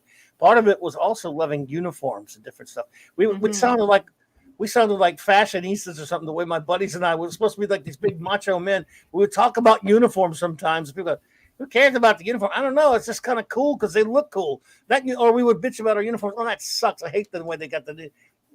And then we would listen to ourselves and laugh. Like, wait a minute, it's football. What are you talking about clothes for? But the colors and the uniforms are a fun part of it. Yeah, and you couldn't get the jerseys. And they also have meaning, right? Because the same phenomenon happens here with people who love hockey. And of course, if you're not aware of this, folks, hockey is the official religion of Canada. Yes. So yeah, we get a lot of talk about that up here. And of course, we have days where everyone wears their jerseys to work and to school and things like that. So that doesn't sound strange to me at all, Clubby. Canadians are like totally into that when it comes to the NHL and when it comes to any kind of hockey, actually. Let's go Rangers. Oh yeah. Well, since Flash is in here, I'll say it for him. Go Pens. Of course, my Rangers playing pretty good this year, but yeah, the see, we don't have hockey down here. But your Rangers are doing. We don't have hockey down here. No, in the sense that you got in Florida, the closest team is probably Atlanta or Dallas, maybe. In other words, you just don't get it. It's just we've had some semi-pro teams here and there, but we've never had a pro team down this far. So Steve Mitchell's got a team in Vegas now. We've had almost no baseball team, no pro baseball teams either. We've had pro basketball once in a while. So this is a football area. It's totally 100% built in college and pros. Yep. It's football down here. And because you can't cultivate the culture organically. It doesn't happen organically. Like up here, it's really cold. So a dad will take a garden hose and he'll pour a rink in the backyard, and the kids will come over and they'll skate and and they play a little game. Even if it's just like I don't even know what you would call it. I guess you would call it like a pickup game. I don't know what you call it when kids just get together and we used to play hockey on the river. Hitting pucks into the net, and all the kids take a shot at all the kids have to take their turn in net. So that it happens organically here. That's why it's so big here. I can never imagine where you live people die from the heat, and most people don't realize how hot Louisiana is. until they travel the world and they realize that humidex is incredibly important because when it's wet outside, it might as well be double the degrees and you can't breathe. And so I can definitely imagine that hockey would not be popular down there because, you know, how would you grow the sport organically? Well, it doesn't make sense. We have some hockey rinks. It's all semi-pro. The one's not right here. We used to have a semi-pro team here now, but there are a couple even in Florida and even some college hockey games. But yeah, but Louisiana, nothing anymore. We used to have a little bit here and there. Good night, Steve Mitchum. Good to see you. Good night, Steve Mitchum. Please kiss Maddie for me, honey. Hey, Pleasant Valley. Good to see you there. Yeah, I mean, to me, Pleasant Valley loves hockey. Apparently, as he said, it's the best game in the world. For me, I just disagree. To me, football's the greatest. Nothing come close. But when a couple years back, when Flash and I were doing the show still over there on BTR, and his Penguins were making 2-year run, like winning it all, and he was always so excited. We were talking about. He was trying to get me to watch it, so I would watch it, in solidarity with him, and I enjoyed watching it. But it's funny how when you go into watching a sport that you know nothing about, it's tough. But see, when it comes to a sport, I want to know. I want to know everything. If I'm reading comics, I want to know everything about the characters. If I'm watching Star Trek, I want to know everything about Star Trek. If you got me into for example, if you got me hooked on Star Trek, I got to know everything there is to know about it. Same thing with comics, and now same thing with hockey. Now it didn't do for me what football did, so I didn't really need to know, but still, because I was going to watch it, I wanted to know. So I was always asking them all these questions about it because I don't know the game. A lot of rules, where I know every single nook and cranny of football to the point, pro and college, everything there is to know about it. I love all the minutiae of it. I love it so much. To me, there's no game better just nothing comes close. I got to take you to a hockey game here. I would go to a hockey. Again, I don't dislike it. I enjoyed watching it with them. It's actually better to watch in person because I would take experience it here. I think would completely freak you out. Like I believe that there are reports that sometimes the volume in the stadium, just from cheering, gets well above like 135 dB. Like you have to wear ear protection so you don't permanently damage your hearing. That's how loud the fans are. It's nuts here. I've been in the Superdome with 80,000 screaming maniacs, so I know. It's crazy, isn't it? And it's infectious when it's like that, isn't it, Clobby? It is. It's wonderful. What's nice about hockey too, you can follow the game a lot better in person or in the stadium, in the arena. Like I used to go to a ton of Rangers games back when we first got married, and then I'd take the missus. She's like, "Yeah, this is so much better, in person." Of course, back then it was I think $20 for the cheap seats in the 400 section if you're a Madison Square Garden fan, you know what those were, and now I think the cheap seats are $150 now, and then I think they went up to $40 a seat when I stopped going. But I went to like Gretzky's last game in the '90s, and then of course, but then sometimes we're joking because like I go with my cousin, and the missus would be talking, they'd miss a goal or something. We'd do, like, what? Gotta pay attention to the game. What did we miss? But it's so much easier to follow, and that noise of the puck hitting the wooden the sticks like that I can't. And when you hear it in the arena, that snap and then that slap shot. Just the sound of it, and it just the smell, the ice and the arena and the here, noise, even if you don't know anything about hockey and you don't follow sports, I don't do it. I don't follow any sports. You still know hockey. It is that. It permeates our culture. Like it's something special. Mark, when you come up here, definitely going to take you to a game. Clobby, when you come up here, definitely going to take you to a game, and just for you to both just to experience it. It's a religious experience. Like it. Or my Rangers jersey. Don't wear your Rangers jersey. Wear your Giants jersey then. No, I'll give you an Oilers jersey that you can wear. Oh no, you don't wear. If you have a team, you don't wear anybody other team's colors. You don't do that. Yep. I mean, look, that doesn't matter I don't care which sport you're talking about. That's the rule for all sports. If you don't have a team, but for example, if you are a Giants fan and you wear Eagles stuff, you'll get shot and you deserve it. And so if you are, for example, a Penguins fan in hockey, and you wear capital shirt. No, you're not going to do that. No. And you wouldn't do it because you hate them too much. Or even if my team's the Habs, so I'm the Habs fan. The Habs are Habs, not. But even if you go into an arena that, let's say, two teams are playing neither one of your teams, you still got to represent your team. Or wear the Rangers jersey with a 99 on it. That won't get anyone in Canada mad. Canadians made fun of Americans so bad when Wayne Gretzky went to the United States, and you guys came out with that that red circle that helped you to follow the puck around on TV. Yep. Oh my God. Canadians just lost it. We were like, what are they doing? What's wrong with them? Super puck tracker, yep. And now I know that Pleasant Valley Picker is not from California. Pleasant Valley Picker, you're from BC and you're Canadian, aren't you? It's so good to have another Canadian here. So Pleasant Valley Picker. Yes. You have outed yourself, you and your Canucks jersey. Shay, that's right. These seismographs, NFL stadiums, especially domes. Oh my God, which the Superdome is a dome. I've been in there at full capacity. It's ear splitting. It's but it's a wonderful atmosphere. Whatever the sport is that you're into, it's great to have a team. I miss this. I miss it a lot. Yeah. If you got to have a team, though, I actually know a few people that are into a sport that don't really have a team. I don't get how that works. You got to have a team you love. Yeah, or like tennis of a player.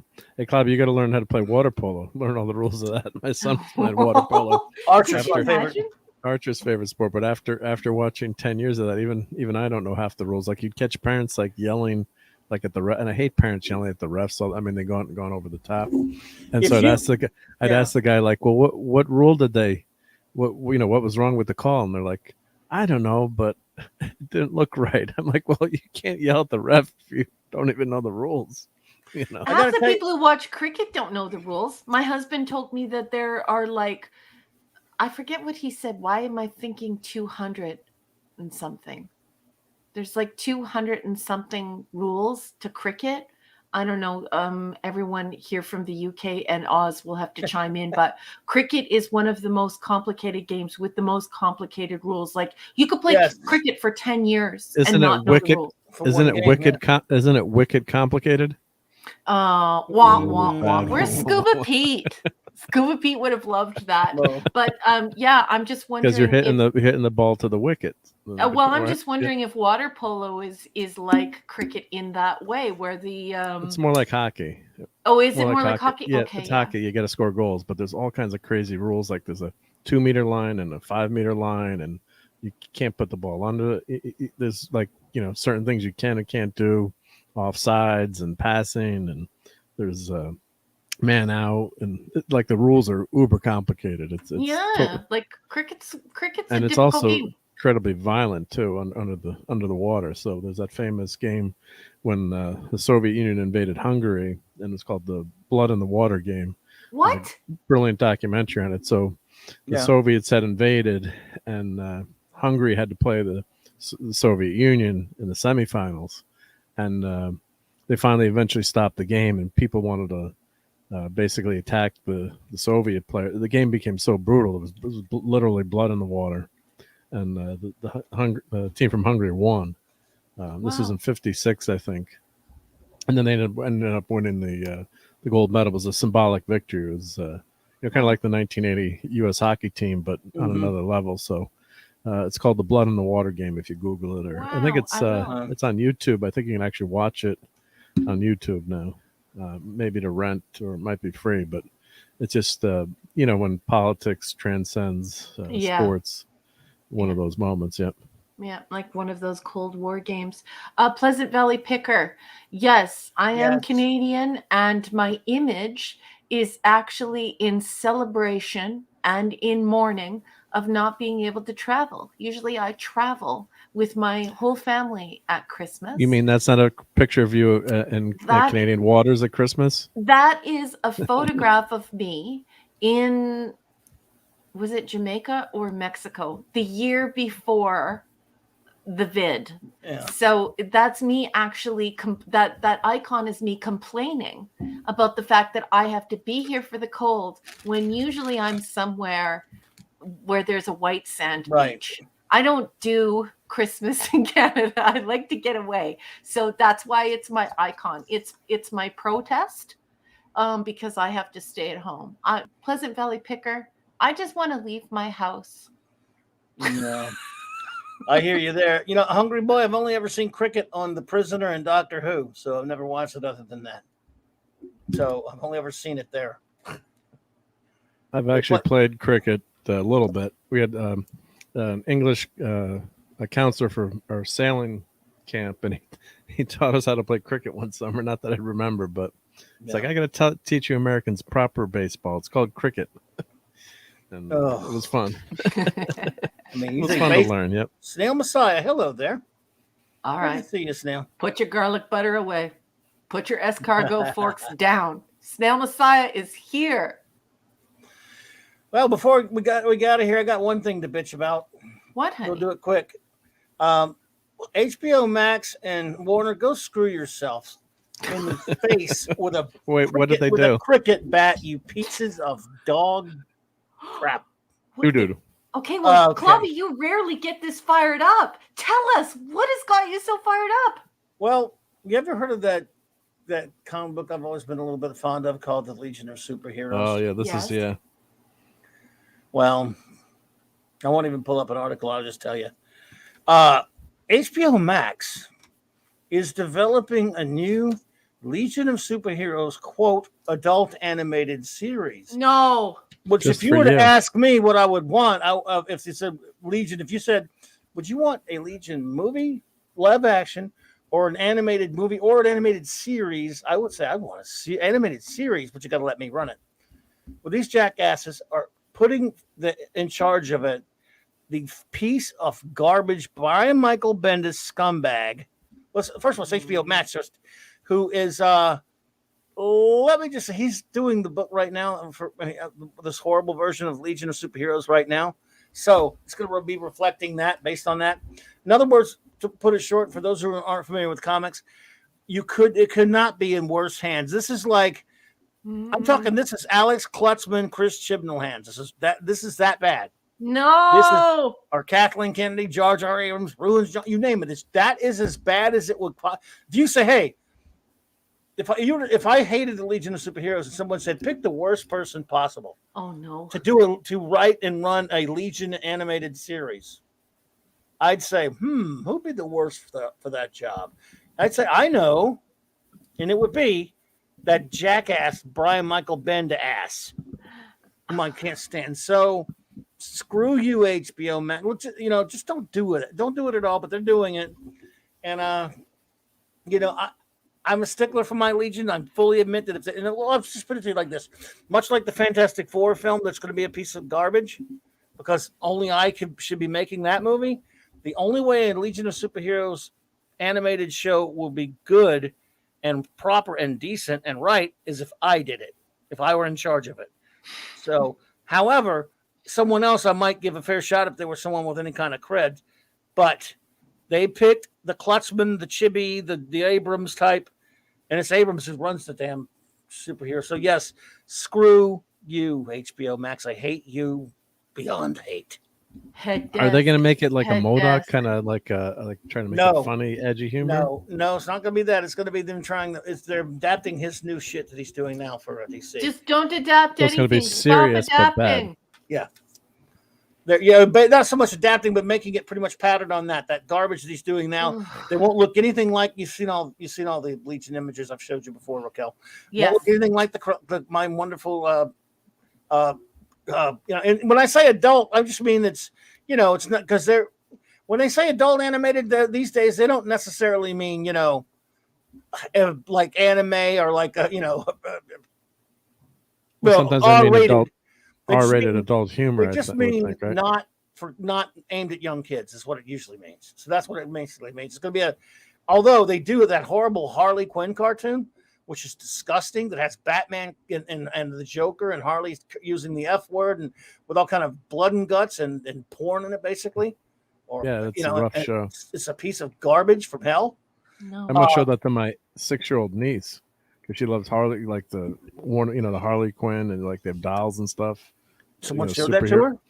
Well, I almost did, and I said, "Well, let me watch it first before." This is Harley Quinn. But it would have had to turn it off in like 10 seconds, but thank God I didn't because I thought it was really like they have that superhero, like they have Wonder Woman and they have like a kids line.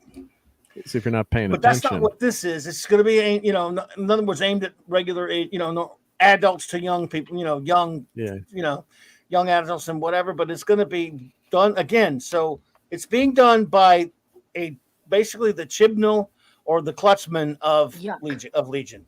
Yuck. So we'll talk about something good before we leave, Hungry Boy. Yes. Snail Messiah says, Clobby, I found an issue of Beetle Bailey. I'm sorry, Hungry Boy. Beetle Bailey. For some reason, they didn't have an issue in the shops where I usually get it. So now I'm finding out how to send it without bending it. That's Snail Messiah. And Hungry Boy says, I have to get my blood pressure pills now. Not joking. I'm sorry, Hungry Boy. I didn't. And Pleasant Valley Picker, Canadian, welcome. So nice to have another Canadian here. Why can't they just make something worth watching? Because they don't want to, buddy. That's all there is. They don't want to. It's that simple. It really is that simple. It really is that simple. Because now they just screwed up and made something that made $1 billion in 12 days. It's called Spider-Man No Way Home because people are happy with it and enjoying it and loving it. But will they learn that lesson? Let's hope, but I don't think so. I mean, the way that this is basically CW animated version of Legion, and they've already abused Legion on there enough. So, but I'm sorry. Oh, I'm sorry, Hungry Boy. I didn't mean to make you have to do that. Well, we are getting Cobra Kai tomorrow, so hopefully that's going to be I can't wait to start watching. Oh, okay, I'll be binging that all day Saturday. Are they dumping it all at once, or are they going to do week to week? Oh, they're dumping it all at once? They did. I don't know, aren't they? I don't like it when they dump it all at once because then you kind of get to talk about it and build up to the next episode. I like it. I agree it's a dumb idea for strategic reasons, but you get much better. You then everyone talks about the show a lot more too if it's week to week to week. I'm sorry, man. Now I feel bad. I bummed out Hungry Boy, but no, I hear you. You did. You bummed out our. Watch Cobra Kai. Well, I hope Cobra Kai is good. I mean, well, the hope should be let's hope they didn't ruin it because the first 2-3 seasons are so good. Brilliant, yeah. God, that first season was so good. I never thought I'd be talking about any new show. How good that was.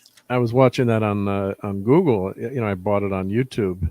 Me too. And I was like, God, this is so awesome. And like no one was talking about it for years. And then they finally put it on. It was so smart to put it on Netflix. So that was brilliant. So yeah. I couldn't believe how good that first episode was of showing, Johnny's the good guy and the Karate Kid's the bad guy, It was a great flip of the characters and great storytelling, great point of view. And it was just so much fun.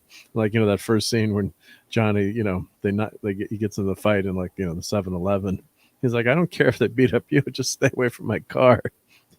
Typical Johnny. But his character is just so well written. God. Show's amazing. So that's why I'm worried about the new season now.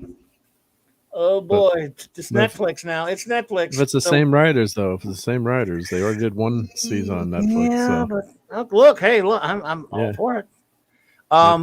Let's see here. I'm okay, Clobby. I'll make sure that EFAP destroys this Legion abomination. I might make it a mission to destroy it myself. No, I'm not watching that. I can't do it. Pleasant Valley is a good idea. That'll be like watching STD. Yeah. But he's having a quiet night at home, drinking rum and eggnog and watching YouTube. Oh, good. That's good great. Good plan. I'll be watching Cobra Kai all day. 12 episodes. Yeah, no problem. Well, I'll tell you what, my friends, this has been wonderful as always. I'm sorry to interrupt you, boss, but you and Mark were having a very, very important, very pertinent conversation that a lot of people are discussing these days, and that is how to market and how to sort of distribute these new IPs given the new streaming services. And Kal-El has actually responded with something here that I think you should read, Boss Man, before we go. Yeah, sorry, honey. I agree that week to week would be better, but those shows take weeks long or now months long hiatuses. So I'd rather they release all the episodes at once for that reason. I think from a marketing standpoint, it's probably wiser for them to go week to week. But from a selfish standpoint, I'd like to have it all at once. Yeah. Yeah, or if you did like they finished it, so you didn't have the hiatus. I agree. Like some shows they did like 2 or 3 months hiatuses, and it killed the show on broadcast TV. Trying to think of a couple examples, but but if they had like if it's 12 episodes, and there's going to be no hiatus, like week to week to week, you build up that drama, and like, Marvel's been doing, they release the first 2 episodes and then everyone's talking about those episodes for that week. But if you drop it all at once, it's like a race to like binge through all the episodes so no one spoils it for you. Yeah. And then you talk about it for like 2 or 3 weeks. Yeah. And as fantastic as Cobra Kai is, yeah, see, we're still talking about, but we're not talking about that episode of the week, which I think I kind of, I agree. Like for me, I love binge watching them all together. Mm-hmm. Don't disagree, but like I'll binge them all at once and too quickly. And like sometimes it's nice to like digest that when you're show. done, you go, oh man, now I gotta wait till you. It's like eating that whole thing of ice cream at once when you're like, I should have only had half. It's a very interesting. It's a very interesting development in our culture, and it is definitely a very, very important topic in Comtech right now. And that is this idea of, do you do that info dump? And we don't have commercials. And, how do you keep suspense? How do you keep interest? And also, how do you grow the audience? And how, because of social media, how do you create some type of information control where people will actually stay interested if the show is spoiled for them? So it's a very interesting thing that's happening in communications and technology today. And I just have to do it, Clobby, before we go. Kamloops, what's up? 7 days, buddy. How you doing, man? Yeah, nice. Had a great Get Back stream today. It was really good. And for you Beatles fans out there, check out that 70s Rock fan, sub to his channel and watch that. He's had a couple of really good videos, and Tom and Paulie were on today talking Beatles and Get Back, or the documentary that's on Disney right now, which is, if you're a Beatles fan, it's just amazing. Like what they were talking about today, but like I've mentioned on my show too, and 70s were on there. It was great to talk about it with you. You could see Paul in real time creating the song Get Back. He's just strumming the guitar. I don't know if you've seen it, Raquel, but he's strumming the guitar and he's just saying, humming, and I can't hum, I can't even hum, but he's just going, no, and then all of a sudden he just says, get back, and something clicks, and he keeps adding words. He's got those ridiculous words, and he by like 2 or 3 minutes, then George is like coming up with some chords, and Ringo gets on the drums, and in like 5 minutes they've got the basis for the song Get Back, and it's just the most beautiful thing to see and hear. It's just, you're watching the genius of creation, and it's just unbelievable. It's just the guy strumming, and in the end he turns out to has most of the song Get Back going. It's just okay. So let's start a war. Paul or John? Both. Okay, really? Okay, so you can't have one without the other. I mean, they're so great together. I mean, okay, even though they did write a lot of songs John, separately. or George? Oh, well, George Harrison was amazing too. I mean, it's just, and wow. Ringo. People pick on Ringo's drumming. I know that they had the quote that John said Ringo, and Paul said Ringo wasn't even the best drummer in the Beatles, but you listen to some of his work on the White Album and Strawberry Fields, and some he's got such amazing drum work on some songs too that I think he's overlooked. And George Harrison is far and away the most talented Beatle. The second most talented Beatle is definitely Paul, and the other two, meh. Well, I don't agree with that. That's okay. I know. Like I said, let's start a fight. It's too late to start a war, but yeah, I just think if you look at the then George came into his own at the end. I mean, imagine trying to compete with John and Paul in terms of songwriting and getting a song on the album.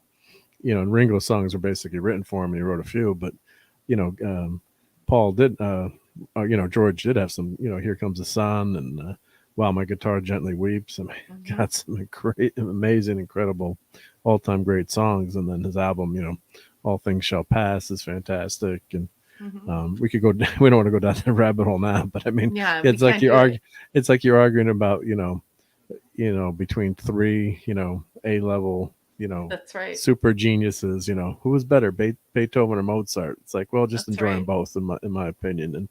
And Paul would make fun, John would make fun of Paul for writing all the silly love songs, and John had the more political stuff, but John had Yoko Ono. Yeah, Did you know Yes, did you know that if Sonny Bono married Yoko Ono, that her name would be Yoko Ono Bono? Yeah. Oh God. Just saying. Just saying. Yep. But and actually, Linda Eastman or Linda McCartney is in. She's more annoying in some of those Get Back scenes than Yoko. Yoko's like sitting there knitting. I'm like, I heard all these bad things about Yoko. I'm like, well, I'm waiting for her to do something or cause a scene. She's kind of just sitting there. So, oh, Yoko! Just kidding. I'm kidding. I'm not a huge fan of John Lennon. Yeah, it's bad, isn't it? Look, we're at the 4-hour mark. Clobby is going to take out the gong. We're gonna play the White Album now. It's a short album. Everyone know, please, if anyone here, if you have not yet, please go to 70s channel. He said that 70s rock fan. He's got that great stream he did today about the Beatles, of course. Yep. But he's also got a lot of other streams and science fiction stuff that he does over there. And he's a good friend of this channel. So please, if you have not already, please go subscribe to our good buddy, that 70s Rocks fan channel. He's an awesome dude. Kamloops! Well, yeah, like Hungry Boys mentioned, for the benefit of Mr. Kite, that song. That's actually, they bought a poster about an old circus. And John Lennon wrote the song based on the poster and the words in the poster. So that's a fun story. You probably knew that, Hungry Boy, but such they're really huge cool. Beatles fans. I am one too. I'm a Beatles fan. I admit it. As well. Oh, nice. Are you not one? No, I am not a Beatles fan. Oh, that's okay. Well. We still like you. We still love you, I guess. We still love her, everyone. Instead of as you all know, I grew up in a band. And I was classically trained in a couple of instruments because when you're growing up in a professional band, that sort of happens. That type of thing happens. So I have many, many different influences, but the Beatles aren't among them. I think I could play Star Wars on the piano. My piano teacher, I'm like, I gotta learn. I want to learn how to play Star Wars on the piano. That was about it. Yeah. That was Retro's here, buddies. Yay. Hail, Retro. Good morning, here, Retro. Bro. Happy New Year. Yes, indeed. But one thing I would just say real quick, if we're in the physical media, I bought the special editions or the box sets of Sgt. Pepper's Lonely Heart Club Band and the White Album. It's like a 6-disc set, and they've got the DVD in it. So the great thing about it is they give you the original mono mix, but then George Martin's son went back and remixed it in surround sound. So you've got both, and of course the Beatles were technologically very advanced, with their production. So if they had surround sound or stereo, they would have done it. There's no doubt. But back then, everyone's walking around with these little transistor radios, and it's kind of fun. It's kind of fun now too, where everyone's back to that with their Echo devices. You've got like one speaker instead of having a stereo setup. But when you put on the surround sound, I have a semi-decent system. Turn the uncompressed audio on the White Album or Sgt. Pepper's and listen to that 5.1 mix, or I've got the Atmos now system. Mm-hmm. It's like it's not as good as being there, but it's just so glorious to hear uncompressed. It's just so if you have a chance to buy those box sets, they've got the original mono, they've got the original CDs, but then they also have these glorious new mixes, and they have a video that they set to it, and then my kids came downstairs like, Dad, turn the music down. I'm like, you don't get to tell me to turn down the music in my own house. What's going on here? I had it on 11, so yeah. So fun stuff. Yep. Phantom Outsider is asking if I prefer Anne Murray, and the answer is a hard no. And he says, isn't Snowbird the official anthem in Canada? No. And nothing written by Rita McNeil either. If I could pick a band from that era or a music that I was listening to from that era that heavily influenced me, that started like moving the furniture in my brain, I would definitely have to say Julian Bream, and I would definitely have to say Steely Dan. When I was listening to those albums, and you're listening to these songs that instead of 3 chords, have like 60 chords.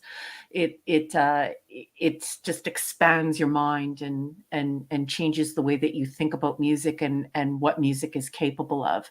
So yeah, definitely don't like Rush, and You don't like Rush, but you're Canadian. You have to like Rush. No, actually, I loathe Rush. Oh, and no. and I don't like the Beatles That's like either. Sorry. Geek's favorite musical band is. I know. I do love George Harrison, though. I think George Harrison. Do you like any of Rush, or like a couple of songs? They can give me one or two songs. None. Like, and I mean, I mean, I was there in that time, in the thick of it, when they were at Working their Man. peak.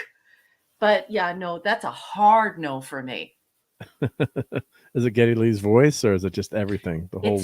It's just all of it. It's a hard pass. Pop Culture Republic. 2112. Oh God. April Wine is not bad. I mean, I wouldn't exactly say, that they're the most, I don't know, advanced musicians, but I do find April Wine quite pleasant. They're a good Canadian band. Yeah, I don't mind April Wine. There are lots of Canadian bands I like, but definitely Rush is not among them. No.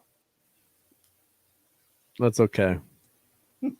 No one's perfect, right? I understand all you geeks love Rush, and I understand all you geeks love the Beatles. What about Jethro Tull? Jethro Tull is one of my favorite bands. Jethro Tull is okay. He's okay. All right, see, I got an okay. All right. Okay. Ian Anderson and their audience has become much more selective lately, but I do love them. Yep. Yeah. I like, and they go from blues to jazz to pop, and of course they won that Grammy for best heavy metal band. So if that blew you away, you can imagine how I felt the first time I heard Larry Carlton. So the first time I heard Larry Carlton, I thought, what is happening in my brain? How is this possible? And I thought it was remarkable. I thought it was incredible. And Julian Bream, Larry Carlton, definitely Steely Dan, that kind of stuff. That really appealed to me. Yep. Well, we could go on for hours of music, but we did that. Oh, Peter Gabriel's terrific, RD. Sorry to interrupt you, Mark. Just kidding. No, that's all right. Yeah. Gabriel's. I saw him a few years ago. We did the album so in order. Just played the whole album and a few other hits, and that was awesome. Yeah, he's uber talented. Yep. Peter Gabriel, he's sensational, and his videos in the early days of videos were just great. Yeah, phenomenal. Well, I have no strong feelings on any of those subjects whatsoever. I like the Beatles. I like the Beatles. I like a lot of that music, but I never really collected or bought much of it. I just like listen to it on the radio and stuff like that. So, and Peter Gabriel didn't he invent the have a lot of knowledge on music. So yeah. Didn't Peter Gabriel invent the Genesis device? Yes, that I know. Oh, kick him off now. Sorry. Here, I'm silencing him for that one. Oh, my goodness. Well, show notes, folks, and then we'll say our goodbyes and we'll get out of here. First, though, I want my wonderful first officer to tell us about her literary works and how you can get them. Oh, my goodness. Thank you so much. Yes, folks, it is very difficult to get a publisher interested in publishing short story collections these days. And so I've broken up my short story collection. I'm selling them individually. They are science fiction. If you like Philip K. Dick and, Edgar Allan Poe, like the old Twilight Zone and Outer Limits, if you like that kind of thing, you might like my stories. I believe they are 74 cents if you change the currency in American. And I would really appreciate your support. The support I've already received has just been outstanding. There have been times when I've looked at some of your reviews and genuinely nearly cried, just so grateful to have had that relationship with you and to have you all enjoy them. So you can find them on Amazon under my name, R.M. Briggs, and I appreciate all of your wonderful reviews. They're outstanding, and they're really helping this indie artist to get people interested in her work. So I humbly thank you so much for that. Absolutely. And Mark D with a C. Thank you. Plug your channel and tell us what you got going on, bro. Sure. Well, we'll probably have another Sunday Night Geekery, I think, this week. But appreciate you being on there, Clobberin. I know, Raquel, that's a tough time for you to get on. I was late this past week. That's okay. Because I was on with Doomcock, but he ended early, so. No, perfectly good. And then I've had a couple of enabling videos. I'm going to do a review of the Enterprise. I got the Playmobil Back to the Future kit that I'm going to put together. And I'm going to do that, put that Star Trek Enterprise together. Hopefully it won't take me too long. I'll be able to do because I know it's tough. So maybe I'll do it just to do a live stream of that. But yeah, I always appreciate being here. I can't believe you said it's 4 hours. It only feels like 4 minutes. I mean, had so much fun. Yeah. Literally. I mean, I know, it's so much time flew. Time flew. I can't believe, you told me, oh, you're going to sit here for 4 hours and talk to two friends and hang out with this awesome chat. Isn't going to see, oh, I got to sit for 4. But, this flew by tonight. But I really want to wish everyone a happy new year. I hope, next year's better. I know it's with the vid, things have been crazy and people can't see each other. And so this is a great way to get in touch with people and communicate and share what we love and talk about what we like and talk about food, music, Star Trek, whatever the heck we want to. Corn eggs. But yeah, it's been a lot of fun. I just do you have any idea what a beautiful person you are and how much everyone appreciates all the work you put into your channel and all the wonderful conversations you've had with everyone over this last year? Mark D with the C, I'm so proud to know you. I think you are such a kind and funny and smart and wonderful man. I'm so proud to call you my friend. And I too have enjoyed this 4 hours. Flew by. I'm so happy that I got to get close with you this year and that I found you. And I just wish you and your beautiful wife and your marvelous, gorgeous, and talented children the most wonderful new year. And you're just the best. Thank you. God bless you. Yeah, I don't know how do you answer that, guys? I don't know what. No. I've learned that. It's making me blush, but thank you. Yeah, all the best to your family and your daughter and everyone out there. A better year. But thank you for those kind thoughts. And yeah, it's just it's been last few years have been pretty tough for me too. With I lost my best friend to drinking. My dad passed away from cancer a few years ago. Earlier than that, so it's been a real tough time, to be honest. Yeah, and it's been great to make new friends and hang out here and love you. I'm just hugging you and your gorgeous wife and your cute kids. You have the most wonderful kids. I'm hugging you all, and my husband's coming in behind and just bear hugging all of us together. You are a marvelous human being, Mark. Keep your chin up, sweetheart. You too. Thank you. You too. So, happy New Year, everyone. And as Rush would say, the other guy, Rush, dittos. Another great guy that we lost.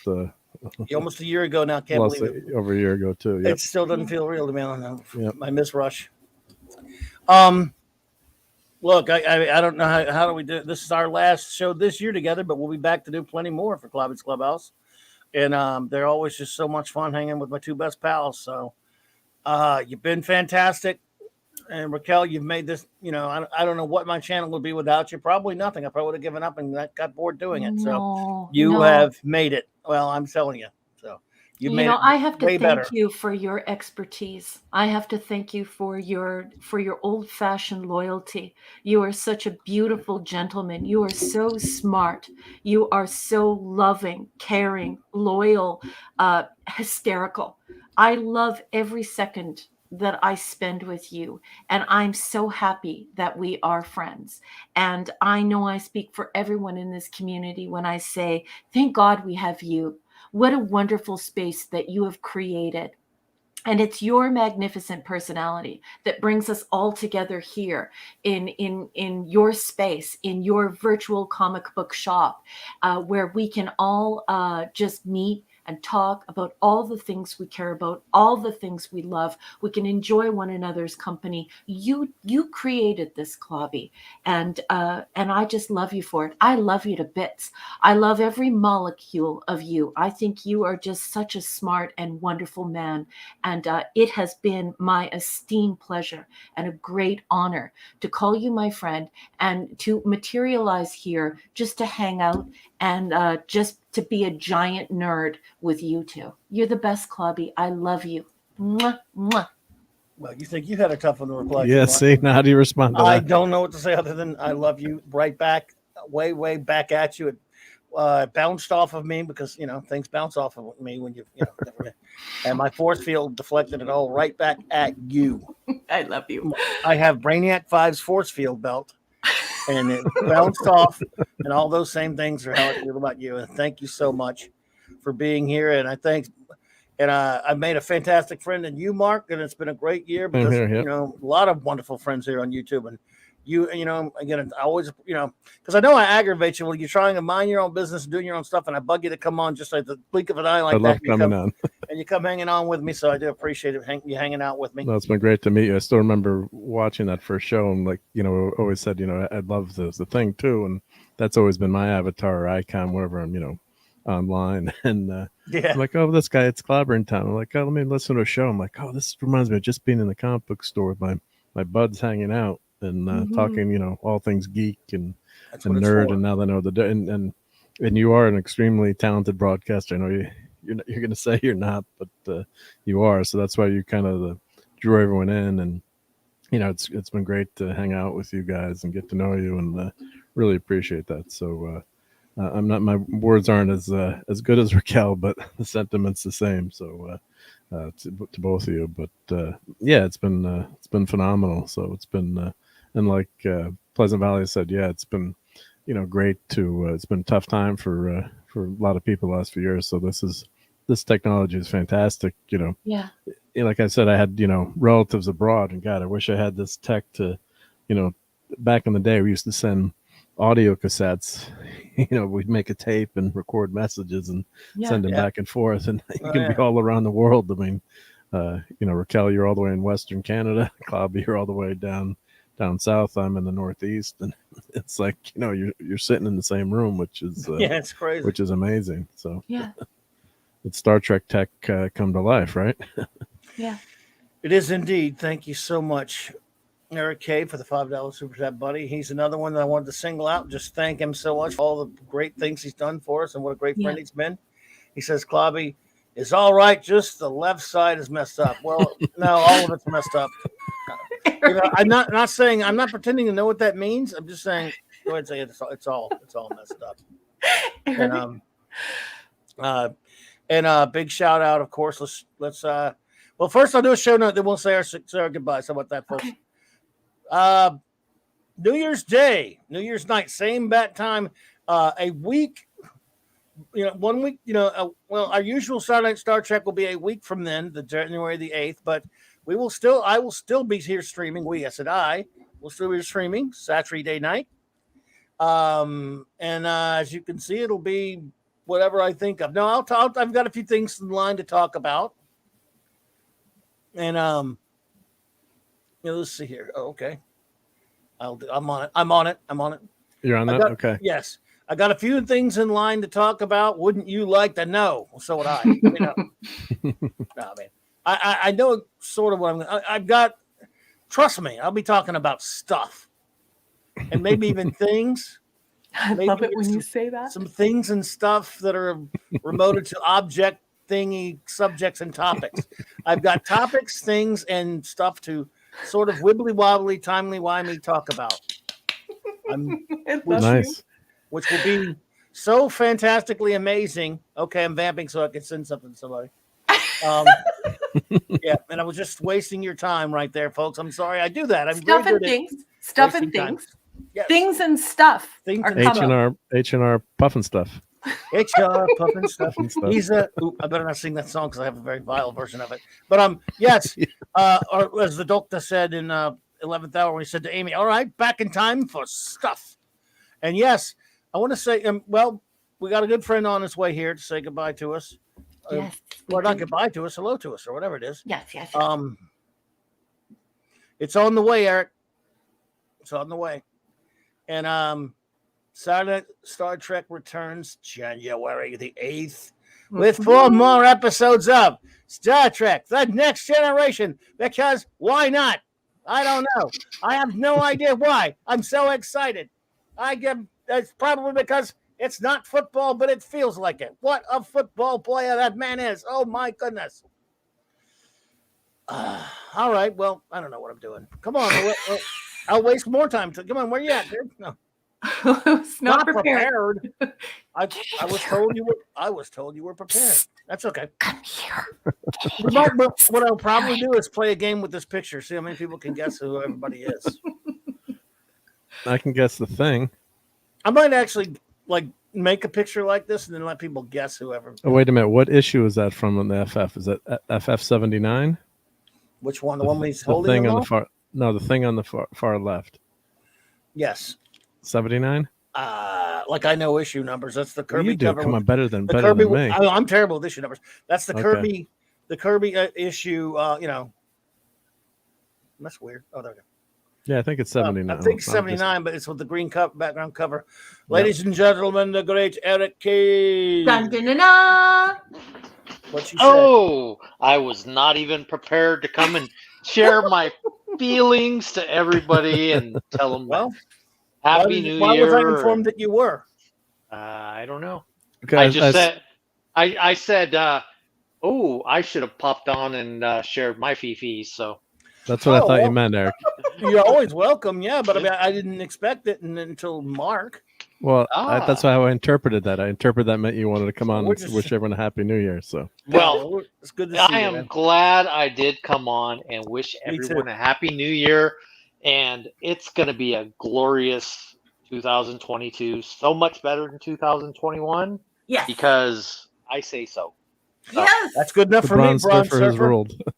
That is good Active enough for me. outsider. Oh no, more feelings. Yes. Phantom Yeah, Outsider, enabling we you. love you. Bronze Surfer. Bronze Wrencher, that is. Yep. But everyone in chat, let me know that, or let me tell you that you all mean so much to us. You make the channels work. Mhm. And the banter and chat that you all give is just absolutely funny, amazing, insightful, and it makes it worth coming every single time. So Thanks. thank you They are so amazing. much for No, you're right, dude. The chat's incredible. Sorry. Yeah, thank you to the chat. Yep. Yeah. Raquel, I absolutely adore you. You know that. I love you too, honey.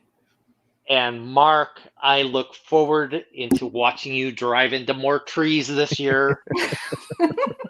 Huh? And now we have those 4-wheelers now in Fortnite. Oh, yeah, fucking he- Fortnite. Yeah. Oh, Yeah. that. Fortnite, he is a master of killing trees. Yeah. Fortnite. My goodness. You got to get back on there, Mike. You got to do the update.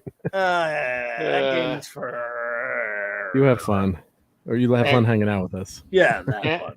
Clobby, I shall buddy. see you this year at some point. I'm gonna make it to see you this year, no matter what. So, Well, you got about 20-something hours left. well, this coming up year. The next Yeah, year. he means Oh, you that's like- too. This year's almost over, brother. I was going to say, man, you might make it, but man, you gotta hurry. Start No, driving. I can't travel right now. So, Oh, I got you. But there's Tutu for sure. There is no flying or no long driving trips All you in need is my near future. So, all you need I is a hope you're gun. feeling better. All you need is a gun, man. What's the song? Have gun will travel, reach the card of a man. A knight without armor in a savage land. This fast gun for. Oh, I got carried away. Sorry. You're gonna get a copyright strike. Yeah, I could get in trouble for singing that. I don't think that's copyright. No, I don't know. No. CBS. Oh yeah. Oops. yeah, that's a no-no. See, because all you see is BS. That's right. For those- CBS as in SEE, capital B, capital S. Yes. Oh yeah, Dimcock has sung it before. Yep, because he's been watching Have Gun Will Travel, the greatest Western TV Western of all time. Paladin rules. I'm gonna go watch me some Paladin. That's what I'm gonna do. Oh, that's what, after I get through watching Doctor Who. Oh, and because I'm watching that again. Oh, and then Cobra Kai tomorrow. Well, I'm gonna go back and binge. Damn it. And there's other stuff I'm going to be forced to watch soon. Apparently. And Twilight Zone was always on New Year's Day, in the Northeast. I don't know if that was on Sci-Fi Channel or like PAX, a local channel. You just watch Twilight Zone the whole day. Oh yeah, that was so good. I feel like throwing on some Briscoe County Jr. myself. Oh yeah, well, dude, I just re-binged it again. Every couple of years I do it. I've watched it so many times, man. I love that show so much. God, it's so good. Let's see, Raquel, has the hubby ever watched? I know he likes westerns. Has he ever seen that show? He might enjoy. No, I don't think he has. But you are correct. He does love those westerns. He probably and he has really he has really elevated taste in westerns. He likes the ones that are like really like award winning, like the ones where that bring critics to their knees. They're so good. And has he seen Lonesome Dove? Lonesome Dove is greatness. I think he has seen Lonesome Dove. He really likes that one that he and Clobby quote when we're offline, like when we're not on air. They joke back and forth with one another. There's one line from the film, I forget what it is. Tombstone, yeah. Oh, a lot of Tombstone.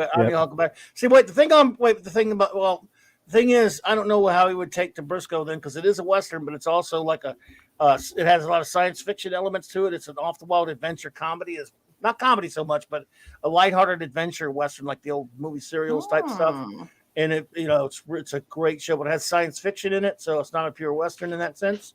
It's Bruce Campbell, how you have never seen him before. Well, she's seen him in that thing that clip Mark made for me. But Lonesome Dove, I would wager he's probably seen that. That's Tommy Lee Jones and the first one, and Robert Duvall. It was a TV miniseries from the early 80s, and it was fantastic. Yeah, I remember watching that in the 80s. Yeah, that was a great show. Yeah. So you never know. He's probably seen that one. Yeah. All right, well, let's see, everyone. I guess we're about to run out of here. Yep. You can play that Briscoe clip. Of course I will. Of course I will. 4 hours, 31 minutes. We kicked butt. Not only did we kick butt, we also...